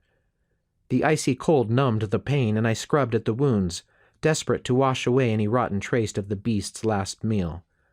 It was only when I felt Brunelda's hand on my shoulder that I stopped and took a breath. "Let me see to it," she said. She helped me stand and guided me back up the bank to our camp. She sat me down and then went about gathering sticks and twigs in the dark until she had collected enough to strike a flint and start a small fire by which to see. She set a pot of water on the fire and took a small woven purse from her saddlebags on the mule. She checked through her bag and pulled out a small cheesecloth pouch. She soaked a bandage in hot water and then applied a powder to the bandage, creating a poultice. She washed my wounds with hot water and then tied the bandage snugly on my arm. I clenched my teeth throughout, not wanting to cry out in pain. "There, you can breathe now," she said. I exhaled loudly. "What was that powder?" "Golden seal and some other herbs," she said, returning the pouch and bag to their place. "Thank you for that and for saving my hide," I said. "That was good shooting." I walked over to my bedroll where the cougar lay in my spot, looking like it had just set out for a good night's sleep. I fumbled around for the pistol, which I finally found under the cat's haunches, and replaced it in my holster. The knife was still sticking out of the beast's back, and I struggled to pull it free with my good arm. I reached down and grabbed the cat by the paw, intent to drag it closer to the fire. It was heavier than I expected. Brunelda joined me, and together we dragged it close. The horses shied away, not yet convinced it was no longer a danger. In the dim light of the campfire, I realized how lucky I had been. The mountain lion was the largest I had ever seen.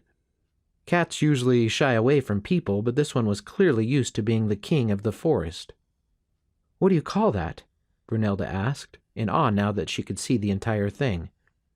"Cougar or mountain lion," I said. "Now, we have badgers in the highlands, mean as the devil they are, but we didn't have anything like this. I think I would have frozen in fear had it been daylight." I doubted that, but said, "Well, then I'm mighty glad it was dark." Not one to waste meat or a pelt, I asked Brunelda to help me wrestle the animal onto the mule's back. The mule was none too happy, but calmed when the load was secure and she felt no more movement. Chapter 43. The sky began to lighten at the first sign of dawn, and the trees around us began to take shape. We packed our things and kicked out the little fire. I spread dirt and rocks over the site and mounted the mare. By mid-morning, I saw George's fire reflecting against the cliff face above the meadow. An hour later, we finally arrived. Unexpectedly, George did not come out to greet us. We instead heard raspy coughing from behind the lean-to I had constructed for him. He did not sound well. Brunelda rushed to check on him as I attempted to keep the stallion from climbing into the tent with her. "Help!" she cried, and together we lifted George out of his bedroll and into the light. He smiled weakly and said, through labored breathing, "Glad you could make it." At that, he passed out, rasping for air. Brunelda got straight to work, boiling water and mixing concoctions from her bag of magical herbs.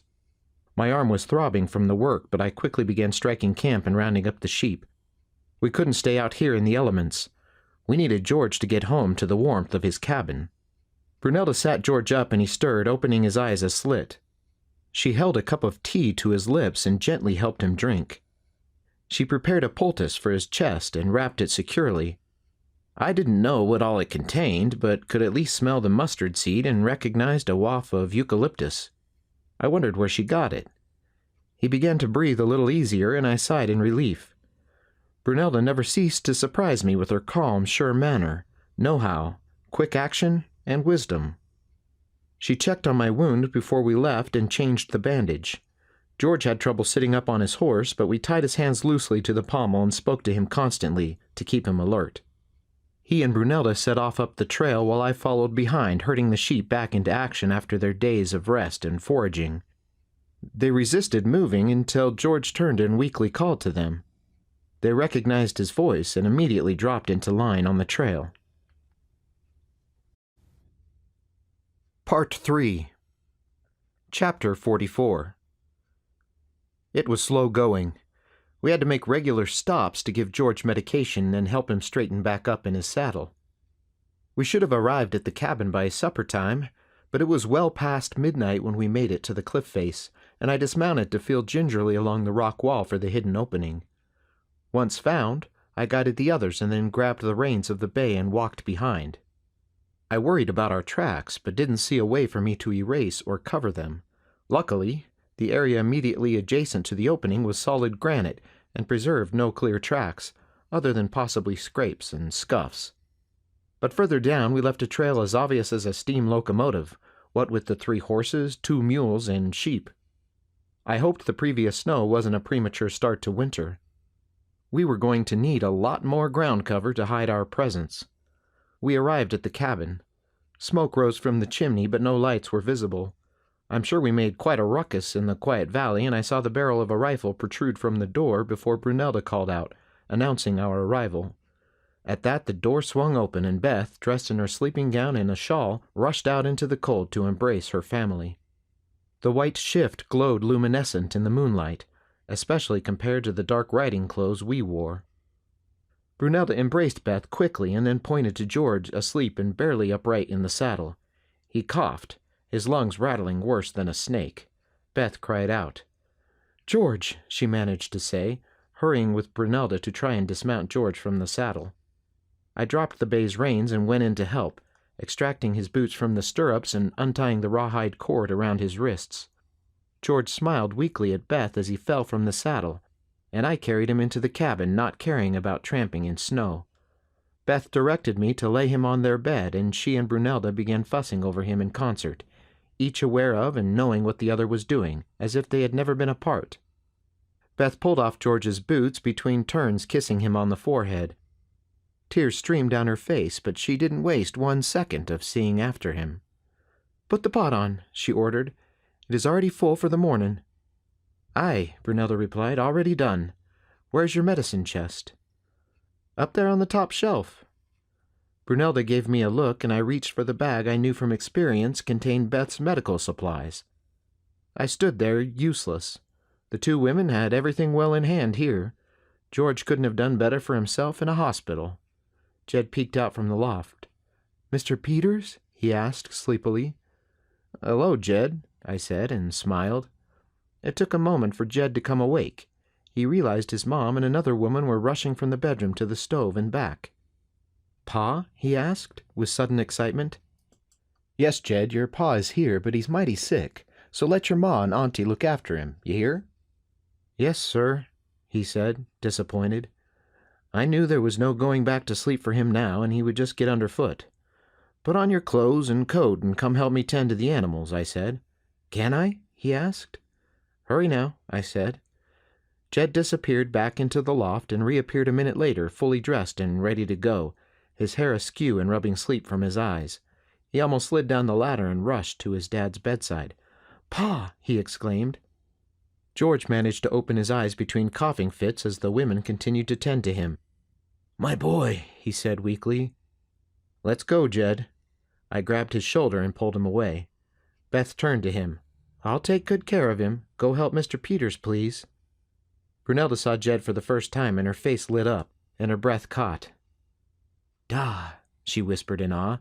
The fleeting moment of sentiment passed. She went back to work. Jed pulled on his boots and coat and followed me outside. "Will Pa be okay?" I could hear the worry in his voice. "Your pa is one of the toughest men I've ever known," I said honestly. "If anyone can pull through, he can. I knew the danger of a cough settling in your lungs and had seen men die in army camps without proper care, but I was confident Beth and Brunelda would give him every bit of care and love he could handle. George was determined to live and be with his family again. He hadn't suffered through torture and captivity just to die of pneumonia. When Jed saw the sheep, he immediately ran into the flock and began working. He talked to them, and they connected immediately, following him into the pen built for that purpose. It was clear he had learned from his father. I followed behind and closed the gate when every animal was inside. I left him to care for the sheep and led the horses to the cavern-turned-barn. I unloaded the gear, put away the tack, and brushed the animals down. I placed fresh hay in the manger and left them contentedly snacking. I hefted the cougar carcass from the mule using a block and tackle meant for lifting game, and left him hanging in the cold room. I'd see to him in the morning. The stallion was still waiting patiently for Brunelda by the cabin door. I approached him calmly and spoke in a low, even tone.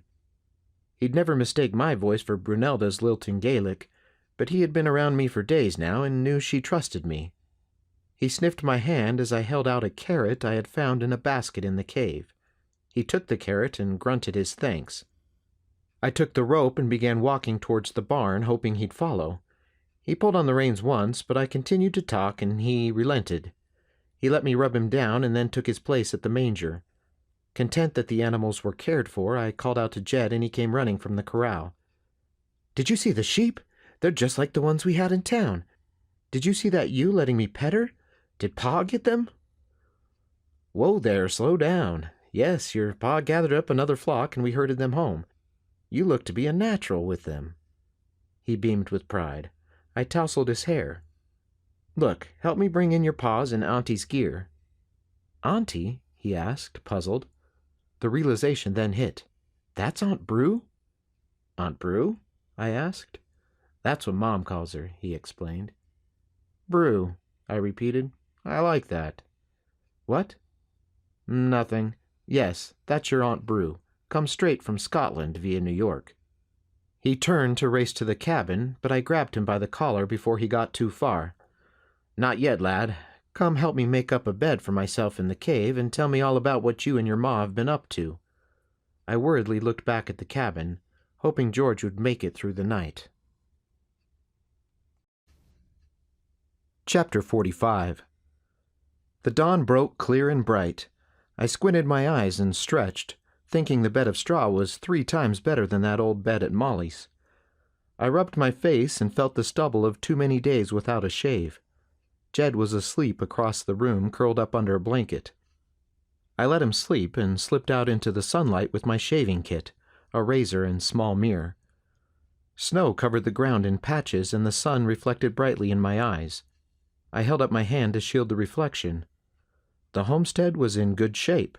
I hadn't been gone long, and it took on a new look in winter. I broke the thin ice layer sheeting the wash basin and splashed my face with the ice-cold water. This wouldn't be the first time I had shaved in ice water, but it never got easier.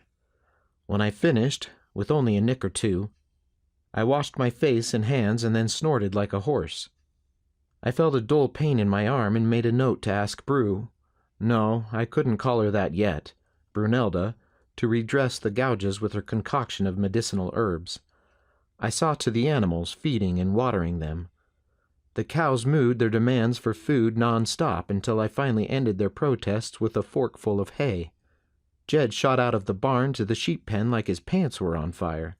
"It's really true," he exclaimed. "It wasn't a dream." My joints groaned at his ability to be so spry first thing in the morning. I rested a boot on the pen's fence rail and watched him greet the animals in the daylight. "You want to see something?" I asked him after he had greeted every animal in turn. "What?" he asked, curious. "Follow me," I said, and began walking back to the cavern. Inside, I walked to the back and opened the wooden door framed into the rock leading to the small, cold meat locker. The walls must have been thinner, or there was some sort of draft from outside, because it felt more like outside than the insulated, warmer recesses of the barn. Jed peeked in, and his jaw dropped to the floor when he saw the massive cat hanging by its paws. "Is that a mountain lion?" he asked. "It sure is, and a mean one at that."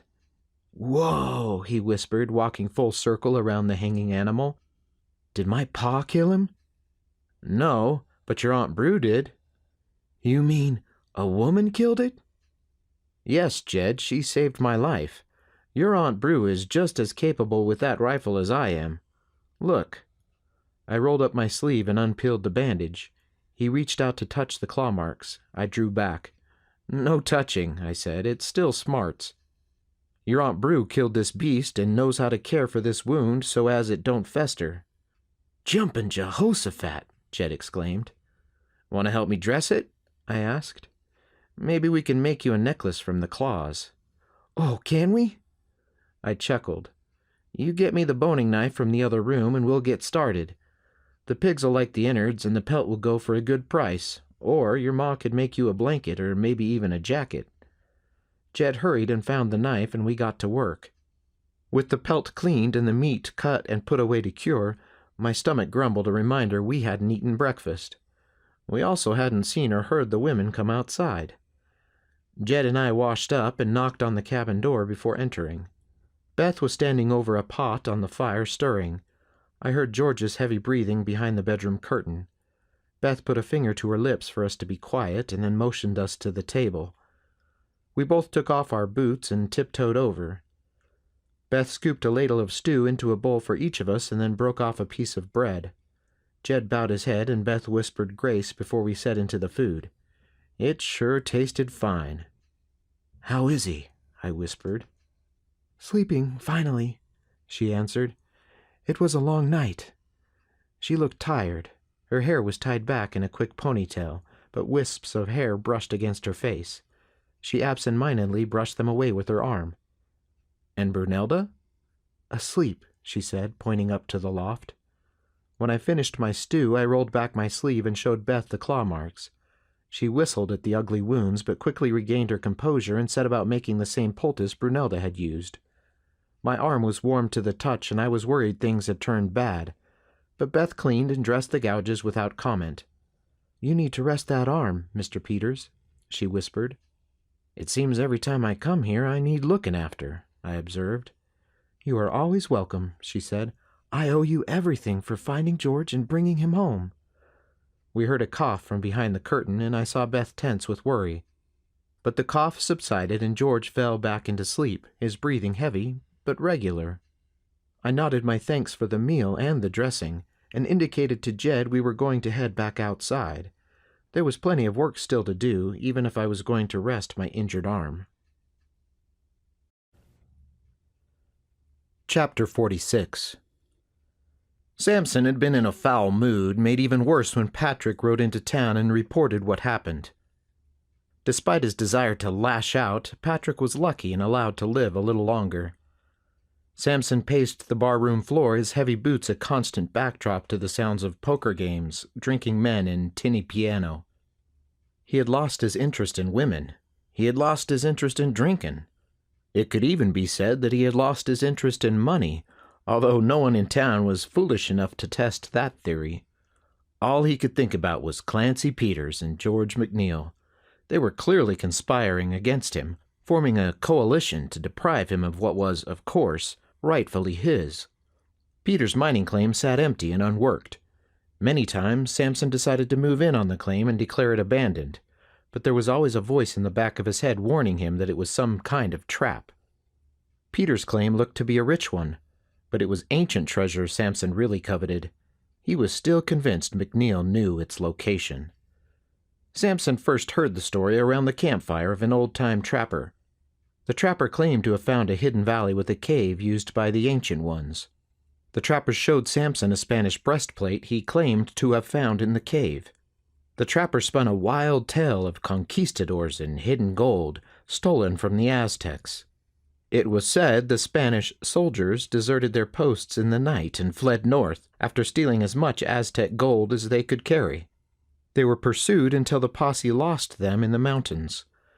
Legend claimed the tracks of the conquistador ladrones disappeared into thin air, and despite weeks of searching, the army gave them up for dead and returned to Mexico. The ladrones had never been heard from again. Many men had searched for the hidden treasure. Sampson was sure MacNeil had found it. Where else could he have gone?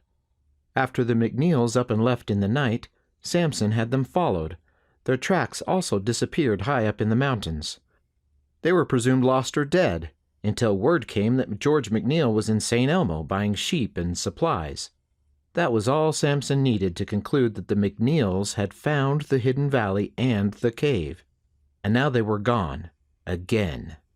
Sampson stepped out onto the boardwalk, not noticing the cold. Men sheepishly turned to pass by him and enter the saloon. He peered up into the mountains, but the clouds hung low in the sky, obscuring the mighty peaks. The snow was coming heavy and early this year. He returned inside and sat at the bar. The barkeep poured a generous glass of the best whiskey and placed it in front of his boss. A newspaper was lying on the bar, and Sampson picked it up and turned to the front page of the Rocky Mountain News. Sampson read the headline, "Wanted Killer Rock Killed Near St. Elmo." Sampson continued with the article. "The man known only as Rock, wanted in 4 states for murder, was a gun for hire known for dry gulching his unwary victims. According to sources, Rock was brought dead into the jail at St. Elmo by Clancy Peters, a local cowboy. Peters claimed Rock was sent to kill him, and he was lucky to get the drop on the would-be assassin. Peters was unavailable for comment, although the jailer remarked Peters must be skilled with a gun to have bested Rock." The article continued. Sampson boiled with rage. He picked up the glass of whiskey and hurled it at the window behind the bar, smashing the glass and cracking the window in a spider's web. The piano stopped. The bar went silent. In a rage, Sampson hissed, "Peters!"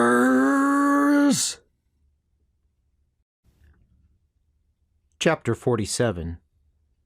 2 weeks passed, and George was finally sitting up in bed, able to talk and eat. We opened the curtain to the bedroom at mealtime so he could join us. He still had a ways to go to regain his strength, but the worst had passed. My arm healed without festering, but jagged scars, white against the color of my skin, remained a reminder of that close call and Brunelda's bravery. It grew dark early, and we spent many hours talking and getting to know each other.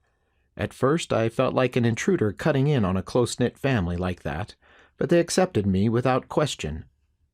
I tended to the animals and chores each day, and Jed continued to learn and help as best he could. Twice I went out to scout around the valley and hunt for fresh meat. I saw no tracks exiting the secret passage and felt relief each time I passed. I went through the passage and found the climate on the other side to be extreme and inhospitable, whereas the valley was cold but without much wind. It also seemed a few degrees warmer in the valley. I set snares, but only managed to take 2 rabbits that day. Jed was quickly learning how to dress the animals and tend to their pelts. He was eager to learn and quick to mimic my actions. Once I shot a buck as he scraped bark from a tree. The cold room was growing full of hanging meat, salted and cured. I spent the afternoons gathering large stones from the riverbed and setting out on a project to build an outdoor stove where we could smoke and dry the meat. I had never built one before, but saw one at a ranch in Santa Fe once, and had always wanted to give it a try. Here in the valley I seemed to have nothing but time. It was cold and the snow piled high, but we were comfortable, and the company was good. In the evenings, Beth worked with Jed on his reading, and I sat with George and we talked of the places we'd been and the people we knew. I've always found that winter is a time to gather knowledge about people and places. Just as George's conversation with the old man led him to find the valley, I had often found cause to reach back to stories told over winter campfires. Avoiding a dead-end canyon, the best place to cross a river, where to find the biggest herds of elk. That knowledge came only through sharing what you knew and then listening and making note. It pays to be a conversationalist from time to time. It was when George started to venture outside for a few hours a day that I felt it time to bring up the cave. We were sitting around the table that night after supper. Beth was sitting on the bed, helping Jed practice his reading. Brunelda sat at the table with us. "How much of the cave at the back of the barn have you explored?" I asked. He looked up from the table in surprise. "You found the cave?" "The first night here," I said. "I always check my surroundings before I sleep, and my candle flickered as I passed, so I looked behind those barrels and found it." "I guess I didn't hide the entrance all that well." "Well?" I urged. "When we first arrived, I crawled back to a big cavern. There are old hieroglyphs on the wall from who knows when, and evidence of a campfire on the ground. The old man who told me how to get here said there is a legend of lost Spanish treasure, but I only found some pottery shards and such." "Did you go in?" Brunelda asked me. "My arm was in a sling, so it was slow going, but yes. I found another passage at the back of the first cavern and followed that to a smaller room where I found animal bones and more evidence of old fires." "Did it go any further?" George wondered. "My light was running low, so I had to turn back, but there was a chimney large enough for a man. The wind blew up the passage and out the chimney, so there is a strong draw and some connection to the outside. I've been planning on heading back in to explore more, but was waiting for your full recovery." Beth looked up from her reading and raised her eyebrows. She nodded slightly at George. The doctor was declaring her patient well enough for a little caving. "Can we be ready day after tomorrow?" Brunelda suggested. The question caught me by surprise, but Brunelda often did. I could think of no reason to not allow her to come, and didn't think I could stop her even if I tried. "Day after tomorrow," I agreed. "Agreed," George echoed. "Let's figure out what we'll need." Chapter 48. Dane Sampson was in no way going to wait for spring. The snow was falling ever deeper, and down on their luck miners took jobs shoveling snow and clearing the road. Ice crystals formed on the saloon window panes, and the tables were all scooted closer to the fireplace. The barkeep hung heavy curtains over the doors to ward off the cold wind whenever someone entered. Sampson paced non-stop, driving his customers to distraction. He heard the door open, and then, a moment later, the curtain parted. A trapper dressed in animal furs stepped inside. His beard was white with snow and ice. He stamped and brushed the snow from his clothing the best he could and leaned a pair of snowshoes up against the wall.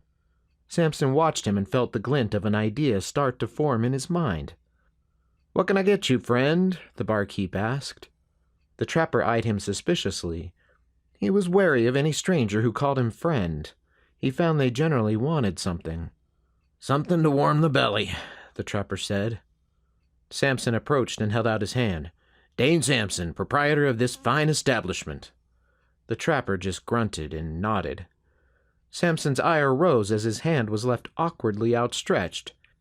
He rubbed the hand on his pants and attempted once again to start the conversation.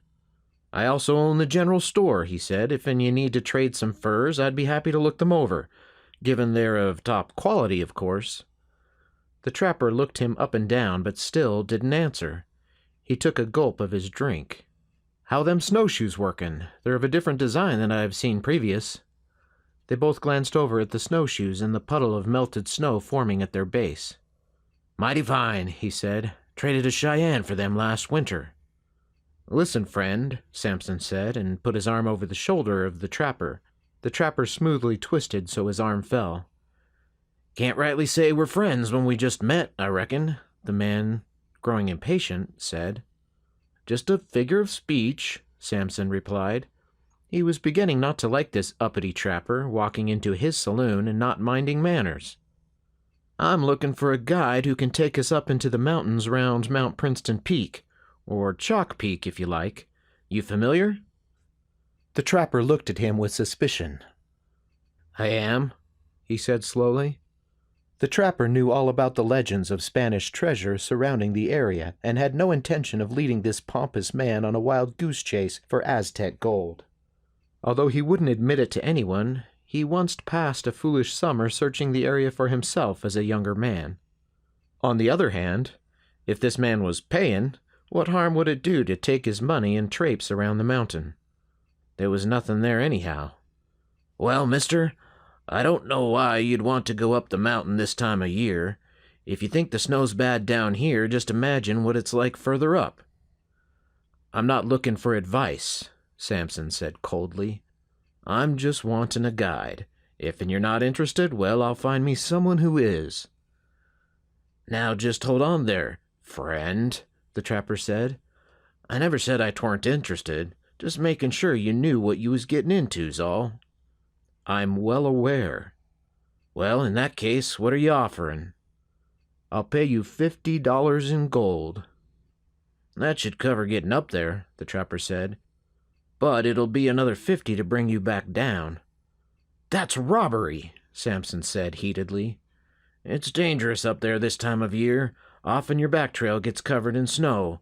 I've known many a man got lost and died of exposure on his way home. Once, I found a friend's body not 30 yards from his cabin. He got lost in a blizzard and froze to death." "Fine," Sampson said, never intending to pay anyway. "Everyone knows tragic accidents happen easily up on the mountain." "We leave in the morning," Sampson announced and stood. This time the trapper shook his hand and then motioned for another drink. Sampson had work to do to get things ready. First, he would need Slim to grab supplies from the store. Patrick was still hanging around. He could come along and maybe get his bit of revenge as well. There was also that Jacobs fella who had a large tab to settle at the store. Sampson would clear the debt if he agreed to join their party. And if he didn't, well, there were other ways to convince him. Sampson knew the trapper wouldn't step in to fight, so there was no use counting on him. Who else could he bring? He turned to look at the men in the saloon. They fidgeted with unease under his stare. Chapter 49. Sweat poured from Sampson's brow as they trudged through the deep snow. Their horses followed behind. They took turns walking and riding to allow the horses rest from plowing through the heavy snow. He smiled at the thought that just yesterday he was pacing up and down the saloon. The snowshoes helped, but Sampson was a big man and he still settled by inches at each step. The others didn't seem to have the same problem. They had made good time considering the conditions and Sampson's enforced battle march speed. He saw no reason to take it slow. "It's getting dark," the trapper stated as he came to a stop near the crest of a ridge. "We still have plenty of time," Sampson growled. "We need that time to set up camp. We'll set in those trees there." Henry Watkins, one of the men in the saloon conscripted by Sampson to join the party, wasn't paying attention. He was brooding the day he entered Buena Vista and spent his time daydreaming of traveling down to somewhere warm, like Arizona. He continued plodding ahead, not realizing everyone else had stopped. He walked unknowingly out onto the snow cornice. "No, stop!" the trapper cried out. Too late. Crack! "Aye!" Henry cried as his silhouette suddenly disappeared from view. The group of men carefully made their way to within feet of where Henry disappeared, and then slowly inched forward, leaning as far as possible to peer over the ledge. The trapper shook his head. "We're at the crest of Eagle's Ledge. That idiot just walked himself right off a cliff. If you want to stay alive, listen up." That was the extent of his lecture. They looked down, but in the growing darkness all they could see was a dark spot in the snow far below.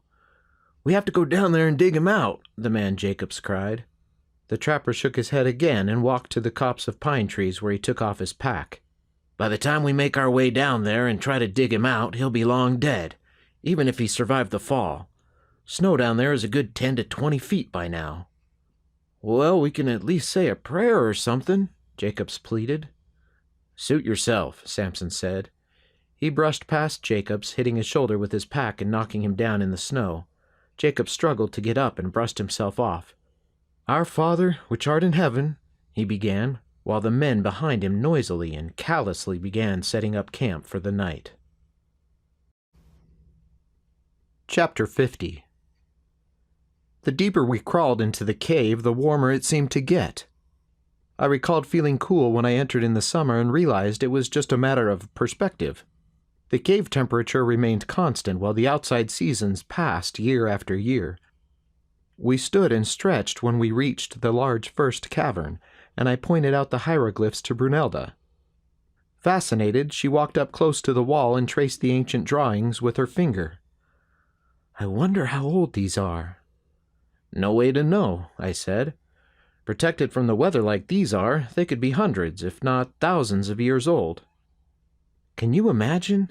Brunelda exclaimed with excitement. "What were these people thinking or doing? How did they live? Were they peaceful or warriors? Did they believe in the same God, known by a different name? What did they understand of the earth? I have so many questions." I shook my head and laughed. "Well, I for one hope we don't run into a ghost with the answers," George joked. We took some time studying the cavern, and I found shards of pottery littering the floor. I kicked at a pebble, and my boot struck something hard. A clanging noise echoed loudly in the cavern. I reached down and wiped away the dust to find something metallic.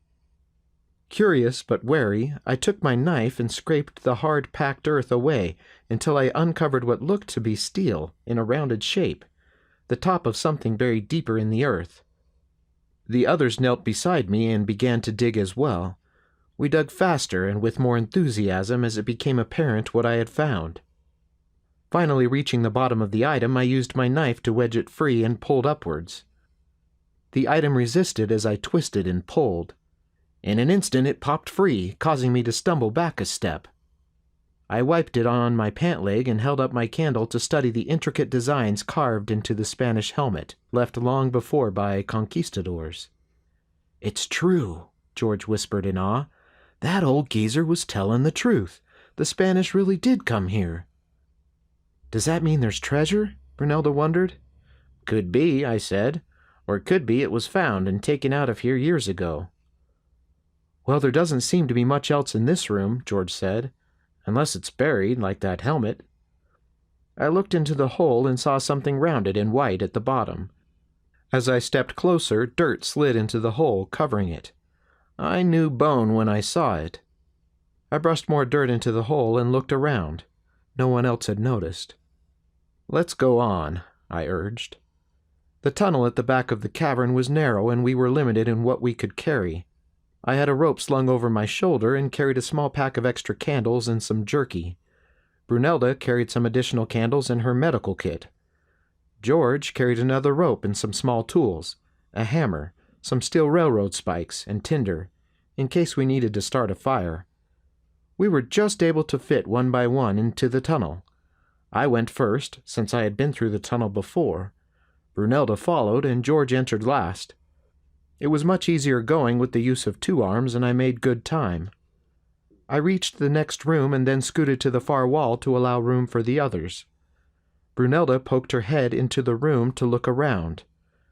Just as she was about to come forward, I heard a deep rumbling. The sound seemed to come from everywhere and nowhere, filling the room. Brunelda looked up at me in shock, frozen in place. As I struggled to comprehend what it could be, pebbles began to rain down on us from above, and the ground began to shake. The noise grew into a tremendous roar. I screamed for Brunelda to climb through, but couldn't hear my own voice. It felt as though the entire mountain was falling in on itself. I dove forward and grasped her hand. A rock fell and hit my forehead. Dust and dirt poured into my eyes. Squinting in air now thick with dust, I scrambled around for Brunelda's hand and pulled as hard as I could once I finally grabbed hold. She frantically scooted free and we both turned to help George. We could see him scrambling to make it, but just as he was about to reach the entrance, a massive rock fell, narrowly missing his outstretched hand. My lantern blew out, engulfing us in darkness. Brunelda screamed as I pulled her back out of the way of the rock. "George!" The mountain suddenly fell still, and the sound of her scream echoed up through the chimney, bending and winding its way upward, searching for an escape. Everything was suddenly silent. I realized I was holding my breath, and I let out a big sigh and gulped hard. I rustled in the dark through my pack until I felt a candle and the box of matches. I struck the first match too hard, breaking it in 2. I forced myself to slow down and struck the second. Again it snapped. If I went on like this, I would go through the entire box. I'd never felt like this before, like I couldn't breathe, like I was trapped and the entire mountain was intent on holding me prisoner. I felt my heartbeat quicken. Shaking, I managed to strike a match and light the candle. The flame flickered weakly at first. I looked over at Brunelda. She was sitting with her knees pulled up to her chest, rocking back and forth, her eyes tightly shut and hair a tangle. Blood continued to stream into my eye, and I wiped it away with my sleeve, managing to smear the dirt and blood across my forehead. It didn't stop. I felt a sharp pain where the rock had hit, but didn't seem to have any other injuries. I finally found my voice. I laid a hand on Brunelda's elbow and asked, "Are you hurt?" She shook her head but didn't look at me. I lifted the candle towards the opening. The rock covered all but a small gap at the top. I carefully used the candle to relight my lantern and attempted to move the rock. It wouldn't budge. I couldn't get the leverage I needed sitting on my knees, and it was probably too heavy even if I could. "George!" I called. "George, are you there?" "George!" Brunelda cried, suddenly snapping out of her trance. She crawled next to me and began trying to move the stone as well. "Come on," she ordered. "Help me." She grunted as she vainly pushed against the large rock. "Help me, damn it!" she yelled. "Brew," I said, placing my hand on her shoulder. "Brew," I said louder. She stopped. "It's too heavy," I explained. We can't move it. Clancy? I heard my name whispered from beyond the rock. Clancy? It came again. George, are you hurt? Are you all right? George broke into a fit of coughing before answering. I think so, he said. What was that? I thought for a moment. It could have been a tremor, I thought. I felt one when I was out in California once. Scared me to death, but I'd never heard of tremors in this part of the country. Avalanche, I stated, suddenly realizing the obvious culprit. Beth and Jed, George exclaimed. It was on the other side of the mountain, I said, outside the valley. Are you sure? Brunelda asked. We've been moving steadily inward since we first entered the cave. I reckon we're halfway through the mountain by now, and there's no snow build-up on the valley side. The cliffs are too steep for that. He's right, George agreed. It must have been on the outside edge of the mountain. Thank God, Brunelda said. Can you back out? I asked George. He took a second to answer. Looks like it, he concluded. You head back then, I instructed. We wanted to explore this shaft, and well, I guess now we have no choice.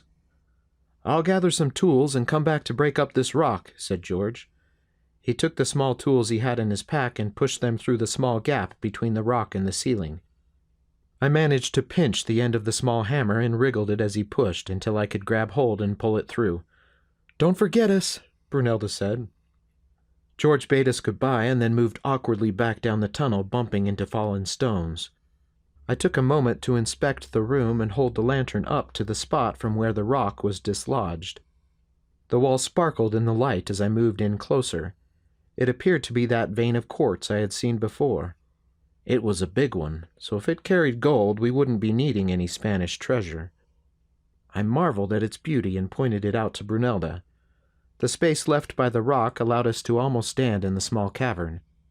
I had to bend over a bit, but Brunelda could stand almost straight up and just brush her head on the ceiling. It's beautiful, she said, running her finger across the sparkling vein. Yes, indeed, I replied. Well, I said, I guess it's time we get to climbing. Let me see to your forehead first, she said as she reached into her bag. Chapter 51. The chimney was wide enough for me to press my back against one side and my feet against the other. With the rope tied around my waist, I began to climb. I couldn't carry a light as well, so I depended on the lantern down below, which seemed too small and weak to be of much help. The chimney grew darker the further I ascended. I found the rock to be worn smooth against my back, but rough and uneven on the side of my feet. It wasn't slippery, just smooth. At a point where I could fix my boot into a narrow crevice to hold me, I reached into my breast pocket for a match. I struck it against the smooth stone down at my side and held it up to study the wall. I was amazed at what I saw.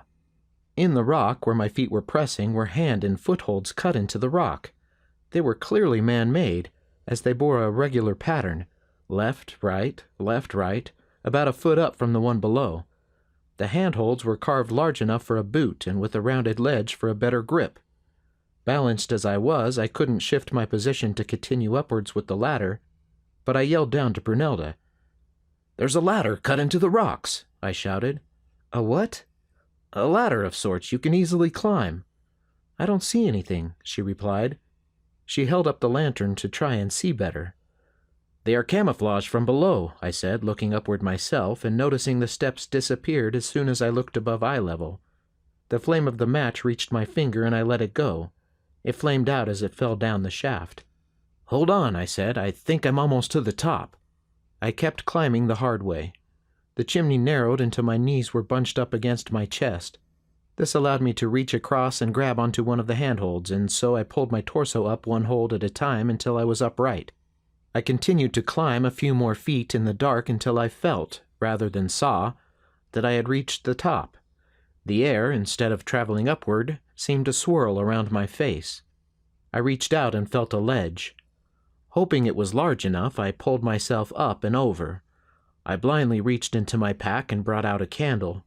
I lit another match and held it to the wick. I looked around the room and found it was just large enough that the candlelight barely penetrated to the edges. "Are you there?" I heard Brunelda say, her voice carried up the shaft by the breeze. I leaned over the edge. "Yes, let me tie off the rope." This room was different from the others, filled with colorful formations. Water dripped from stalactites to stalagmites, each drip a tiny deposit helping it grow over eons. The ceiling was moist and shimmered in the candlelight. I found a column formation and went to tie my rope around its base. As I reached around, I noticed an old piece of hemp rope still lying in a circle on the ground, the rope long since degraded in the room's dampness. Someone had used this column before. I tied off the rope and yelled down. "Remember the bowline we practiced," I said. "The ladder is on the rough side of the chimney, so try and feel for your first handhold. It is there, I promise." "I don't see it," she said.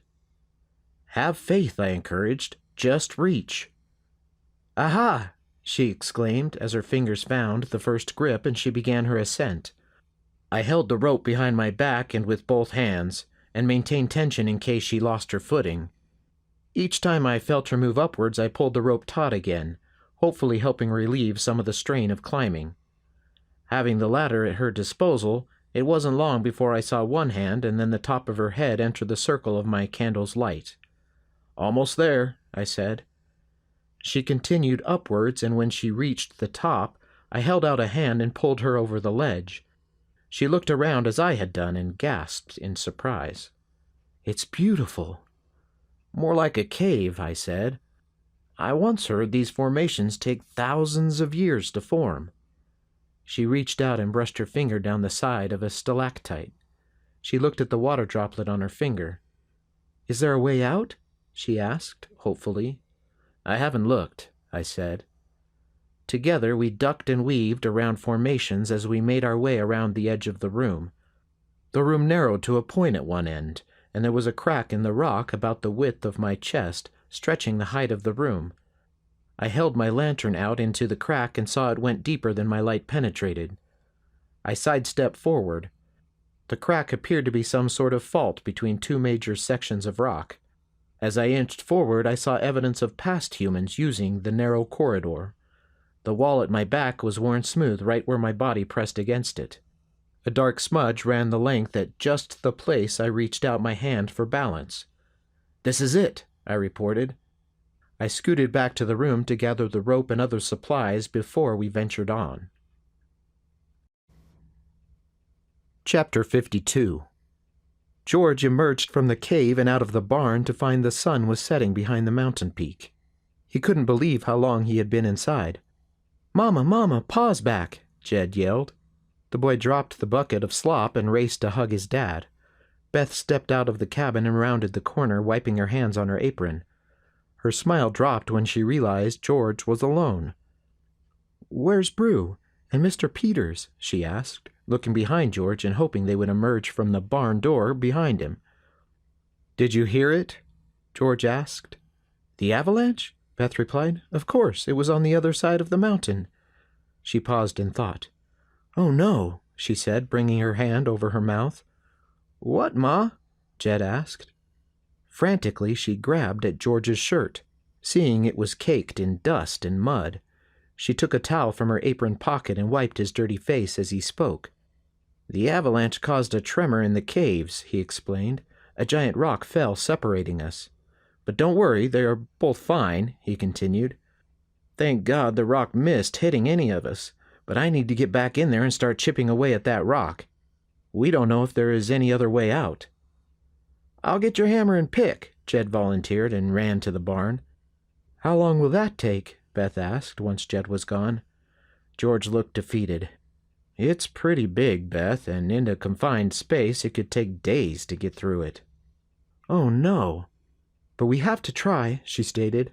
"We must." "Yes, of course we will do everything we can, but I pray they find another way out." "Come, you will need your strength. Supper is ready. We will eat, and then we will both go inside and take turns chipping away." "But Beth—" "No buts, George. We are in this together, remember? We work together." "You're right, of course. You're right. Thank you, dear." He gave her a small kiss, and she grabbed his hand and squeezed. "Now go wash up in the basin for supper. No time for dilly-dallying."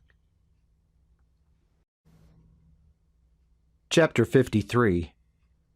The trapper had been the right choice. He knew his way up the mountain. Trails were covered by snow, but he was familiar enough with the lay of the land. He made no detours. He led them safely through canyons and over rivers, saving them untold hours. The men trudged on in silence, each consumed by their own thoughts and uneasy to speak with the others. Sampson took up the tale and barked when he felt any one of them was slowing down the march. He was a man possessed.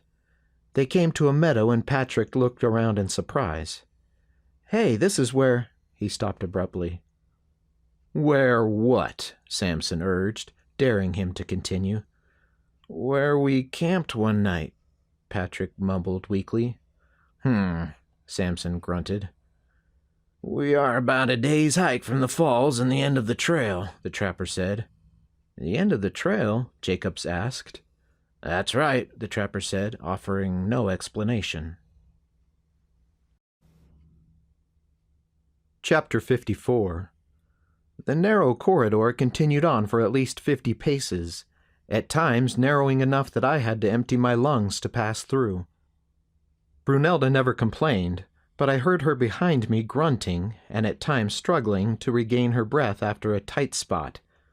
Water dripped down the back wall, soaking through my shirt. The air smelled damp. I heard the end before seeing it, the sound of water echoing in the confined space. I pushed through the last tight spot and out onto a narrow ledge. Brunelda popped out behind me and we both held up a light. Our small flames reflected off a pool of the clearest water I had ever seen. I could swear it was only inches deep, but instinctively I knew it was much deeper. The reflection bounced off the water and then shimmered on the slick cavern roof. The surface was smooth as glass, but I could hear moving water on each end as it siphoned into a tunnel and was swallowed by the mountain. It was disorienting. My mind kept thinking we were traveling deeper into the earth, but my brain knew we had been climbing steadily higher with each step. I tried to mentally picture the valley and guess where we were in relation to what was visible on the outside. This water had to go somewhere. "Have we traveled as far as the waterfall?" Brunelda wondered. "Could be," I said, thinking the same thing.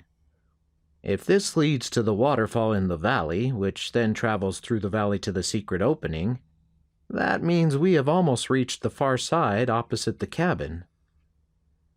"Have we really traveled that far?" "It's hard to judge how far we've come, it being dark and not having any reference."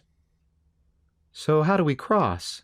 Brunelda wondered, pointing at a tunnel across the underground river.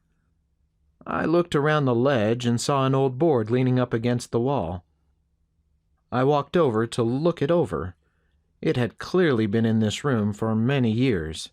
It was wet and felt spongy in places. I lowered the board carefully to test its length, and it slipped out of my hands. I watched in horror as it fell towards the water, but it hit the other side and bounced twice before settling in place. "That was close," I said. "So who walks the plank first?" Brunelda asked. "I'm not sure this board will take our weight, but I don't see any other choice." We couldn't go back until George could break apart the fallen rock. That could take days. Like my pa always said, moving forward in life is always better than standing still. I wondered if that principle applied to dark caves. "I'm lighter than you, so I'll go first. Maybe there's something on the other side." Not waiting for my agreement, she took the rope from behind me and began tying it around her waist. "I fear the current is much swifter than we think under the surface," I warned. "Well then, you best not let go of the rope," she replied, and took a first tentative step out over the water. The board bent dangerously under her weight. I thought it would snap in two at any second. The ground was wet and slippery, so I backed into the narrow corridor and wedged myself in to hold the rope. She reached the center of the pond and the board dipped into the water. She wobbled and held out her arms for balance. My mind drifted back to the traveling circus in Amarillo, where the tightrope walker crossed high above the audience. But this time, there was no net to catch her if she fell, only me and the rope. She steadied herself from swaying and took a tentative step forward. It seemed the dampness in the old board was actually providing some flex. I held my breath and tightened my grip on the rope as she took another step. She was near the edge when her back foot slipped and she fell forward onto her front foot. Her back leg swung out behind her like a dancer in some sort of macabre ballet. The board wobbled and bounced, but she stayed upright. Finally, she brought her back leg down and leapt for the edge. She fell forward and stumbled into the opposing wall where she held on tightly to the firm and unmoving stone. She turned to look at me, her face as white as a sheet. I wiped sweat from my brow. I felt the dampness on my shirt turn to ice and heat rise to my face. She broke into a manic laugh, doubling over and falling to her knees, laughing the laugh of one whose wrongful death sentence was commuted at the last second. Something broke in me then, and I began laughing as well. Relief poured from me and tears streamed down my face. Our laughter echoed eerily off the cavern ceiling and water surface. The board still vibrated from her final leap. My laugh turned from one of relief to one of fear. If the board barely held Brunelda, there was no way it was going to support my weight. I was a strong swimmer, but if the current was strong underneath the surface as I suspected, it would easily pull me under and down into the mountain. Brunelda wiped the tears from her eyes and quickly sobered, recognizing my predicament. She held up a finger and disappeared into the tunnel beyond. She returned some time later, grunting and groaning as she pulled another board out of the tunnel. "You're not going to believe it," she exclaimed. She tied her end of the rope around the board and held it up as best she could as I dragged it across the wet bridge to my side. The board was thick and dry, heavy as could be, but seemingly sturdy. I left the boards on top of one another to hopefully increase the total strength, and took a first tentative step. I wasn't as graceful or balanced as Brunelda, so, swallowing my pride, I went down on my knees and began to crawl. The board creaked and groaned under my weight. I stared into the clear water and focused on moving one knee at a time. My fingers held a death grip on the board and my heart lurched at each move forward. When I reached the center, I paused for a breath and to stretch my fingers, one hand at a time so they wouldn't lock. My knuckles were white.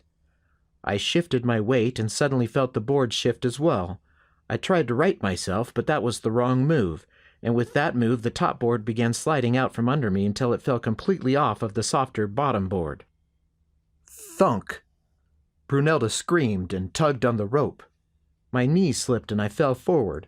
My arms and legs splayed out wide from the edge of one board to the other. The boards moved apart as the top one fell completely to the side. The wet board hung lower and I felt like I was tipping. I grabbed tightly to the edge of the dry board on my left side and tried to shift my weight to the left. I hooked my boot around the edge. I squeezed my eyes tightly shut and willed the boards to stop moving. As the moment passed, I felt cold water brushing the fingers of my right hand. I opened one eye and then the other and found myself staring directly into the water an inch away at most. I could stick out my tongue and drink. It was then I saw a shimmer in the pool, resting patiently there on the sandy bottom. "Hold out your light," I cried. "Are you all right?" "Just hold out your light." She reached out as far as she dared and the light danced in the water. "That looks like gold," I breathed. "I told you," she said. "You're not going to believe it." Chapter 55. Ever so slowly I began shifting my weight to the dry board. I scooted a mite and then froze before doing it all again. 1 inch at a time I shifted and scooted until one hand and foot were all that were left in contact with the sodden lumber. I took a deep breath, and with one final motion kicked and pushed simultaneously. The board crumbled under my right foot as I pushed. My boot fell into the ice-cold water. The board sank from its weight and the force of my kick just enough to be caught by the undercurrent. In a flash, it was swept away. It crashed into the far wall before being sucked unceremoniously into the dark. I felt the undertow tugging at my boot, grabbing and pulling at my leg. I strained to maintain my balance and wrest my foot free from the current's stranglehold. Had the water not been so clear, I would have sworn a giant sea monster was trying to pull me under. "Hold on!" Brunelda cried. She held the board down on hands and knees at her end to keep it steady. I could feel my boot pulling off, and I grimaced at the water's unimaginable force. Finally, I twisted my foot as I pulled and felt, rather than heard, a great sucking noise as the water released me from its iron grip. My foot swung hard, and I almost overcorrected in the other direction. With my boot half off and my leg soaked to the knee, I once again began scooting forward. When I reached the other side, I rolled onto my back and heaved great lungfuls of air. I hurt like I'd just been kicked by a whole corral full of mules. Every muscle was tense, and I forced myself to relax. Oof! I opened my eyes to find Brunelda had flung herself on top of me and was hugging me almost as tight as that current had. She buried her face in my neck, and I could feel hot tears on my bare skin. "I can't breathe," I stammered. Oh, sorry," she said, suddenly embarrassed. She brushed herself off and wiped away her tears. I laughed and tugged on her arm so that she fell to the ground beside me. We stayed like that for who knows how long, just staring at the ceiling. Time seemed to have no place in the cave. I may have even dozed off for a mite, Brunelda lying there next to me on the cold, damp stone floor. It wasn't until the candlelight began to dim that we sat up and scooted away from each other, between us a silent agreement not to discuss what just happened. Chapter 56. "You said I wasn't going to believe it," I began. "Oh yes, I almost forgot." She jumped to her feet and held out her hand to help me up. I was stiff and cold, but not injured, as far as I could tell. I had been stiff and cold before. I'd survive. I took another candle from my pack. Brunelda led the way. The corridor was wider than my shoulders, but I still had to duck a bit to avoid hitting my head. It jogged to the right, and then, after about 100 yards or so, came to a T-intersection. Without pause, Brunelda turned right and led me up a slope to a chest-high ledge. I could tell there was a room beyond the ledge. Brunelda pushed herself up and onto her knees. I followed. We both stood and turned to face the room. She was right. I stood in complete shock, unable to believe what my eyes were seeing. It was as if we had gone back in time and just set foot into the parlor of a local Spanish nobleman. I felt like I was back in California, in the ranchero of one of the original Californios. A large table of thick, heavy planks filled the center of the room. A bench sat to one side, pulled out as though someone was ready to sit down for the evening meal. There was a high-backed chair at the head of the table and smaller chairs on the other side. At one end of the cavern was a sitting area and a stone fireplace. An ornate rug covered the stone floor in front of 2 large chairs. Armor was neatly stacked against the far wall to the right. Breastplates were set in an orderly row on the floor. Helmets hung from spikes driven into the stone. A wooden crate, gray with age, lay open. I stepped forward and found it filled with finely crafted swords.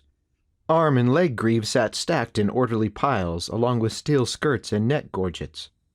I hadn't seen such a complete set of armor since I had found one on display in the mission at Santa Barbara. The armory was ready for its conquistadors to, at a moment's notice, suit up and head into battle. I caressed a steel breastplate in awe, amazed at its perfect condition. This cavern appeared to have been widened by hand. I could see tool marks on the surprisingly straight and smooth walls. There were no formations here, no stalactites dripping water. The air was dry and cool. I stepped up to the table and found plates, cups, and silverware set ready for the next meal, not a cup or fork out of place. I felt a chill run through me. It was as though the owner would appear at any moment and accuse us of trespassing. I saw a glint out of the corner of my eye and turned to look.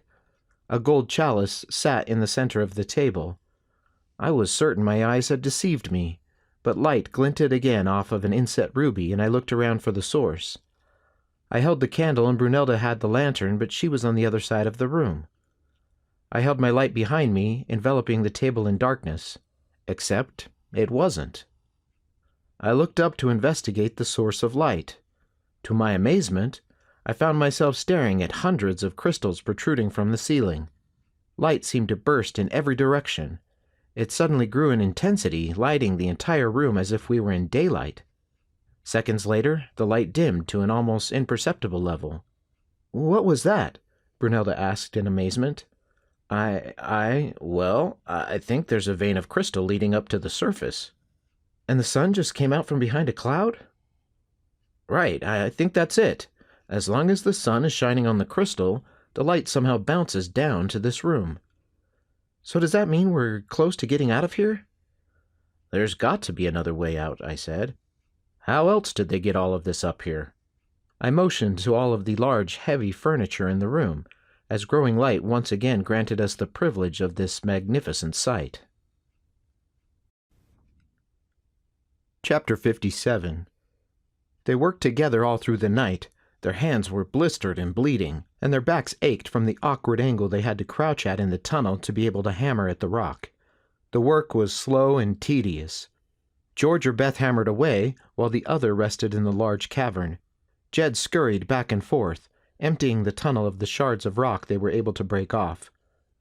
After hours of work, they all emerged from the tunnel into the cavernous room to rest. Jed had fallen asleep hours before on the dirt floor. The pile of rocks looked pitiful in the large room. Despite working all night, they had only broken through a couple inches of the stone. "We need to rest," Beth said wisely. "We can't take a break now. Look, George, we are both exhausted. We need food and an hour or so of sleep. They haven't returned yet, so they must still be exploring. That's a good sign. There is still hope they will find another way."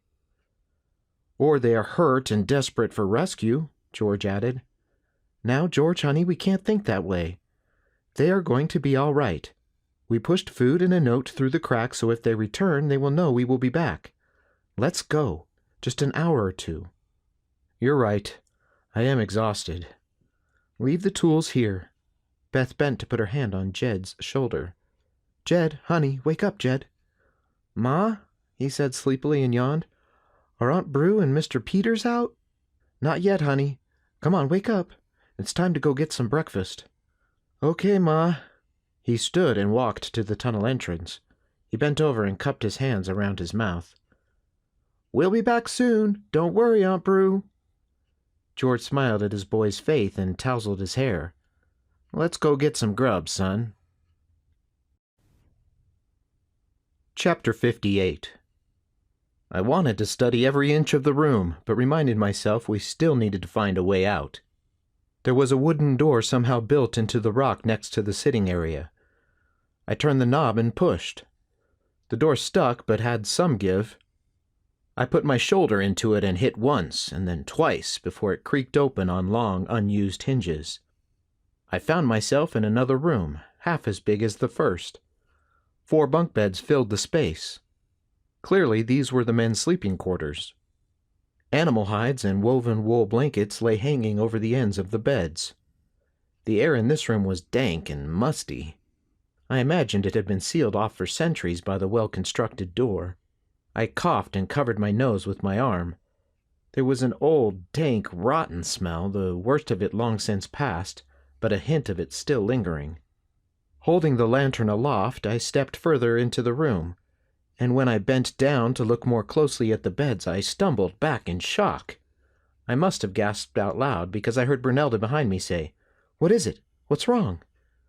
I pointed to the skeleton lying peacefully on the bed. She stepped into the room and grimaced at the smell, covering her nose as well. In 6 of the beds we found the same. A skeleton lay on each tick mattress, remnants of clothing draping limply over rib cages and legs. The empty eye sockets stared blankly at the ceiling or bed above. I saw no signs of struggle or violence on the desiccated bodies. I studied the length of the remains and found no broken bones, punctures, or any other obvious causes of death. A gold signet ring loosely lay encircling a small finger bone in one man's chest cavity. The hand must have been resting on the man's chest when he died, and the multiple bones had fallen through the gaps in his ribs as the flesh and joints deteriorated.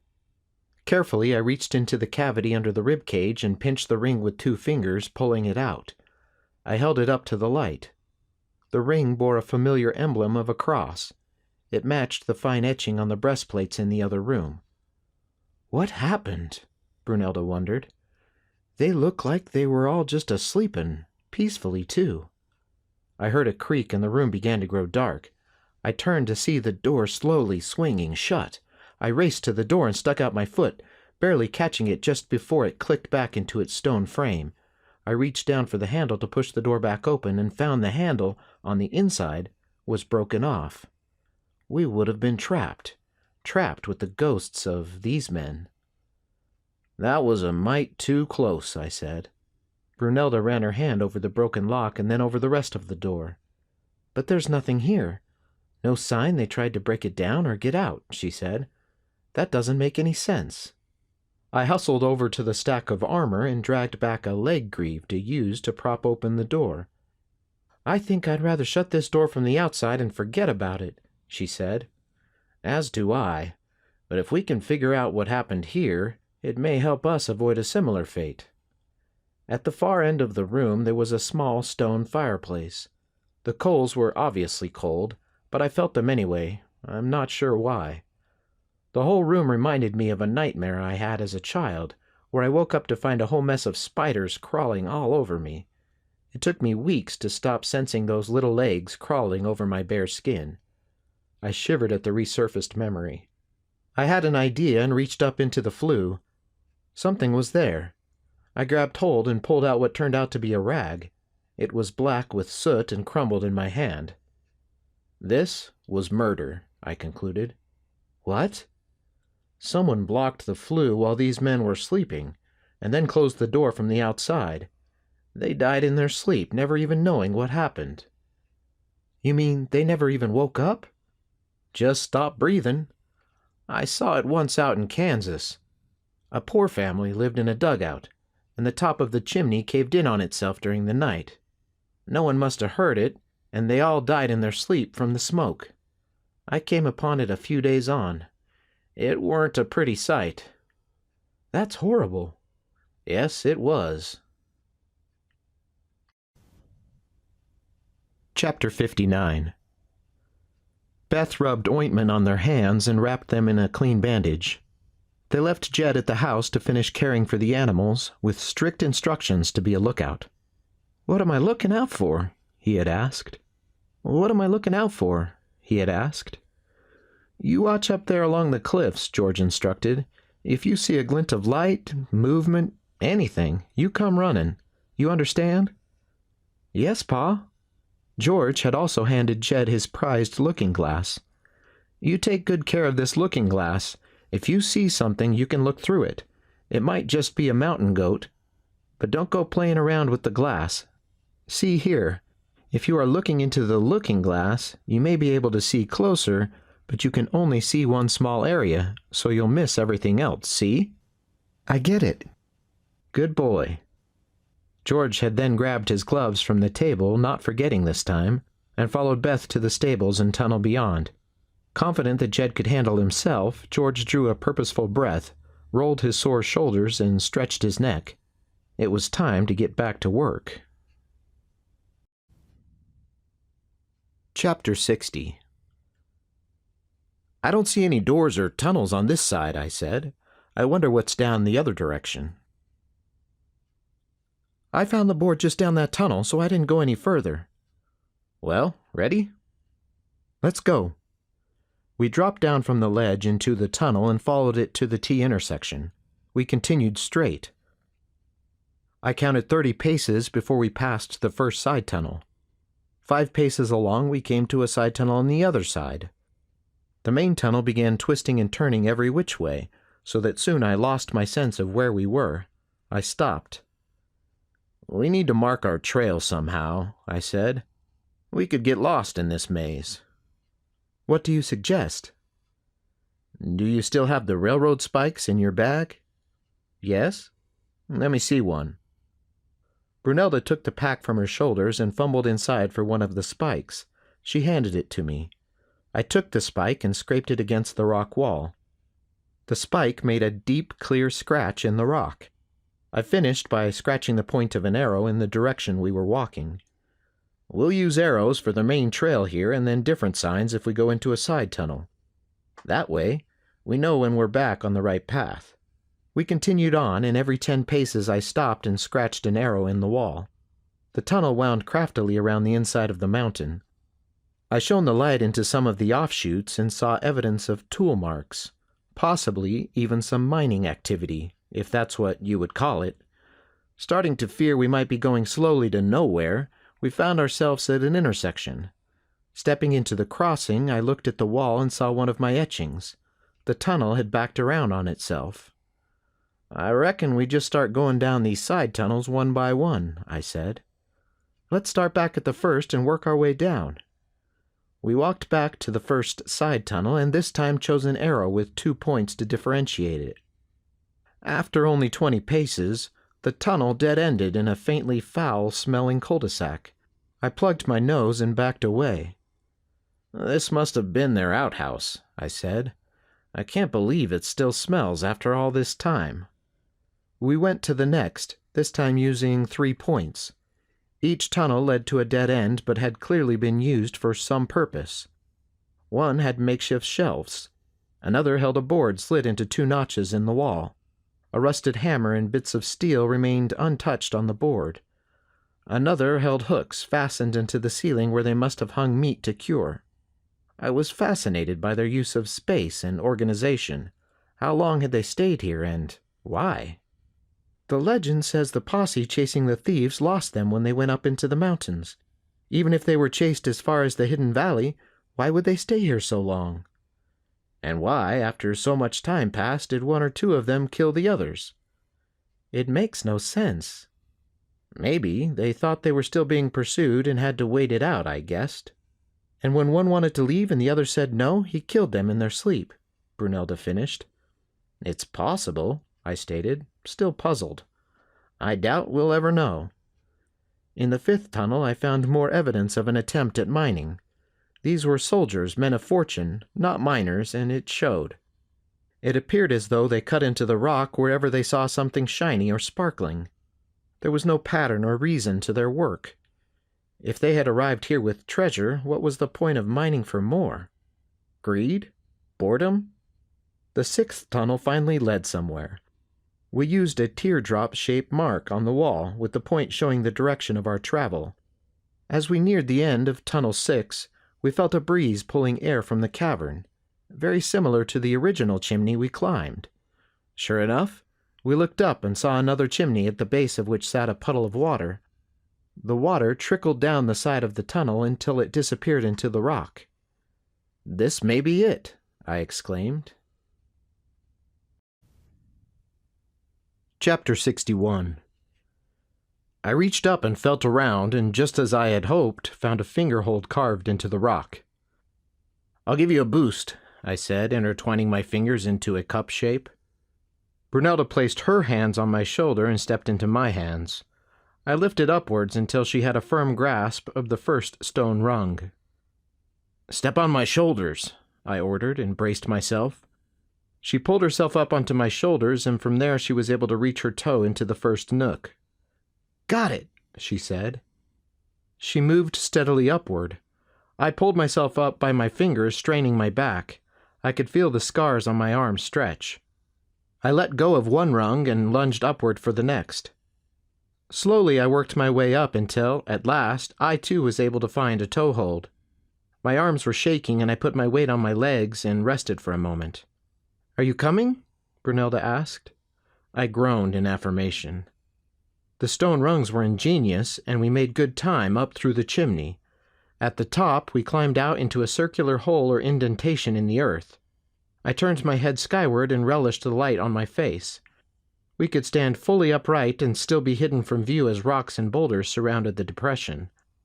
One rock lay across the opening, covering the hole, so that you had to step to the side to climb out. Curious as to where we had come out on the mountain, I found a root and pulled myself up and out of the depression. When I was out, I lay on my stomach and reached out my hand to help Brunelda. The view was breathtaking. We stood high on the mountain, above the clouds. The sky above us was a dazzling blue. and below us an angry sea gray. There was a small path leading away from the depression, so we carefully followed it. The trail was overgrown and slick with moisture. The wind blew fierce and cold. The clouds moved swiftly, breaking against the mountain like the ocean against a rocky shore. The path led down into the clouds, and I felt my recently dried clothes wicking moisture like sands in the desert. There was an instant change in the air as we were swallowed by the clouds. We slowed and stepped carefully in the low visibility. The trail was narrow but firm, with a sheer cliff face to the right and blankets of fog to the left, and no way to tell if we were skirting the edge of 100-foot drop or a gentle slope. I figured I'd wait until a dry sunny day to investigate that any further, and kept my hand touching the rock wall at all times. Brunelda walked behind me, one hand on the wall and one hooked around my belt loop. The terrain changed as we descended until we found ourselves brushing our shoulders against a rocky defile. Yet the air here was clear. The trail was flat and well-defined, and scudding clouds created a ceiling above us like we were still stuck in the caves, surrounded on all sides. We kept on, one step at a time, anxious to discover where the trail led. As the gap widened, I noticed I was able to see further into the distance. There the heavy fog was transforming to a swirling mist. I could see light ahead and picked up my pace without warning. Brunelda stumbled at the unexpected speed change and pulled on my belt loop. She fell forward and I stepped back. She crashed into me, one hand still stuck in the loop, the other closing around my chest. I instinctively placed my hand over hers. I felt her body against mine, her warmth pressing against my damp shirt. She moved away, but only after waiting a bit longer than I would have expected she needed to regain her balance. "Forgive me," she stammered, embarrassed. I smiled, knowing she couldn't see it. "Look," I said, and pointed ahead. The path was wide enough now I could move to the side and let her join me. "What is it?" she asked. I stammered. "I can't rightly say." We walked together into a small, enclosed flat plain, thick with mature lodgepole pines. "It appears to be some kind of plateau," I said, confused. I recalled the plateaus of New Mexico, but this was nothing like them. Mountains surrounded us on every side, but the ground was flat from where we stood. The air was clear and skies were blue here, as if we had entered a completely different world. I looked back along the path and saw the mist dissipate as it entered I didn't rightly know what to call it. We both went different directions and walked to the edge of the plateau until we met on the other side. There were no breaks in the walls on either side. After surveying the edge, we walked through the center, stepping around the tall trees. "Look," Brunelda said, pointing at a large stump. A broken wooden handle protruded from the stump. I brushed aside years of fallen needles and mushrooms to find a rusted axe buried deep in the wood. "Well, now we know where they got the wood for all of that furniture," I said. "They cut the trees here, dragged them up the trail, and lowered them down the chimney, one by one." "Amazing," Brunelda said. "But why?" she asked. "I still don't understand. Why did they stay here for so long when the tunnels were open and clear out through the cave in the valley?" "The only thing I can figure," I said, "is that it had something to do with the treasure. They went through all of that trouble to steal the gold. It seems that's the only thing that could have kept them here." "Right, but why not just walk out with it the same way they came in? They were free and clear. After one winter up here, no one was searching for them anymore." I sat on the stump and turned my face up to the sky, embracing the open air and blue skies, which were particularly welcoming to me after being so long stuck in the darkness of the caves. Brunelda sat next to me. I scooted over to make room. We sat in silence for a moment, each knowing we were going to have to retrace our footsteps if we were going to get out of there. There was no exit from here. I thought back through our journey, and my heart began to race as I recalled crossing the underground river. I had hoped to never have to do that again. I puffed my cheeks and exhaled. Brunelda looked at me with curiosity, waiting for me to speak. I noticed her watching me. "The River of Horrors," I explained.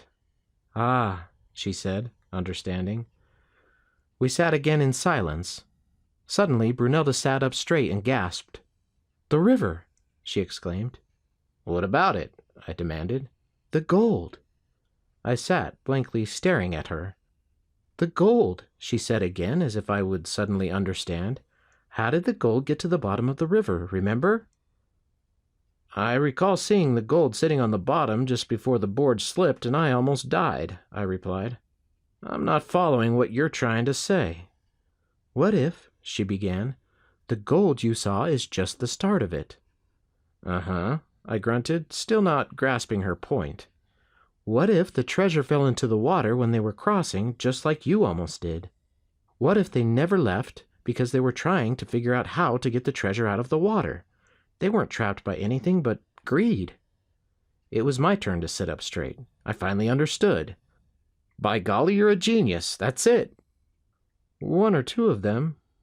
One, I said. One of them gave up, and when the others wouldn't let him leave, he stuffed the rag into the fireplace so's he could get away. He was the source of the rumors we've all heard passed down.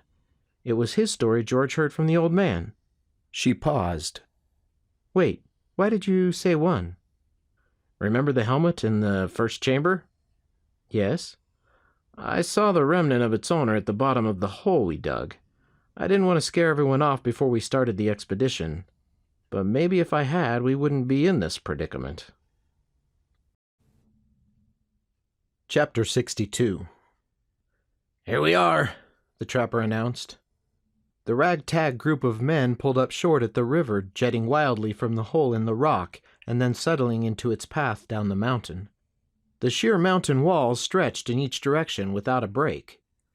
Sampson dismounted and walked as close as he could get to the water, where he attempted to peer into the tunnel. Instead of a view, he got a blast of water in the face.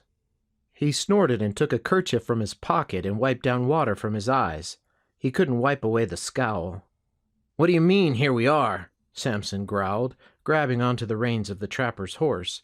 The horse didn't like it one bit and pulled away. The trapper slapped Sampson's hand with his reins. "I mean, this is it," the trapper said. "This is where the trail ends."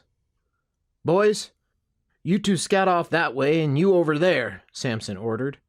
The other men obeyed and began carefully scouting the cliff for a trail or pass, something that would let them continue. The trapper sat in his saddle and grinned. "What?" Sampson demanded. "There's nothing that a ways but cliff to the right and rock slides to the left. And there," he pointed the other direction, "is just the same. There's no path up and no path through." "The Sampson began, and then corrected himself. "The MacNeils didn't just up and float away. There has to be a path somewhere." The trapper furrowed his brows at Sampson's slip of the tongue. So, he knew about the legends of the Spanish treasure. Well, better men than Sampson had looked for it and failed. They heard the blast of a gunshot and a man yelling in triumph. "Got it!" "No!" the trapper exclaimed. Sampson looked up at the trapper, not understanding the problem. Fresh meat was a good thing. They heard a sharp crack as if the earth itself had torn asunder, and then the ground below them began to shake. The trapper screamed, "Avalanche!" He spurred his horse up to the cliff face and hugged it tightly as the snow above them broke free in huge chunks. The rock face diverted the worst of it to the side of the hunter shot, but large chunks of snow and ice pelted the earth around them. It was early in the season yet, and the rocks under the snow joined the cascade of debris hurtling down the mountain face. The mountain fell silent in an instant, but the roaring in their ears continued.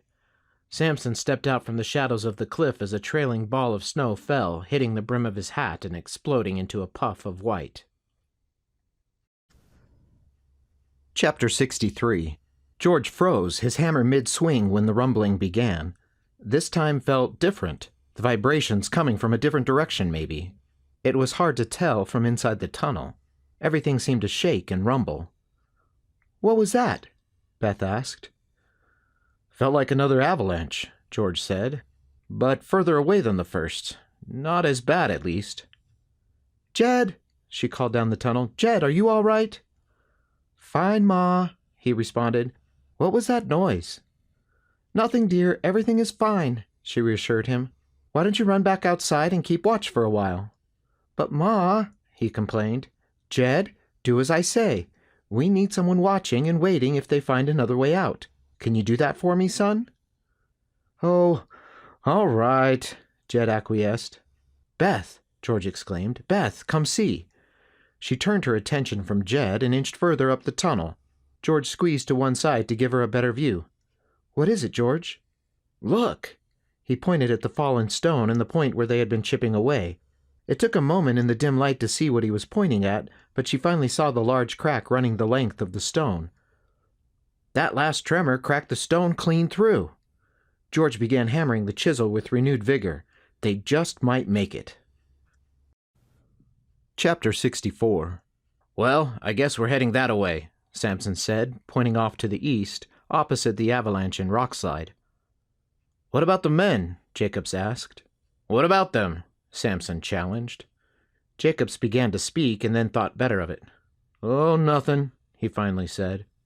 They turned their horses and began following around the cliff face, searching for a break in the rock or a canyon or any sign of a path up, around, or through. There was nothing. With the timberline just down the hill from their position, they would have found an expansive view of the valley below and mountain ranges in the distance. But as it stood, they were surrounded by darkening clouds. Visibility was poor to non-existent. Although the trapper had searched this route before and knew there was nothing to see, he never mentioned that in that light they could ride right on past a trail and never even see it at the speed they were going. He wasn't being paid for good advice. They rode in silence, each man lost in his own thoughts. The ground here was windswept and mostly free of snow, although the trapper kept a close eye out for sign, and every now and then saw bear and mountain lion tracks. Any bears would have worked their way further down the mountain in hopes of finding forage before hibernating for the winter. But bears didn't always do the expected thing. It paid to keep a close eye out, especially this early in the winter. The men didn't realize that they were gaining elevation as they rode, the cliffs here not as tall or deep as they were at the river. After riding for 2 or 3 hours, they stopped to rest the horses and eat. The trapper explored and found they had traveled beyond where he had explored in the past. The trail had turned north as they rounded the mountain. He slowly searched the ground for signs of humans, animals, anything really. He almost missed it. But upon closer inspection, the sign was unmistakable. The scuff on the rock, the rounded print in the earth, protected from weather between 2 rocks. A horse had passed this way. The scuff wasn't new, but sure as he was born, this wasn't made by any wild animal. Someone had passed through here. He searched further and found horse scat, dry and falling apart, but clear. The signs pointed up. Out of excitement, he forgot his disdain for Sampson and called out, "Over here!" The men rushed to his side and he explained what he had found. "Mount up," Sampson ordered. "Let's go." Chapter 65. "Was that another?" "It sure sounded like one," I said, knowing exactly what she meant. "It sounded like it was off yonder, further away this time." "I hope George is all right," Brunelda said. "I hope he's making progress on that rock," I added. We made our way back through the defile, not looking forward to going back underground. We exited the defile to a break in the clouds, and suddenly the view was clear. The sight was dizzying, like we were at the top of the world. I passed the entrance to the cave and carefully climbed rocks to see what was on the other side. I found myself staring into a deep crevasse several feet wide. Brunelda crawled up next to me, but I held out my arm in warning. I leaned over and peered down as far as I could see without ever finding the bottom. Brunelda bent over and picked up a pebble. She threw it into the center of the crevasse, and we waited a full 5 seconds before hearing it ping and bounce off the crevasse walls. The gap was too wide to jump, and the ground was too steep to find any purchase to build a bridge to cross. "This must be why they never left by this route," I guessed. "Look up there," Brunelda said, pointing up the steep slope. We scrambled, hand over rocks and boulders, until we found ourselves staring down at a cave-in of sorts.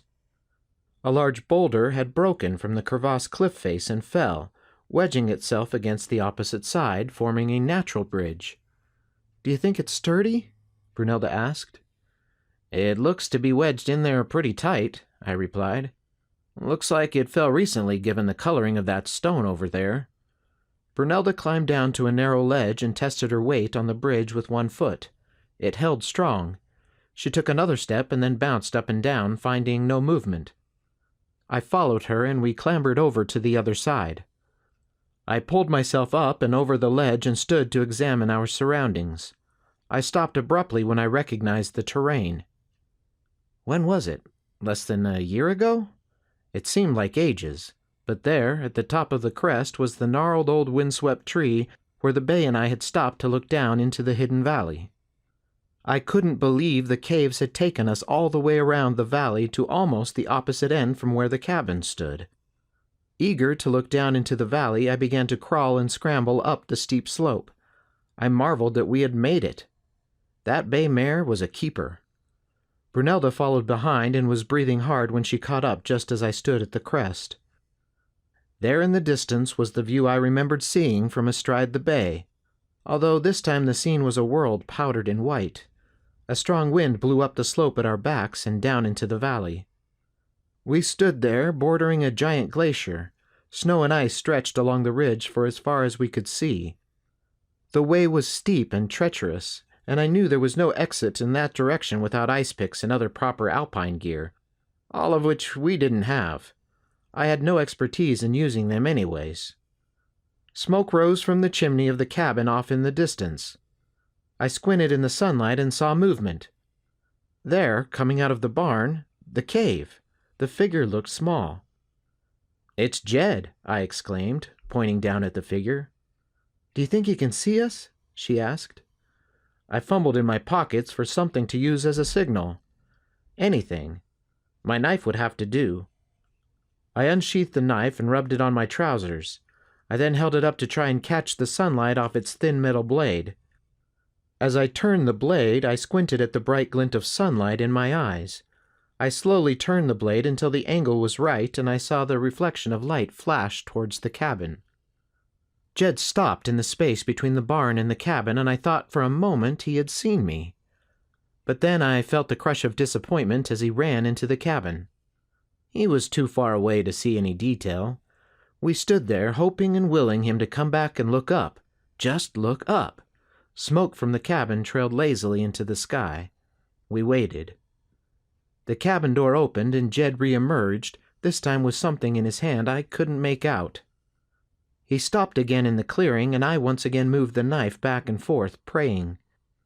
Sunlight flashed from whatever Jed was holding, and then the little figure began jumping up and down and waving wildly. "The looking-glass!" Brunelda exclaimed. "He saw us!" We waved back wildly. I saw the glint from the eye of the looking-glass again, and this time I tried to relay a message. I pointed back to the cave entrance and made a circle with one hand and a walking motion with the other. I pointed down through the circle and then at the cabin. I hoped he understood that we were going to make our way back through the cave. I waved goodbye and he waved back. "Can't we just hike down the mountain?" she asked. "This is the way I came last summer," I explained. "There was no snow or ice on the ground then, and I had the Bay to find the trail for me. I think it's too dangerous in the winter." Brunelda studied the mountain, trying to pick out a trail to the bottom. "You mean you rode down this mountain?" "Looking at it now, I don't know how I managed," I said. "I must have been crazy to even try." "I agree," she said. "If all else fails, this is an option, but the cave is definitely a better one." Just then a gust of wind blew at our backs, carrying with it the unmistakable sound of men. We turned in surprise. "Keep moving," a voice yelled, a voice I would recognize anywhere. Dane Sampson. Chapter 66. In a rush, I covered our tracks as best I could. The ground was mostly rocky, so we didn't leave much sign. We slid down the slope and hustled over to the crevasse bridge, retracing our steps. We reached the entrance to the caves and jumped down into the bowl before stopping to catch our breath. "Voices carry a long way on the wind," I said. "I'm sure they didn't see us." "Not a chance I want to take. You?" "No, ma'am." "We've got to get back and warn Beth and George." "Giddy up, then," I said, and climbed down into the chimney. I was grateful for our trail markers, and we found our way back out to the main tunnel without a problem. I felt a swirling sickness in my stomach as we approached the underground river, but pushed it down deep where it couldn't bother me, or at least where I could pretend to ignore it. The board was still there, lying across the expanse. Brunelda went first and managed to tiptoe her way without losing her balance. "Don't look down," she instructed. "You can do it." I blew out a mighty breath and took my first step. There was no time to waste crawling. I took a second step and felt the board flex under my weight. A third. The board hummed and vibrated through the soles of my boots. I wished I had brought my moccasins. A fourth. The board dipped closer to the water. Brunelda held tightly to the board on the other end. A fifth. The wobbling increased, and I felt myself losing my balance. A sixth. I waved and circled my arms wildly to stay upright. I was going to lose it. A seventh. I wasn't going to make it. Eighth. I was getting close. The board began to slip across the ground behind me. In wild abandon I ran. 9, 10, 11. I leapt for the other side. I landed hard on my right foot. My left dragged against the lip of the water's edge behind me. Brunelda grabbed my shoulders to steady me. We stood frozen there, but only for a second. I grinned wildly, and she rushed through the narrow crevice on to the formation room. Chapter 67. George lay on his back and pressed his feet against the final piece of rock still wedged in the tunnel opening. He grunted and flexed as he pushed with all his might. "Arrgh!" he yelled. His face turned the color of a ripe plum. His eyes were shut tightly and his knees shook. He heard a crack, and then the screech of rock scraping rock. He redoubled his efforts. "Move, damn it!" he croaked. The rock budged a hair, and then a hair more.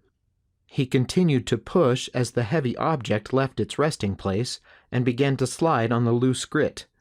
There was an unearthly screech as the tip of the rock wedged free of the tunnel ceiling, and without any further force holding it in place, George straightened his legs completely as the rock finally moved out of the way. His head fell back as he panted in exhaustion. He did it. "George! George!" he heard Beth cry as she scrambled up the tunnel. "George!" "Beth?" he managed to say. "They made it!" she exclaimed. "Jed saw them. She stopped abruptly. "George, you did it." "I did." "Oh, George!"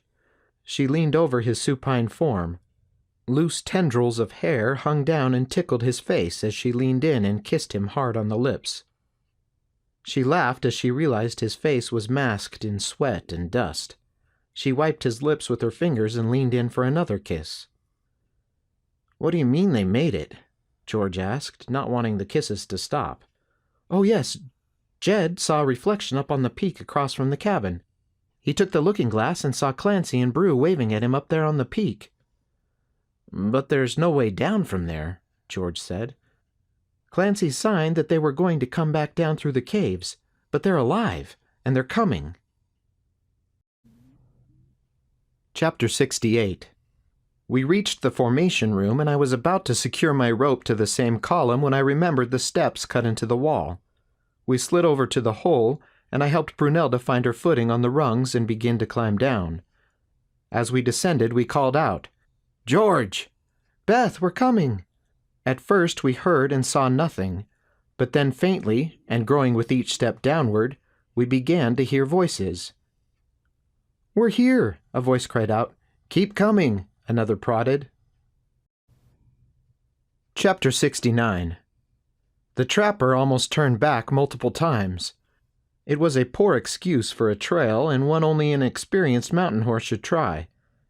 It was narrow and steep, more suited to goats or sheep. The rocks underfoot were unstable, and many slid or shifted under their weight. This was clearly a newly formed pass, the result of a recent avalanche or quake. Prior to that, this slope would have been completely untraversable. Sampson's men were not riding experienced mountain ponies. Their horses reared and faltered at each unsure step. Jacob's horse stopped midway up the path, refusing to go an inch further. The trapper cringed every time Sampson whipped, kicked, and cursed his horse forward. He was a cruel taskmaster to his men, and that was fine. Men had a choice to move along if things didn't suit them, but there was no excuse for beating a horse. The trapper was in the lead and turned to look back at the line of men spread out down the path. "That's not going to help," the trapper said to Sampson when he once again used the whip. The trapper dismounted to give his horse a rest. "We should try hiking the rest of the way. These animals ain't used to a trail like this. One of them could easily slip and break a leg." "Keep moving," Sampson roared in frustration. "You're the one who'll be walking home," the trapper muttered under his breath. He stepped in front of his mount and began climbing. His horse, grateful to no longer be carrying the weight, followed. The trapper moved further out in front as the strung-out group of men struggled and refused to follow his advice. "Again," he said, "no one's paying me to fix stupid." His horse whinnied in assent. Chapter 70. Brunelda reached the bottom first, and Beth flung her arms around her in a hard embrace. I stood on the last rung until they sat back and looked up sheepishly. I grinned. I stepped down and stooped to move into the small space. "Good work," I said, pointing to the rock now sitting in the corner. "When did you finally get it moved?" "About 5 minutes ago," George replied. I raised my eyebrows in surprise. "Where's Jed?" I asked. "In the big cavern," Beth said. "He can't wait to tell you how he understood your sign." "He's a sharp lad." My tone grew serious. "We have to hurry," I said. "What's wrong?" Beth asked.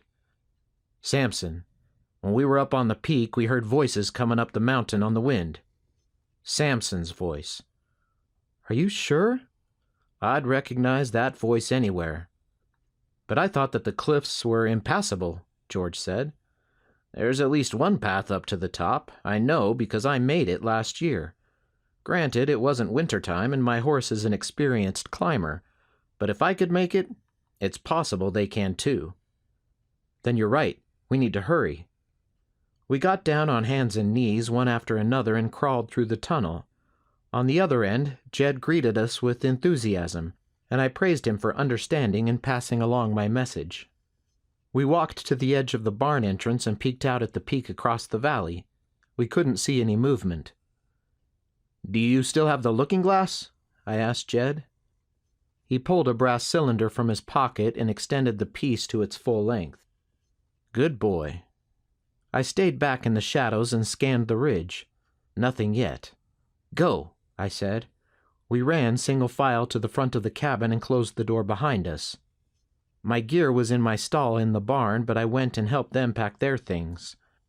They didn't have many valuables, but took some jewelry, a watch, and the gold pieces they had saved, packing them all in a leather pouch.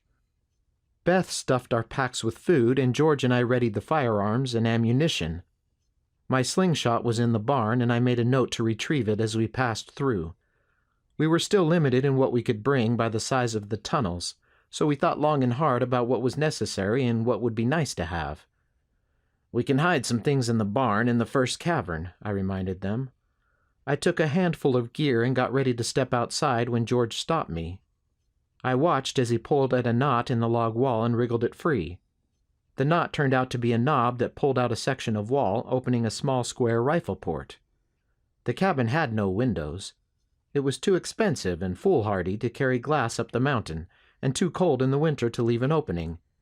But George had still been wise enough to consider defending his home. Good man. George took the looking glass from Jed and squatted down to allow himself to look up at an angle to the ridge. Still empty. I made several trips, hiding gear in various places in the barn and setting other gear near the opening to the first tunnel. We checked the ridge each time. After the third trip, I almost stepped out into the sun from the shadows of the barn, when at the last second I noticed a break in the stream of smoke from the chimney. That was our signal. They must have seen something. I hurried back to the storage room where the tunnel from the house exited. I moved the crates of dried fruit and set the trapdoor to the side before dropping into the hole. The tunnel had held up well, and I crawled quickly towards the cabin. When I arrived, I knocked on the ceiling and heard the boards above me lifting. The tunnel filled with light, and I found George reaching out to help me up. I took his hand and climbed into the small room. He led me to the gun port and handed me the looking glass. It took a moment to focus in, but sure enough, there on the ridge was a lone man dressed in fur standing next to his horse. The man turned and beckoned to someone, and I saw the head first and then the body of a large man emerge into view. It was Sampson, all right. The trapper pointed down at the cabin. I resisted the urge to back away, feeling like he was pointing directly at me, but I knew there was no way he could see me at that distance. I stepped back and looked at the others. I motioned for George to close the port. The room fell into darkness as he fitted the log back in place. "It'll take some time for them to make their way down the mountain. The going is still treacherous on this side, but we need to get going." Brunelda jumped in. "Keep the fire going so they think we are still inside." "Good idea," Beth commented. We gathered up all of the prepared packs. Beth and George took a moment to look around their home, wondering if once again they would have to start over. I saw their hesitation. "This ends here," I said. Jed went first, followed by his mother and then Brunelda. George followed. I handed down all of the packs and then pushed the table over the trap door. I crawled under the table and checked the room for the final time before lowering the door. I swung a bar on the tunnel side to lock the tunnel shut. None of us noticed that the Conquistador helmet was resting on the mantel. Chapter 71. The trapper stood in amazement at the peaceful valley, which was protected on all sides by the mountain. He could hardly process the fact that such a place even existed, let alone that he had spent so much time searching the base of the cliffs without finding an entrance. There was no way they had taken this path, but how had they gotten in? Sampson stepped up beside him, breathing hard and mumbling curses. Did he never stop? The trapper pointed. "There," he said. "I found it," Sampson declared in triumph. The trapper looked at him with disdain. Of course he took credit. "Hurry up, men!" Sampson shouted down the ridge. The cabin stood there in a clearing covered in clean white snow, smoke drifting lazily from its chimney. "They don't even know we're here," Sampson declared victoriously. There was a path of footsteps in the snow leading from the house to the corral, the house to a small outbuilding, most likely an outhouse, and a well-used path to a cave entrance. That must be what they're using as a barn, the trapper thought. The trapper caught the hint of motion in the whiteness of the ground, and to his surprise he found himself staring at a flock of sheep, all camouflaged neatly by the snow. Hoofprints covered the corral and also led back to the cave. There were no humans in sight. They must all be keeping warm in the cabin. Patrick joined them on the ridge, followed a few minutes later by Jacobs. They had both learned winter trekking the hard way and had hiked the rest of the way when their horses refused to carry them a step further. No shouts, curses, or whips could change the stubborn animals' minds. Their mounts followed minutes later, their coats lathered despite the cold. That was all that remained of their party. Sampson looked at the two men and scowled. This was no crack team of fighters. Patrick was keen to prove himself and would do whatever he was told. Jacobs would do what he had to work off his debt, but Sampson knew he had his limits. He didn't have the killer instinct. The trapper, well, he was there for his own reasons, and the money didn't hurt either. "Well, trapper, how do we get down?"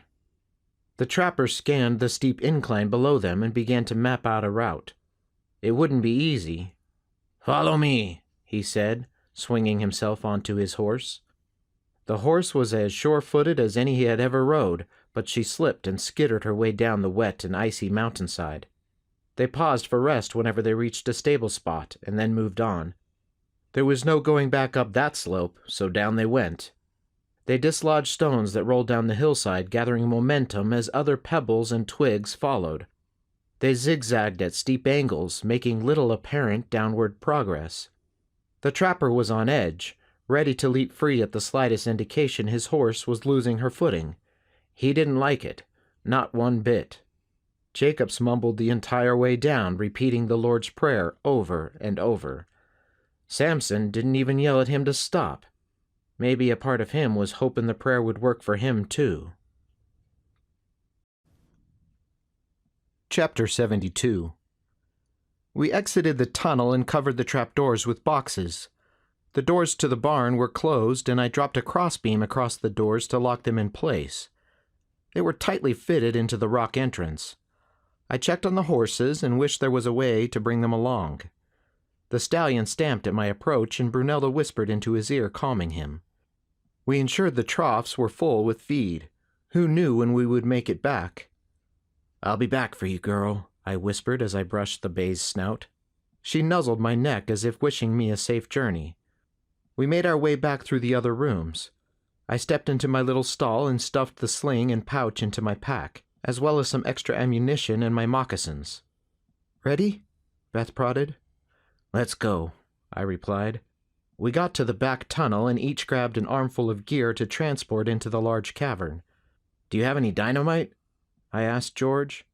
He nodded and pointed with his chin to a box stuffed with straw. I took 2 sticks from the box and placed them in my pack, along with a roll of fuse cord. "Just in case," I said. I brushed out the dirt floor with a straw broom and pulled the barrels and boxes in behind me as I entered the tunnel. I wished there was a way to stop the air from giving it away. Once in the cavern, we moved everything to the darkest corner of the room. It wasn't hidden by any means, but it would be out of sight to anyone not really looking. One by one, we crawled through the second tunnel. The women boosted Jed up to the first rungs, and he began to climb. "Don't go anywhere when you reach the top," Beth instructed. "Yes, Ma," he replied.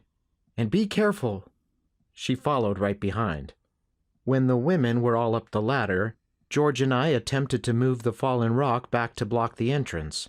It was awkward in the small space, but he managed to grab one side while I set my back against the wall and pushed the other with my feet. I marveled that he had been able to move it out of the way by himself. An inch at a time, it moved. "A little more," I grunted, heaving with all I had. "There we go," George grunted as the rock moved into place. We didn't want to jam it in too tight. There was no telling when we'd need that tunnel again. I explained the hidden rungs to George, and he made his way quickly up the chimney. I was left in the dark when his candle went with him, but I moved by feel and found the first rung. Chapter 73. The horses were exhausted, but Sampson wasn't apt to give them a break. He was more eager than ever, finally seeing the prize right in front of him. He forced his horse into a gallop and ran straight into the yard, dropping any attempt at stealth. "MacNeil," he yelled, "come out with your hands in the air." Silence. "MacNeil, this is your last warning."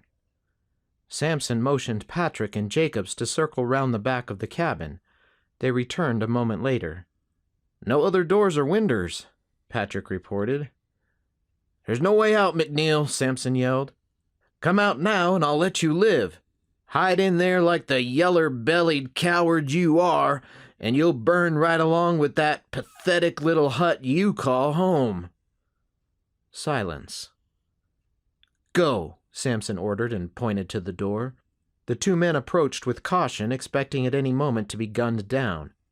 The trapper ignored Sampson's antics and dismounted near the corral. He tied his horse to the fence and began to explore. MacNeil had a nice spread here. Something like this could maybe even get the trapper to settle down. He approached the barn door and pulled, expecting it to swing open. Instead, it stayed stubbornly shut. Patrick and Jacobs approached on opposite sides of the cabin door. Patrick took the gun from his holster and motioned for Jacobs to push. Jacobs stepped forward, pushed the door, and then quickly stepped back into the cover of the log frame. The well-hung door swung silently inward. More silence. Patrick looked back at Sampson, who urged him on. With trepidation, he stepped inside and tried to adjust his eyes, which struggled with the transition from the bright snow to the dim light of the cabin. The cabin was well built, simple, and clean, but empty. "No one here, boss," he called out. Sampson trudged forward and stepped into the little cabin. "Search it," he ordered. He began tossing blankets and overturning chairs, searching for what Patrick didn't know. They piled everything in the cabin onto the kitchen table and the trapdoor below. The search was haphazard and lazy, more an exercise in frustration than purpose. Finally, Jacob stammered. Boss? What? Jacobs pointed to the mantel. What's that? Sampson stepped forward. Aha! He exclaimed. The legends are true. With awe, he took the Conquistador's helmet in his hand and stepped out into the sunlight, almost running into the trapper. The trapper's eyes widened. Is that? Sure is, said Sampson, and it's all mine. Patrick and Jacob stepped out into the yard. Search the barn, Sampson said. It's locked, explained the trapper. I already tried. Well then, break down the door. I don't care how you do it. Chapter 74. Now that we knew the way, travel was quick. We made it through the crevice without incident and found ourselves once again at the underground river. Careful, I warned. That water looks still, but underneath the surface there's a mighty strong current that'll suck you into the heart of the mountain faster than you could holler for help. With 3 people carrying lanterns, the room was much brighter, and I took a moment to look around, something I hadn't the time or inclination to do before. Bring a light over here, I said when I saw some sort of mark on the rock wall. Brunelda approached and held up her light. Well, I'll be, I said. What is it? Asked Jed. I lifted him up so he could see better. See that sign right there carved in the rock? Yes. That's the same symbol we saw carved on the door of the dwelling up ahead. What symbol? Brunelda asked. I didn't see anything. It's on the inside of the door to the bedroom, I explained. I thought nothing of it at the time, and, well, I was a mite more concerned with what we found than some carving. Brunelda leaned in and looked closer. The carving depicted a simple symbol of a cross, with a fleur-de-lis embellishment at each end. The Conquistador cross, she said. How do you know that? Beth asked her. Auntie had a book in her library about Cortez, and this symbol was embossed on the leather cover. I asked her what it meant. I traced the outlines of the cross with my finger. This room bears some importance. I turned. Come, I said, walking to the edge of the river. Shine your lights here. 3 lights shone and melded their individual brightness together to reflect off the water. There, I pointed into the rushing current. Barely visible at this angle, the gold I had seen earlier shimmered on the bottom. I noticed, now that I was standing on firm ground and not fighting to stay alive, the fleur-de-lis shape of the visible section of gold. It looks like a golden cross, I said. This must be why they stayed, I whispered. We need to keep going, Brunelda said, breaking our trance.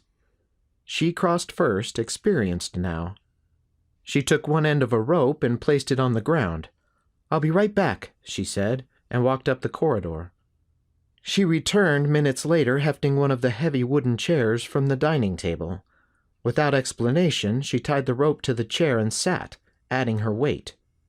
Catching on, I pulled the rope taut on my end. Jed, you go first, I said. Hold tight to the rope as you cross and stay in the middle of the board. George took the second rope and tied it around Jed's waist. As children often do, he crossed the river confidently and without fear. Brunelda lifted the rope up and over Jed's head, and George began to pull it back across. But just as the loop of rope hit the water, it sank a few inches and then, whoosh, was carried swiftly toward the yawing tunnel mouth. George frantically pulled on the rope, attempting to reel it in, fighting the current every step of the way. Beth stepped in and helped, surprised that a loop of rope could create so much resistance. The rope finally snapped free of the current and floated peacefully on the surface until they pulled it out. You next, George said a little shakily. He untied the loop and refastened it around Beth's waist. He gave her a quick kiss and then stepped back. You can do it, Ma, Jed encouraged. I stepped back, increasing the tension on the rope handrail as Beth took her first careful step. She made it across without a problem. George went next, and this time Beth took care of holding the rope around his waist. I felt him tug and push on the handrail rope, and I leaned back to create maximum tension. It was finally my turn. I wrapped the rope in my hands around my forearm. George tossed the other rope over, which I caught before it fell into the water. I tied this rope around my waist and then wrapped it around my other forearm, hoping the two taut ropes would help keep me centered and balanced. Truth be told, I didn't want to appear scared in front of the others, so I just up and stepped out onto the board, nothing doing. I was apparently growing my sea legs, because this time across was the easiest one yet. When I disentangled myself from the ropes, I bent down on one side of the board and George followed my lead on the other.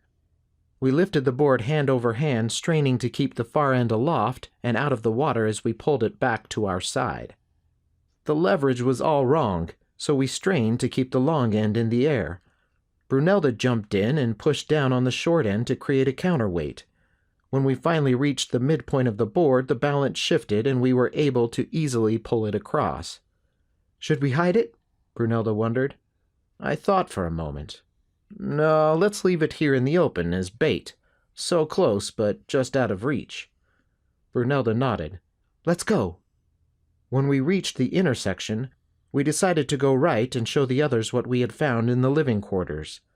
I also wanted to show Brunelda the carving on the bedroom door. As we climbed up over the lip and brought our lanterns into the room, Jed noticed the armor and immediately ran to inspect the weaponry. Brunelda and I showed George and Beth around the room and pointed out the genius of the crystalline ceiling. When there was nothing else to see, we relented and opened the bedroom crypt door. They stepped inside and Jed came bounding up behind us, dragging a heavy dagger. "What's in there?" I knelt in front of the boy and spoke to him face to face. "That's a burial tomb," I said. "It may be a bit scary." "I'm not scared." "I know, you're brave, but a person can't really be prepared to see what is in that room, and there's no shame in being frightened, all right?" "All right," he answered solemnly. Beth took his hand and they walked inside. I pushed the leg greave, still lying on the ground, into place to keep the door from slamming shut. With reverence, the group stepped from one bed to the next and silently offered a prayer for each man. Jed's eyes were huge as he looked over the desiccated bodies.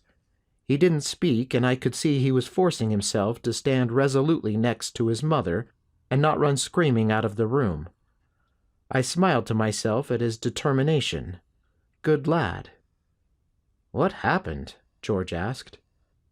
"I found a rag stuffed up in the fireplace flue," I explained. "It looks like one of the men blocked the fireplace, and then, if you look here, the handle on the inside of this door is broken off. The others were asleep and never woke up." "Fascinating," said Beth. She reached down and gently touched a blanket covering one of the bodies. "Ma," Jed protested, "don't touch." She took him by the hand and smiled. "You're right, Jed, I shouldn't touch." "Let's get out of here," George said, shivering. He gathered his family and led them from the room. As they exited, I held up a lantern to the door and Brunelda traced the carving with her finger. "It looks like it was done by the same person," she said. "They're exactly the same." "I wonder about their meaning." I moved the leg greave and allowed the door to shut. We left the residential area and led a guided tour of the tunnels we had explored. I explained the markings we had carved on the wall and how to avoid getting lost. "What about this one?" George asked. "We haven't explored every tunnel. When we found the way out, we explored that first. And that's when we heard the voices and hurried back as fast as we could." George said. "I wonder where they're at now?" Brunelda asked. I bit my lower lip and tried to calculate how long it would have taken them to make it down the mountain and across to the cabin. "I figure they should be at the cabin by now." "What do we do if they come?" Jed asked. "We need a plan," Beth said. Chapter 75. Patrick and Jacobs rammed their shoulders into the barn doors over and over until they grimaced in pain. The trapper watched with amusement. "Can't fix stupid," the trapper mused under his breath. Sampson yelled and screamed at them to keep going, but it was like beating a dead horse. Finally, the trapper couldn't stand by any longer. He walked to the cabin and came out holding a metal fireplace poker. He trudged up to the barn doors as the other men watched. "Lean into it," the trapper ordered. The men did so, and the doors opened just enough to allow a small space between them. The trapper pointed to the center of the narrow crack. "The doors are barred from the inside," the trapper explained.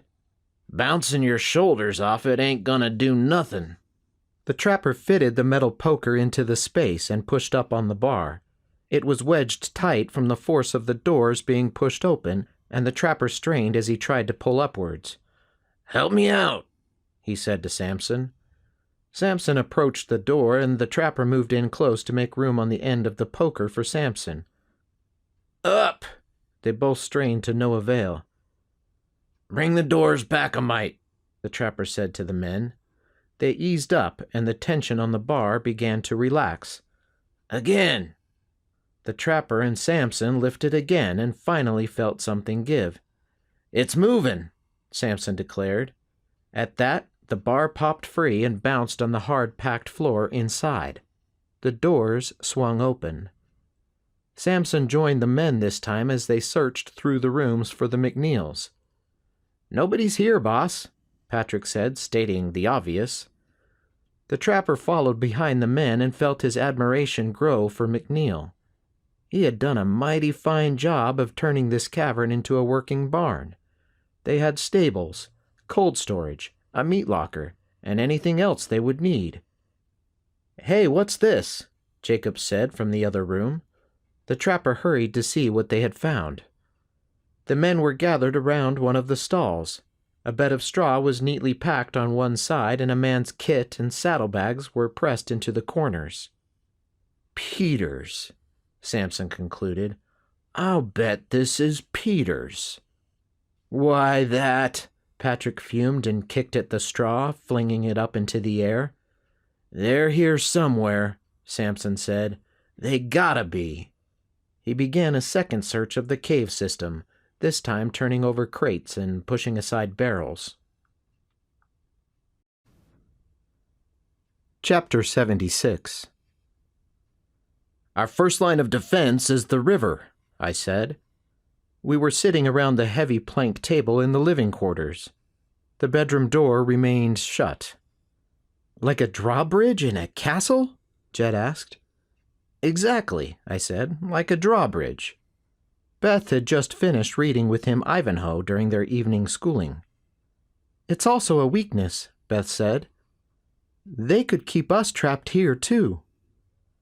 "True," said Brunelda, "but there is a way out and down the mountain if we have to. It's dangerous, but possible." "So how do we stop them if they find a way across?" "The skeleton room!" Jed exclaimed. "That's not a bad idea, son," said George. Chapter 77. Room by room they searched, throwing and kicking supplies out of the way, creating jumbled piles of garbage. The trapper winced as they turned over barrels of flour and sugar, goods anyone would need to survive the merciless mountain winter. When they reached the back room, the final one in their search, the men increased the intensity of their destruction. Whatever they were looking for had to be here. "I found it! I found it!" Jacob shouted as he pushed aside the barrels and crates hiding the tunnel. They all crowded around the opening. A steady breeze escaped from the opening. "It smells old," the trapper thought. "There was a box of candles in the other room," Patrick recalled and raced to grab a bundle. He found that half of the candles had broken when they were dumped to the ground, and he cursed at the MacNeils as if it were their fault he had smashed their candles. He gathered what he could and returned to the entrance. He lit a candle for each man, and Sampson gestured for him to go first. Patrick wasn't a man who enjoyed tight, dark spaces. That's why he had given up mining and started to work for Sampson in the first place. "What if they aren't in there and they come back?" Patrick said. "Maybe I should stay here and watch your backs?" Sampson growled. Get in there." With sheepish reluctance, Patrick obeyed. Chapter 78. We took the time we had to explore the remaining tunnels. I felt a sense of urgency and rushed the exploration until I almost found myself at the bottom of a pit. I turned a corner and stopped suddenly when I found my foot hanging out over empty space. I grabbed onto the wall and took a step back before regaining my composure and holding out my light.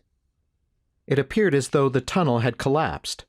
Jagged rocks littered the floor about 20 feet down, surrounded on all sides by sheer rock. Across the chasm, the tunnel continued. We would just have to leave that one a mystery for now. Unless... I stopped to listen now that the thrumming of my racing heart was beginning to quiet. I swore I heard the sound of rushing water. I placed my ear against the side of the tunnel on one side. Nothing. I repeated the step on the other side and felt the thrum and vibration of a quickly moving current on the other side of the wall. I looked down into the hole again and strained to see into the dark corner. There, down at the bottom of the pit on the wall, it shone, a glistening moisture wicking through the stone. I closed my eyes and tried to calculate my location in relation to the underground river. Tunnels twisted and turned in my mind. It could be... It really could be, I said. An idea began to grow in my mind. But I was interrupted and the thought fled. "I hear them," George whispered. We rushed to gather in the tunnel to discuss our final plans. Beth held up a hand for silence and we all listened intently. Sure enough, we heard the ominous whispers of men progressing through the passages. Chapter 79. Sampson struggled to squeeze through the crevice. He had to turn his upper body sideways and expel the air from his lungs to fit. "Look at this," Patrick said. They spread out on the ledge and stared at the calm surface of the water. "What do we do now?" Jacobs asked. "Looks like they pulled up the bridge," Patrick observed, pointing at the board leaning against the far wall. They stood there thinking. "Swim over and grab that board," Sampson ordered. Patrick and Jacobs looked at each other. Me? Jacob stammered. "Yes, you. Go on." Jacobs shucked his gun belt and boots, stuck a toe in the freezing water, and shivered. He then dropped his coat on the ledge, unbuttoned his shirt, and stepped out of his trousers. If he had to get his long underwear wet, so be it. But he wanted dry clothes to don afterwards. He took one last look at Sampson.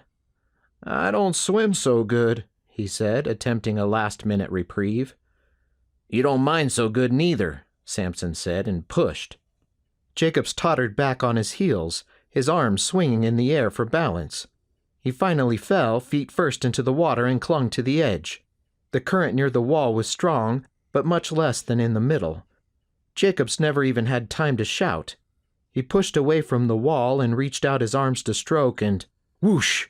The current sucked him under in an instant. Like a rag doll, his head bashed against the side of the pool, and then disappeared into the blackness. Before any of the men could register what happened, he was gone. "What in the Sam Hill?" Patrick choked. "Now what?" said the trapper, growing ever more cautious of the perilous nature of this business arrangement. Chapter 80. "That was him," George whispered. "Patrick." "I figured he'd be halfway to Mexico by now," I said. "Head back out to the barn and see if you can find something to create a bridge," I heard Sampson's order echo. I looked at George. The women and Jed were hiding in the living quarters, ready to engage in the second half of our plan. "Ready?" I whispered. He nodded. I stepped around the corner but remained in the cover of darkness. The 3 remaining men were lit by the candles they had stolen from the barn. I loaded a pebble into my slingshot and once again fired it at Patrick's hat. The hat flew backward into the wall and fell to the ground. Patrick reached up to the top of his head and looked around. "He's here," he said in a forceful whisper. "Peters." I shot again, this time at Patrick's gun just as he reached for it. The pebble hit the back of his hand and he jumped back and held his wrist in pain. I saw the trapper inching himself along the back wall towards the crevice. I shot another pebble at the level of his face just in front of him. "Everybody just stand easy," I said. "Hands away from your guns." I could see Sampson's mind working, calculating options and odds. I stepped into the light. "I take it you'd like to cross," I said. Sampson didn't answer. "I'll take that as a yes, then." "Sampson, you've traveled awful far and gone to a lot of trouble for a mine you have no stake in. And you've persecuted the MacNeil family long enough. What is it you want?" "You bought that mine out from under me, Peters. He was selling to me. That's reason enough. No one does that to me." "I see," I said, clicking my tongue and shaking my head.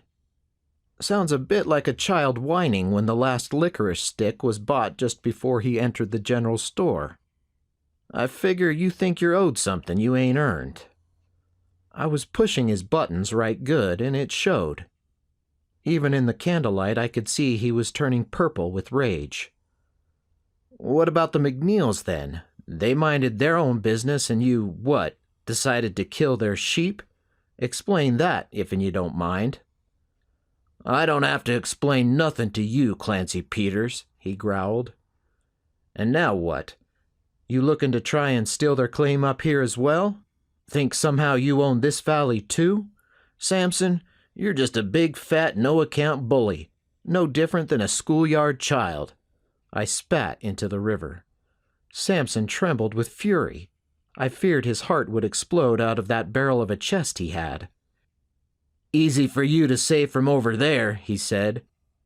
"Too cowardly to say that to me face to face, I reckon." "Oh, you want to cross, do you? Well, why didn't you say so?" Knowing George was standing back in the darkness with a gun pointed right at Sampson's head, I tucked the slingshot in my back pocket and hefted the giant board. I shuffled it over to the edge of the water and then, with a sudden push, let it drop. Sampson jumped back to avoid being hit by the board's fall, and when he looked up again, I was already gone. George and I ran back along the path. When we reached the intersection, he went right and I went left. I knew Sampson would send his men first, and I was right. I heard some colorful cussin' as they crossed the board, and then they came running. I waited at the entrance to one of the side tunnels until I saw the light of their candle. I made sure my candle was visible to them when they scanned both directions. A shot rang out and pinged harmlessly off the wall of the main tunnel. "You go right. I want this bastard to myself," I heard Patrick say. Perfect, I thought. I went down the tunnel just far enough to round a slight bend and held my light out so it would be visible from the entrance. I heard Patrick skid to a stop in the tunnel when he saw my light, and he let off another round. I moved around the corner and blew out the light. I silently felt my way in moccasined feet to the next turn, and then hugged tightly up against the tunnel wall. Patrick made no effort to be quiet. He came storming down the tunnel like a man on a mission. I heard his boots slide on the sand, and he swore when he almost lost his balance. But he never slowed. His light grew on the tunnel wall as he came nearer, and I held my breath and made myself as small as possible. If he noticed me there too soon, the plan wouldn't work. I shouldn't have worried. Patrick was not a man swimming in smarts. He barreled around the corner and ran right over the void. He screamed. I heard the sickening sound of flesh and bone hitting the jagged stone floor below. His candle went out, plunging the pit into total darkness once again. I carefully backed my way onto solid ground before striking a match to relight my candle. I peered over the edge. He was gone, there was no doubt. His gun lay 10 feet away from his body, and the candle lay shattered in pieces. One more man down. Chapter 81. The trapper moved cautiously ahead. trying to figure a way to communicate that he was not one of Sampson's men. He had no interest in harming anyone. He reached the ledge leading into the room and placed his candle there before pulling himself up. The flame blew out.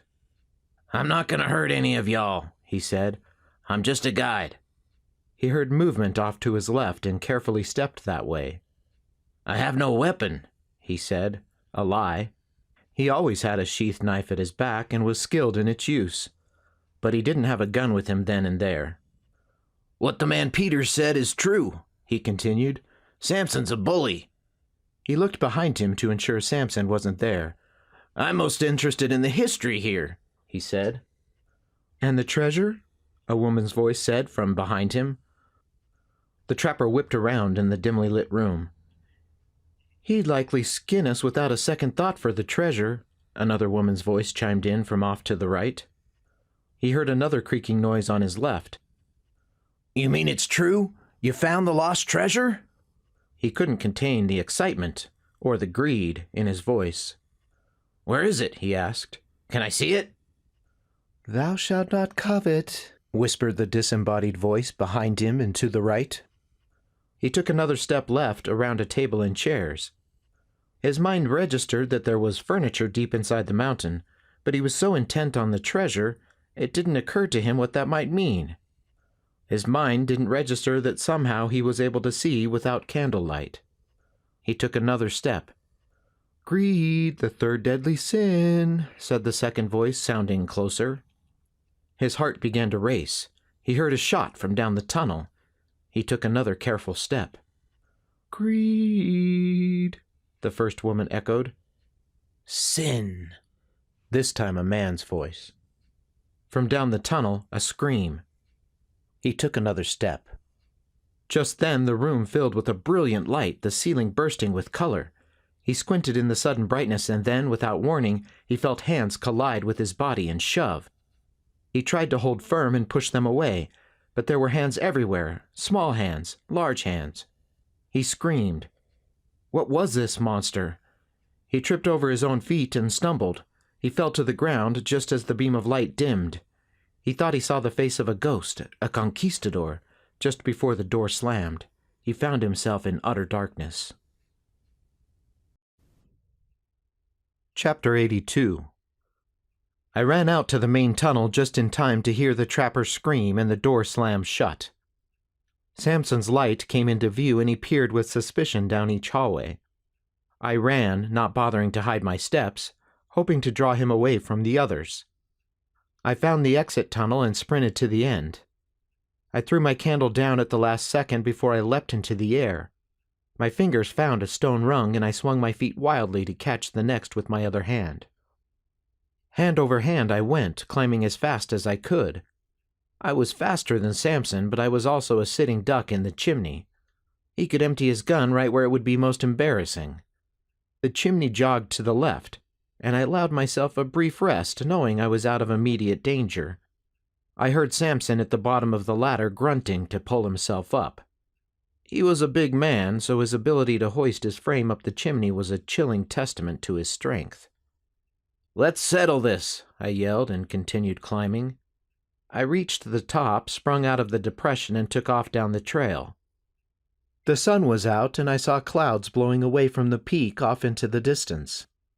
As I ran down the trail, my mind noted the steep drop-off opposite the cliff. That answered that question. "Peters?" Sampson roared as he climbed out of the opening. I reached the rocky defile and ran sure-footed down the path, this time knowing what was on the other side. When I reached the plateau, I ran to a break in the trees in the center, a ring of grass and moss. I heard, rather than saw, Sampson barreling through. "What the?" he exclaimed when he stormed into the impossible little plateau. "Here," I called out. My hand rested on my gun as I waited to see what he would do. He started towards me. "I see you have no more men to do your dirty work," I prodded. "It's just you up here now." "Me's the only one who can do anything right anyhow," he said. "It's going to be my pleasure to kill you right this time." "How do you expect to do that?" I taunted. Now I was just wasting time, allowing the others to meet us. To my surprise, Sampson reached to his buckle and dropped his gun belt to the ground. "With my bare hands," he said. He curled his meaty fingers into fists and knocked them together. "I guess I could just up and shoot you now," I said. "No one would be the wiser." "You could," he said and grinned. "But here's the thing with men like you, Peters, and I seen many men like you in the war. They have their honor, their integrity." He spat in disdain. "Well, those men are dead and buried, and I'm still here. You couldn't shoot an unarmed man even if you could get away with it." He laughed. I was surprised at his insight. He was right, of course. I knew I was a badger going up against a bear, but he had me pegged. I couldn't just shoot him. I removed my gun belt and threw it off to the side. Without warning, he charged. Like an enraged buffalo, he hit me square in the chest and sent me flying. I landed with a thud on the ground and groaned in pain. This was going to be a long fight, or perhaps a tragically short one. Sampson loomed above me and lifted his boot. I rolled just in time as his boot came crashing down. With his weight fully on his front foot, I kicked out and hit his back ankle, causing his leg to fly out from under him. He came crashing down as I jumped to my feet. He was up like a cat, facing away from me, and I kicked again, this time at the back of his knee. His leg buckled and he went down to one knee. I stepped in with a hard jab to his kidney. It was like punching a rock wall. He turned, his arms outstretched, the full force of the turn and his weight behind the punch that landed square on my cheekbone. I heard a crack and saw stars as I stumbled back. He was built like a barn and strong as an ox, but he spent his days sitting in his saloon ordering other people around. I was thin and wiry, used to long days of physical labor. Hopefully that would afford me some degree of advantage. Hopefully. This time I charged and got in under his fists. He crashed his elbows down on my shoulders as I pounded on his kidneys and ribs with quick, short jabs. I could hear his heavy breathing. With a great heave, he pushed me away and we circled each other warily, each trying to catch our breath. I tasted blood and wiped my mouth with my sleeve. I looked down and saw the smear of crimson. I moved in again. I faked a left jab and then crossed with my right, colliding with the side of his nose. I felt the crunch of cartilage and blood began to flow freely over his lips. He managed to grab my head in his hands and brought his knee up to my face. I twisted free and felt a stinging blow to my ear. He kicked out, connecting with my stomach. The air rushed out of me in a great gust, deflating me to the ground. He approached again, confident this time his stomp would land true. I gasped for air and tried to move. I brought up my knees and rolled. His stomp glanced off my ribs and I felt a few of them break. This time I kicked higher and connected with the side of his knee. I felt it move sideways and heard the first indication of weakness when he grunted. He limped on his good leg and charged at me, swinging wildly. I held up both arms to ward off his blows. It felt like he was hitting me with an axe handle. "Keep moving," I said to myself, forcing my feet to take step after step. He was tiring out. His punches were clumsy, but they still packed enough power to knock me cold if one of them landed. I backed away, just trying to avoid a solid hit. He was breathing hard now, running purely on fumes of fury. He swung wide, and I used the chance to jab at his breastbone, right at his heart. His arm dropped, and he started the punch again. Boom, boom! I hit his heart again and then danced out of the way. I knew I wouldn't last much longer either. I had taken a beating, and my body was screaming for me to lie down and rest, curled up there in the soft grass. I shook my head and peered out of my one good eye as the other had already swollen shut. The big man was a blur, and I could have sworn at times there were two of him. He hobbled in again, still chasing me down. I kept landing punches that seemed to have no effect. I felt a tree at my back, and I moved to the left to make room to evade. He turned to follow. I stepped in again, but this time he got lucky, and his wild punch landed, hitting me hard at the hip. I instinctively bent over, and he raised two fists in the air to finish me off with a hammer blow. I rushed forward, driving the top of my head into his ample belly and churned my legs. His blow landed on my back, but I kept churning and churning. He took one step back and then another. this time on the bad knee, and it buckled. He flailed and flew backward. My momentum carried me forward, and I landed on top of him. I heard a sickening crunch and found myself staring into lifeless, open eyes that reflected their final moment of desperate fury. I wasn't entirely sure how, but I knew that it was over. I rolled off of the body and fell to the earth. "Clancy!" was the last thing I heard before I finally obeyed my body's cries and slipped into sleep. Part 4. Chapter 83. I groaned and tried to open my eyes. My head felt like a split watermelon, something I hadn't eaten since leaving Georgia. I found only one eye working, and I opened it slowly. Ma, he's awake," a young voice yelled. I winced in pain at the noise. I began a rundown from head to foot. My eye wouldn't open, my jaw worked but hurt to move, my shoulders were sore, and I couldn't take any sort of deep breath. "What happened?" I croaked. I felt something touch my lips, and then cold water trickled into my mouth. It hurt to swallow, but the water felt divine. I managed to open my one good eye and found Brunelda standing over me, holding the cup. She brushed my hair back with her fingers. She took a damp cloth and gently wiped my forehead. "You had us worried," she said with obvious relief. "Who are you?" I said. She gasped in alarm. "Teasing," I said, "teasing." I laughed and grimaced in pain. She flicked water on my face. "Serves you right," she said. "How you doing?" George asked. "Never better," I replied. "Where are we?" "Still in the cave," he said. "We managed to get you down the chimney to the cavern, but there's no way we can cross the water with you in this state." "What happened?" I asked again. "You fought Sampson, you big dummy," Brunelda answered. "I know, but what killed him? One moment he was ready to finish me, and the next he was dead." "That old axe," she explained. "When you pushed him back, his knee gave out and he fell backwards, right onto that old axe handle sticking out of the stump." "You would have beat him anyhow, Mr. Peters," Jed chimed in. I heard banging on the bedroom door. "What's that noise?" "Oh, that's that trapper who came with Sampson. Claims he was just the guide. Actually, he says you know him." I thought back. He had looked familiar, but most trappers looked the same, truth be told, with their wild beards and thick fur coats. "Let me see," I said. I tried to sit up, but didn't have the core strength. George and Brunelda helped. I felt a sharp jab of pain in my ribs and was able to sit, but only hunched over like an old man. "We're going to open the door now," George announced. "Don't try nothing. There's a gun trained on you."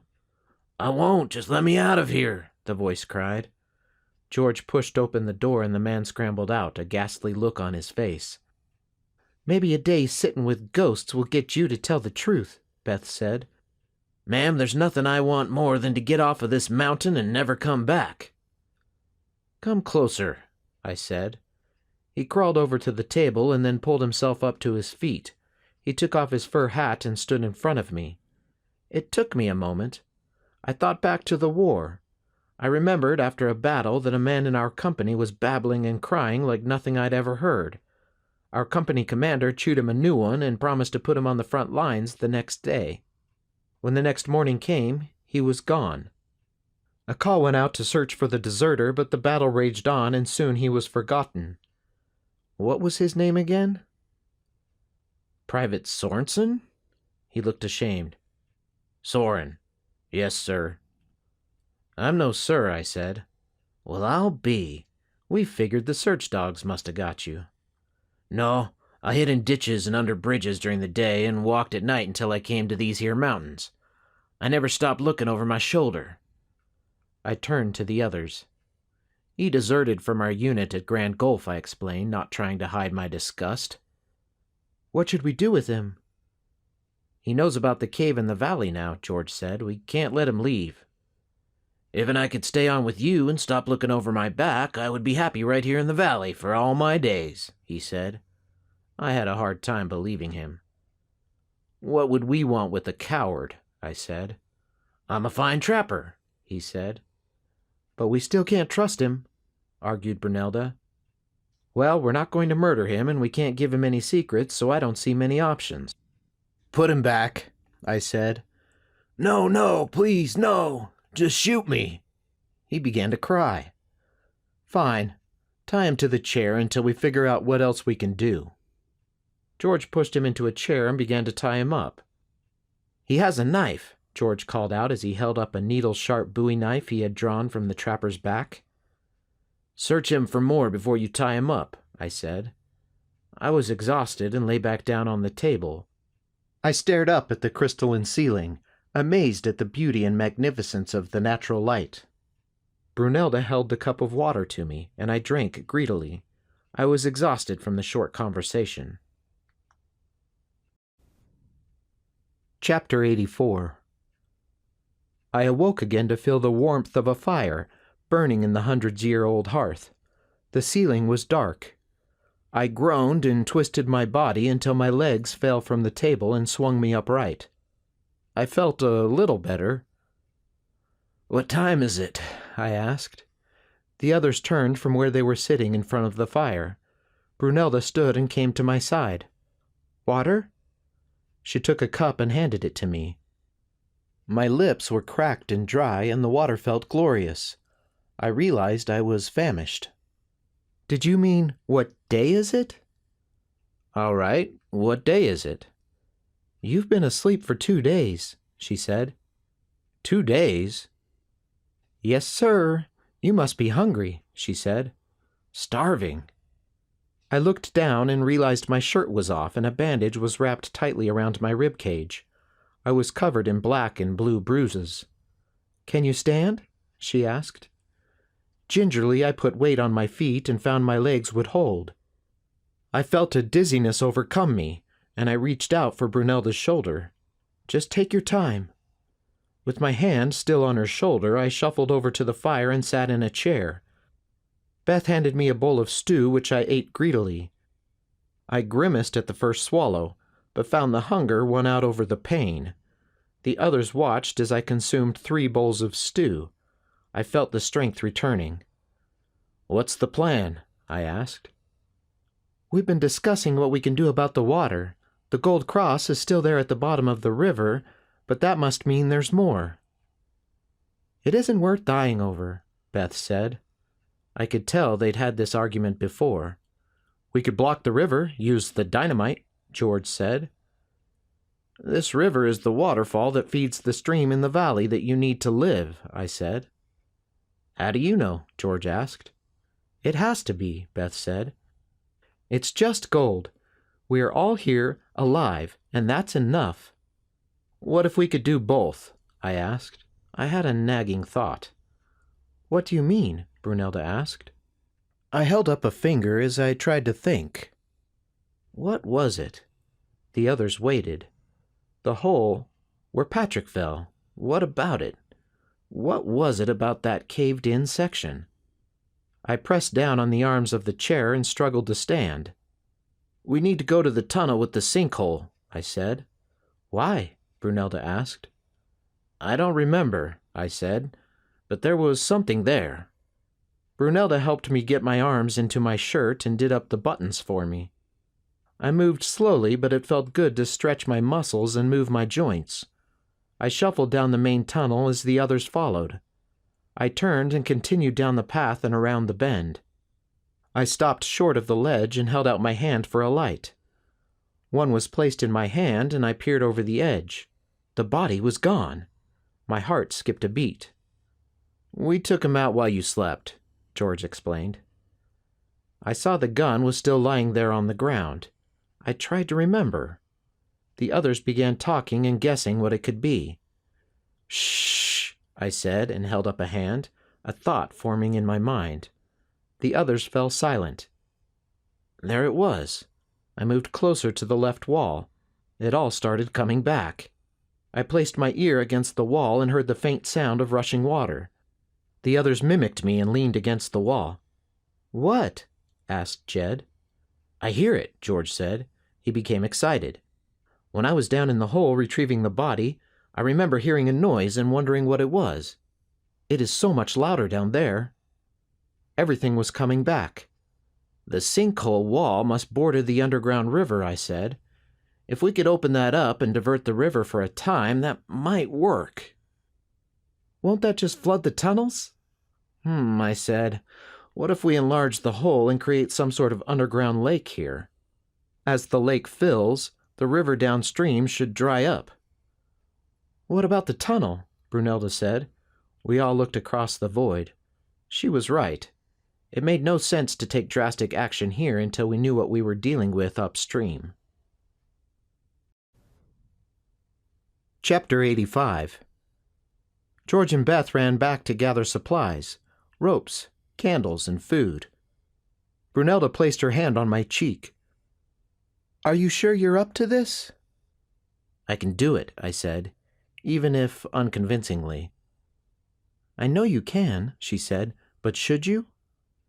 "I can't do any more sleeping," I said, stretching. She kissed me on the forehead. "If you need help, just ask," she said. "I will," I promised. The others returned and we began to prepare.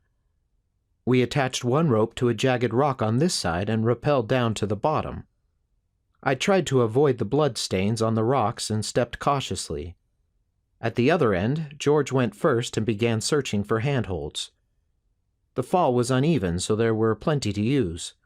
When he got to the top, he tied off the rope and I used it to climb. I felt a stab of pain every time I pulled myself up, but it was bearable. The 2 days of sleep had done my body good. Once at the top, I turned and saw Beth and Brunelda make their way across the bottom. Jed stood on the other side and waved. He had been given the special charge of watching over our prisoner, the trapper. The tunnel was long and steep. Water trickled down the corners in small streams that appeared off and on. The walls and even the air turned moist and damp. I felt the dampness on my clothes. I felt a spray of mist as we climbed higher. The tunnel grew light, and eventually we blew out our candles. We found ourselves entering a massive space, a bowl with a hole at the top, open to the sky. Water poured in from the hole and into the lake. I couldn't understand. At the top of a mountain peak, where did all of this water come from? "The glacier," I said to myself, suddenly realizing where we were. "We are under the glacier," I said out loud, mapping the mountain in my mind. I closed my eyes and pictured the valley from the cabin. Down the valley from the waterfall, and up the slope, was a massive and ancient glacier, snowbound the year long.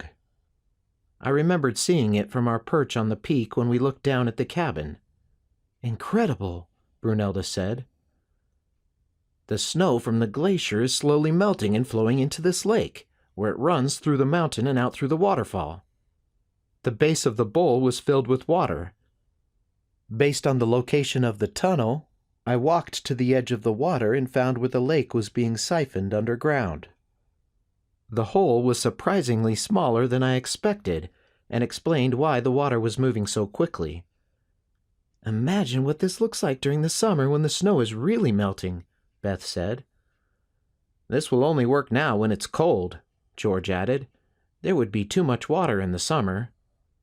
I could see a clear water line where the lake must rise during the heavy summer melt. "We could block this hole and have plenty of time before the lake fills," I said. "But then how do we open it up again?" Brunelda asked. "We set the dynamite now, run the cord back into the tunnel, and when we are done we light the fuse." "Will that work?" Beth asked. "Or," Brunelda chimed in, "we can blast the wall in the sinkhole. When the lake fills, the water will divert to the tunnel and down through the sinkhole back through the original passage." "That'll work," I said, and embraced her in a big hug. George and Beth smiled. We grinned sheepishly and moved apart. "Let's go," I said. We found a boulder just larger than the size of the drain hole. It took all 4 of us to roll it into place. To our surprise, as the boulder came close to the drain, a mighty suction took over and slid the rock into the hole. Bubbles flowed from around the boulder and then stopped. "It worked!" I yelled. We raced back to the sinkhole and got to work. I set the dynamite and ran the fuse cord back up and out of the hole and down to the end of the tunnel. When we had everything in place, we walked together down to the river. The water was mostly gone already. I imagined what it must have been like on the outside for the waterfall to suddenly stop. There was a small trickle still flowing at the bottom, but it was otherwise empty. I lowered myself down by the ledge and dropped to the bottom. I waded through the remaining water to the Gold Cross. I found a sand-filled depression in the river bottom, deposited over time under the fast-moving current above. I pulled the cross from the pocket of sand, amazed at how, after all this time, it still glistened. It was indescribable. An intricately detailed carving depicted Christ nailed to the cross. "You can look at it later," I heard Brunelda say as she joined me on the river bottom. "Let's go." Chapter 86. We got on our hands and knees and crawled into the outbound tunnel. The way was clear and the rock was smooth from eons of flowing water. The tunnel took a turn, and like those ancient rivers, we followed its path. After about 100 yards, there was a drop-off of 5 or so feet, and the stream took a hard turn. I dropped down and went to the opposite wall where the water had hit before being redirected. There was still water sitting in the pocket of that carved-out hole. Blindly, I reached into the hole and felt around. Brunelda held out a candle. There! My hand closed around something hard. I grabbed hold and pulled it out. A bone, a human leg bone, perhaps. I lay flat on my belly and peered deeper into the hole. I reached in again, stretching as far as I could. I felt something cold and hard. I wriggled it forward with my fingers and stretched even further, scrunching my face against the rock. The object moved and I was able to grab on and pull it free. A gold necklace. We stuffed it into our pack and hurried on. The path dropped another 6 feet, but this time into a large cavern with a deep pool. Light shone in from one side. I realized this pool held the water until it flowed out over the ledge and down the mountain into the valley. This was the final catch basin. The pool looked deep, years of swirling and pounding water having eroded away the rock. It had emptied as far as the lip of the falls, but remained full up to that point. Looking at Brunelda, I shrugged and stepped out of my boots. Without warning, I took a deep breath and dove into the pool, swimming straight down. Only dim light reached the bottom of the water, but I could see the scattered remnants of tools and weapons. I saw no bones or bodies, and so assumed they had flowed over the falls. But I saw a Colt revolver, presumably the one owned by Sampson's man. A chest lay wedged into the sand next to a sword and a helmet. This must be how the remaining Conquistador died. I turned in the water and found myself staring at other pieces of armor. I was almost out of air and pushed off the bottom to shoot to the surface. When I broke through, I gasped in great gulps.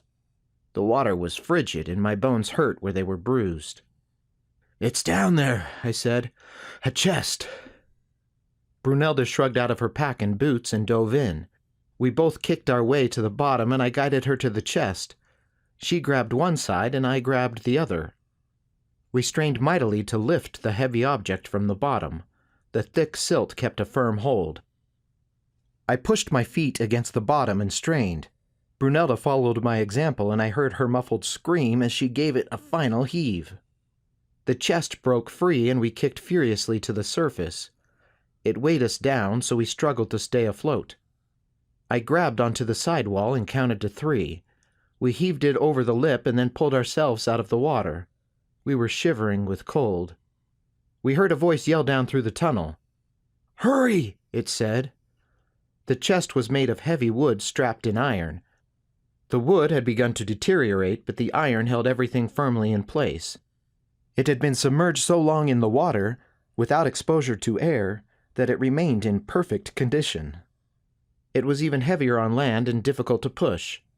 Luckily, the tunnel ground was smooth rock, and we were able to push and pull a bit at a time. Each ledge created more difficulty, but we managed to use the ledge wall to hold it in place as we moved to get greater leverage. As we entered the main opening, I noticed water had begun to flow in again at the bottom. It was only a few inches deep, but steadily rising.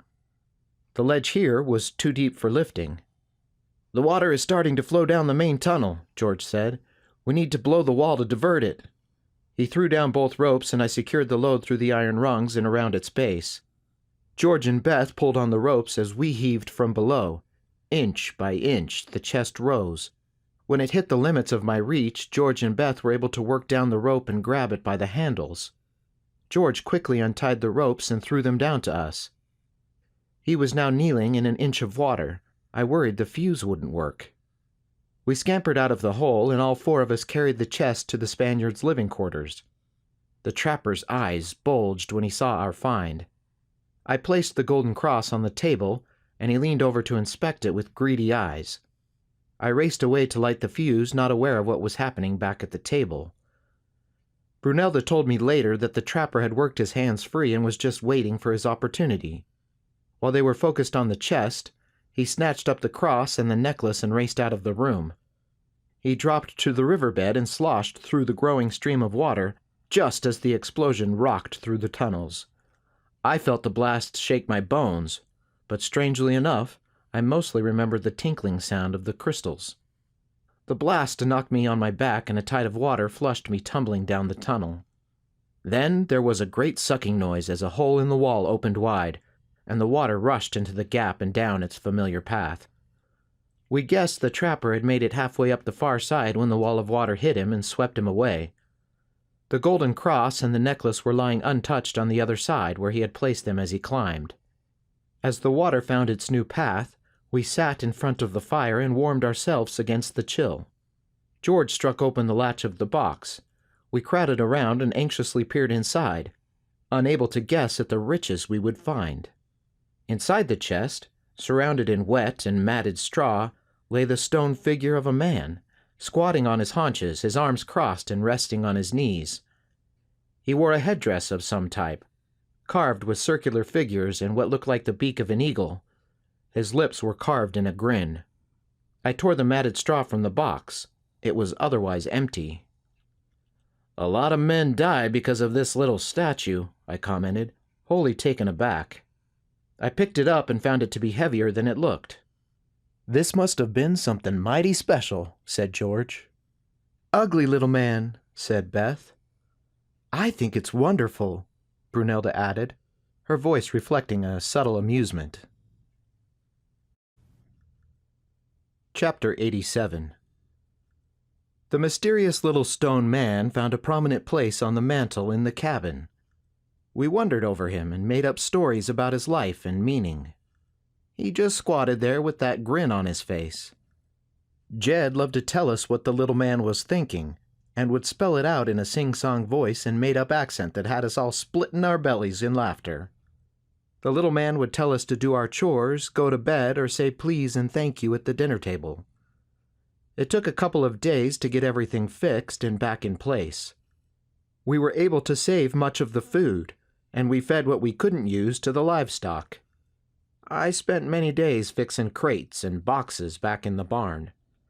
The weather held, cold but clear. We found Private Soren's and Jacob's bodies washed up next to each other on a sandbar at a bend in the river, and buried them in the newly minted Hidden Valley Cemetery. George said a few words over Jacob's. I struggled to find anything positive to say about Private Soren. It seems I only ran across him in this life when he was up to no good. Maybe he was making up for it in the next. I said as much. Every morning, Brunelda worked with her stallion in the corral until he was comfortable wearing a saddle. He would still only allow her to ride him, but he would eat from my hand and was playful with Jed. Brunelda and I spent every evening talking until the embers in the fire grew dim. Even when the rest of the family retired to bed, we spoke quietly of our hopes for the future. I took to calling her Brew, like the rest of her family. It was an almighty peaceful time. I didn't feel the restless urge to move on, to keep on writing like I normally did. I was content. But sitting back and enjoying life couldn't last forever. I still had my claim down in Buena Vista, and there was a void in power that had to be filled now that Sampson was gone. He owned half the town, and I could only imagine the chaos if the good people of the town didn't get a chance to speak for themselves and claim back what was rightfully theirs. So far, they wouldn't have heard the news of his death, but as soon as word got out or he didn't return, some new tyrant would surely step in to take his place. That was always the way, at least in these parts. The nation was moving west, and towns were popping up in every corner. It took adventurous and sometimes wild men to tame the frontier. They were men and women with big dreams and courage to go out and tackle the unknown, declaring, "This is the place," and laying down stakes. I noticed that families always followed and replaced the anarchy with civilization.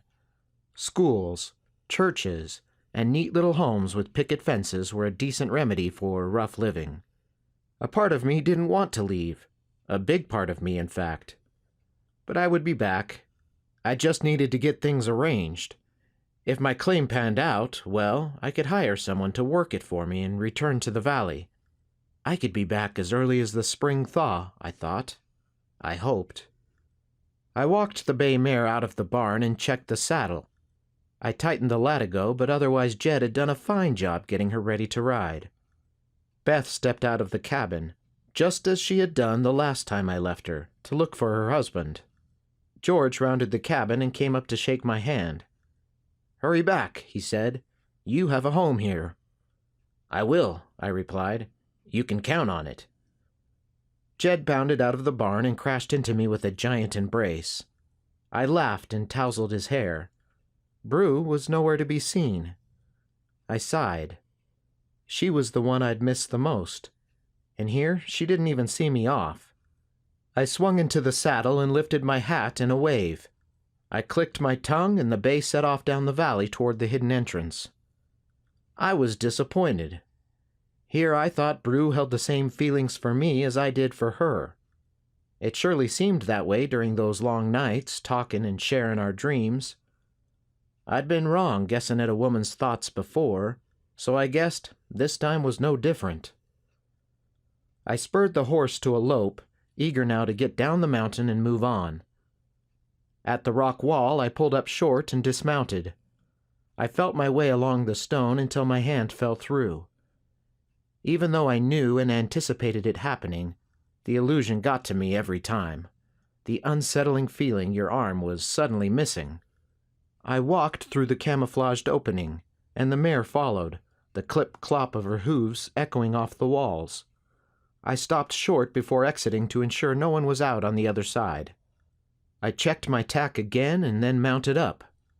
I scanned the valleys before me and turned up my collar against the chill wind. I practically jumped out of my saddle when a voice bellowed, "Where you headed, mister?" I whirled around to find Brue trotting around the corner on her magnificent black stallion, saddled and eager to go. "What are you... where?" I stammered. "We're heading down to Buena Vista, aren't we?" she asked innocently. "We are?" "Well, I didn't see a preacher up here," she said. "No, ma'am. There surely ain't," I replied, grinning so big I put the little stone man to shame. The End. A letter from Marcus. Dear reader, I want to say a huge thank you for choosing to listen to Snow Falls Soft on the Hidden Valley. If you enjoyed it and want to keep up to date with all of my latest releases, just sign up on my website. If you would like to read about the adventures of Brunelda and Clancy Peters' descendant Archie, then check out my Fountains of Power series. This story is specifically connected to the events in Book 3, Fire God. In the meantime, if you loved Snow Falls Soft on the Hidden Valley, I would be enormously grateful if you would write a review. I'd love to hear what you think, and it makes such a difference helping new readers to discover one of my books for the first time. I love hearing from my readers. You can get in touch on my Facebook page, @MarcusWilliamsAuthor, or my website, marcuswilliamsauthor.com. Thanks. We hope you have enjoyed this audiobook recording of Snow Falls Soft on the Hidden Valley, written and narrated by Marcus Williams. All rights reserved by Williams & Co. Publishing, LLC. Recording, producing, posting, or copying any part of this recording is prohibited, except for review purposes. For more information, visit williamsandcopublishing.com.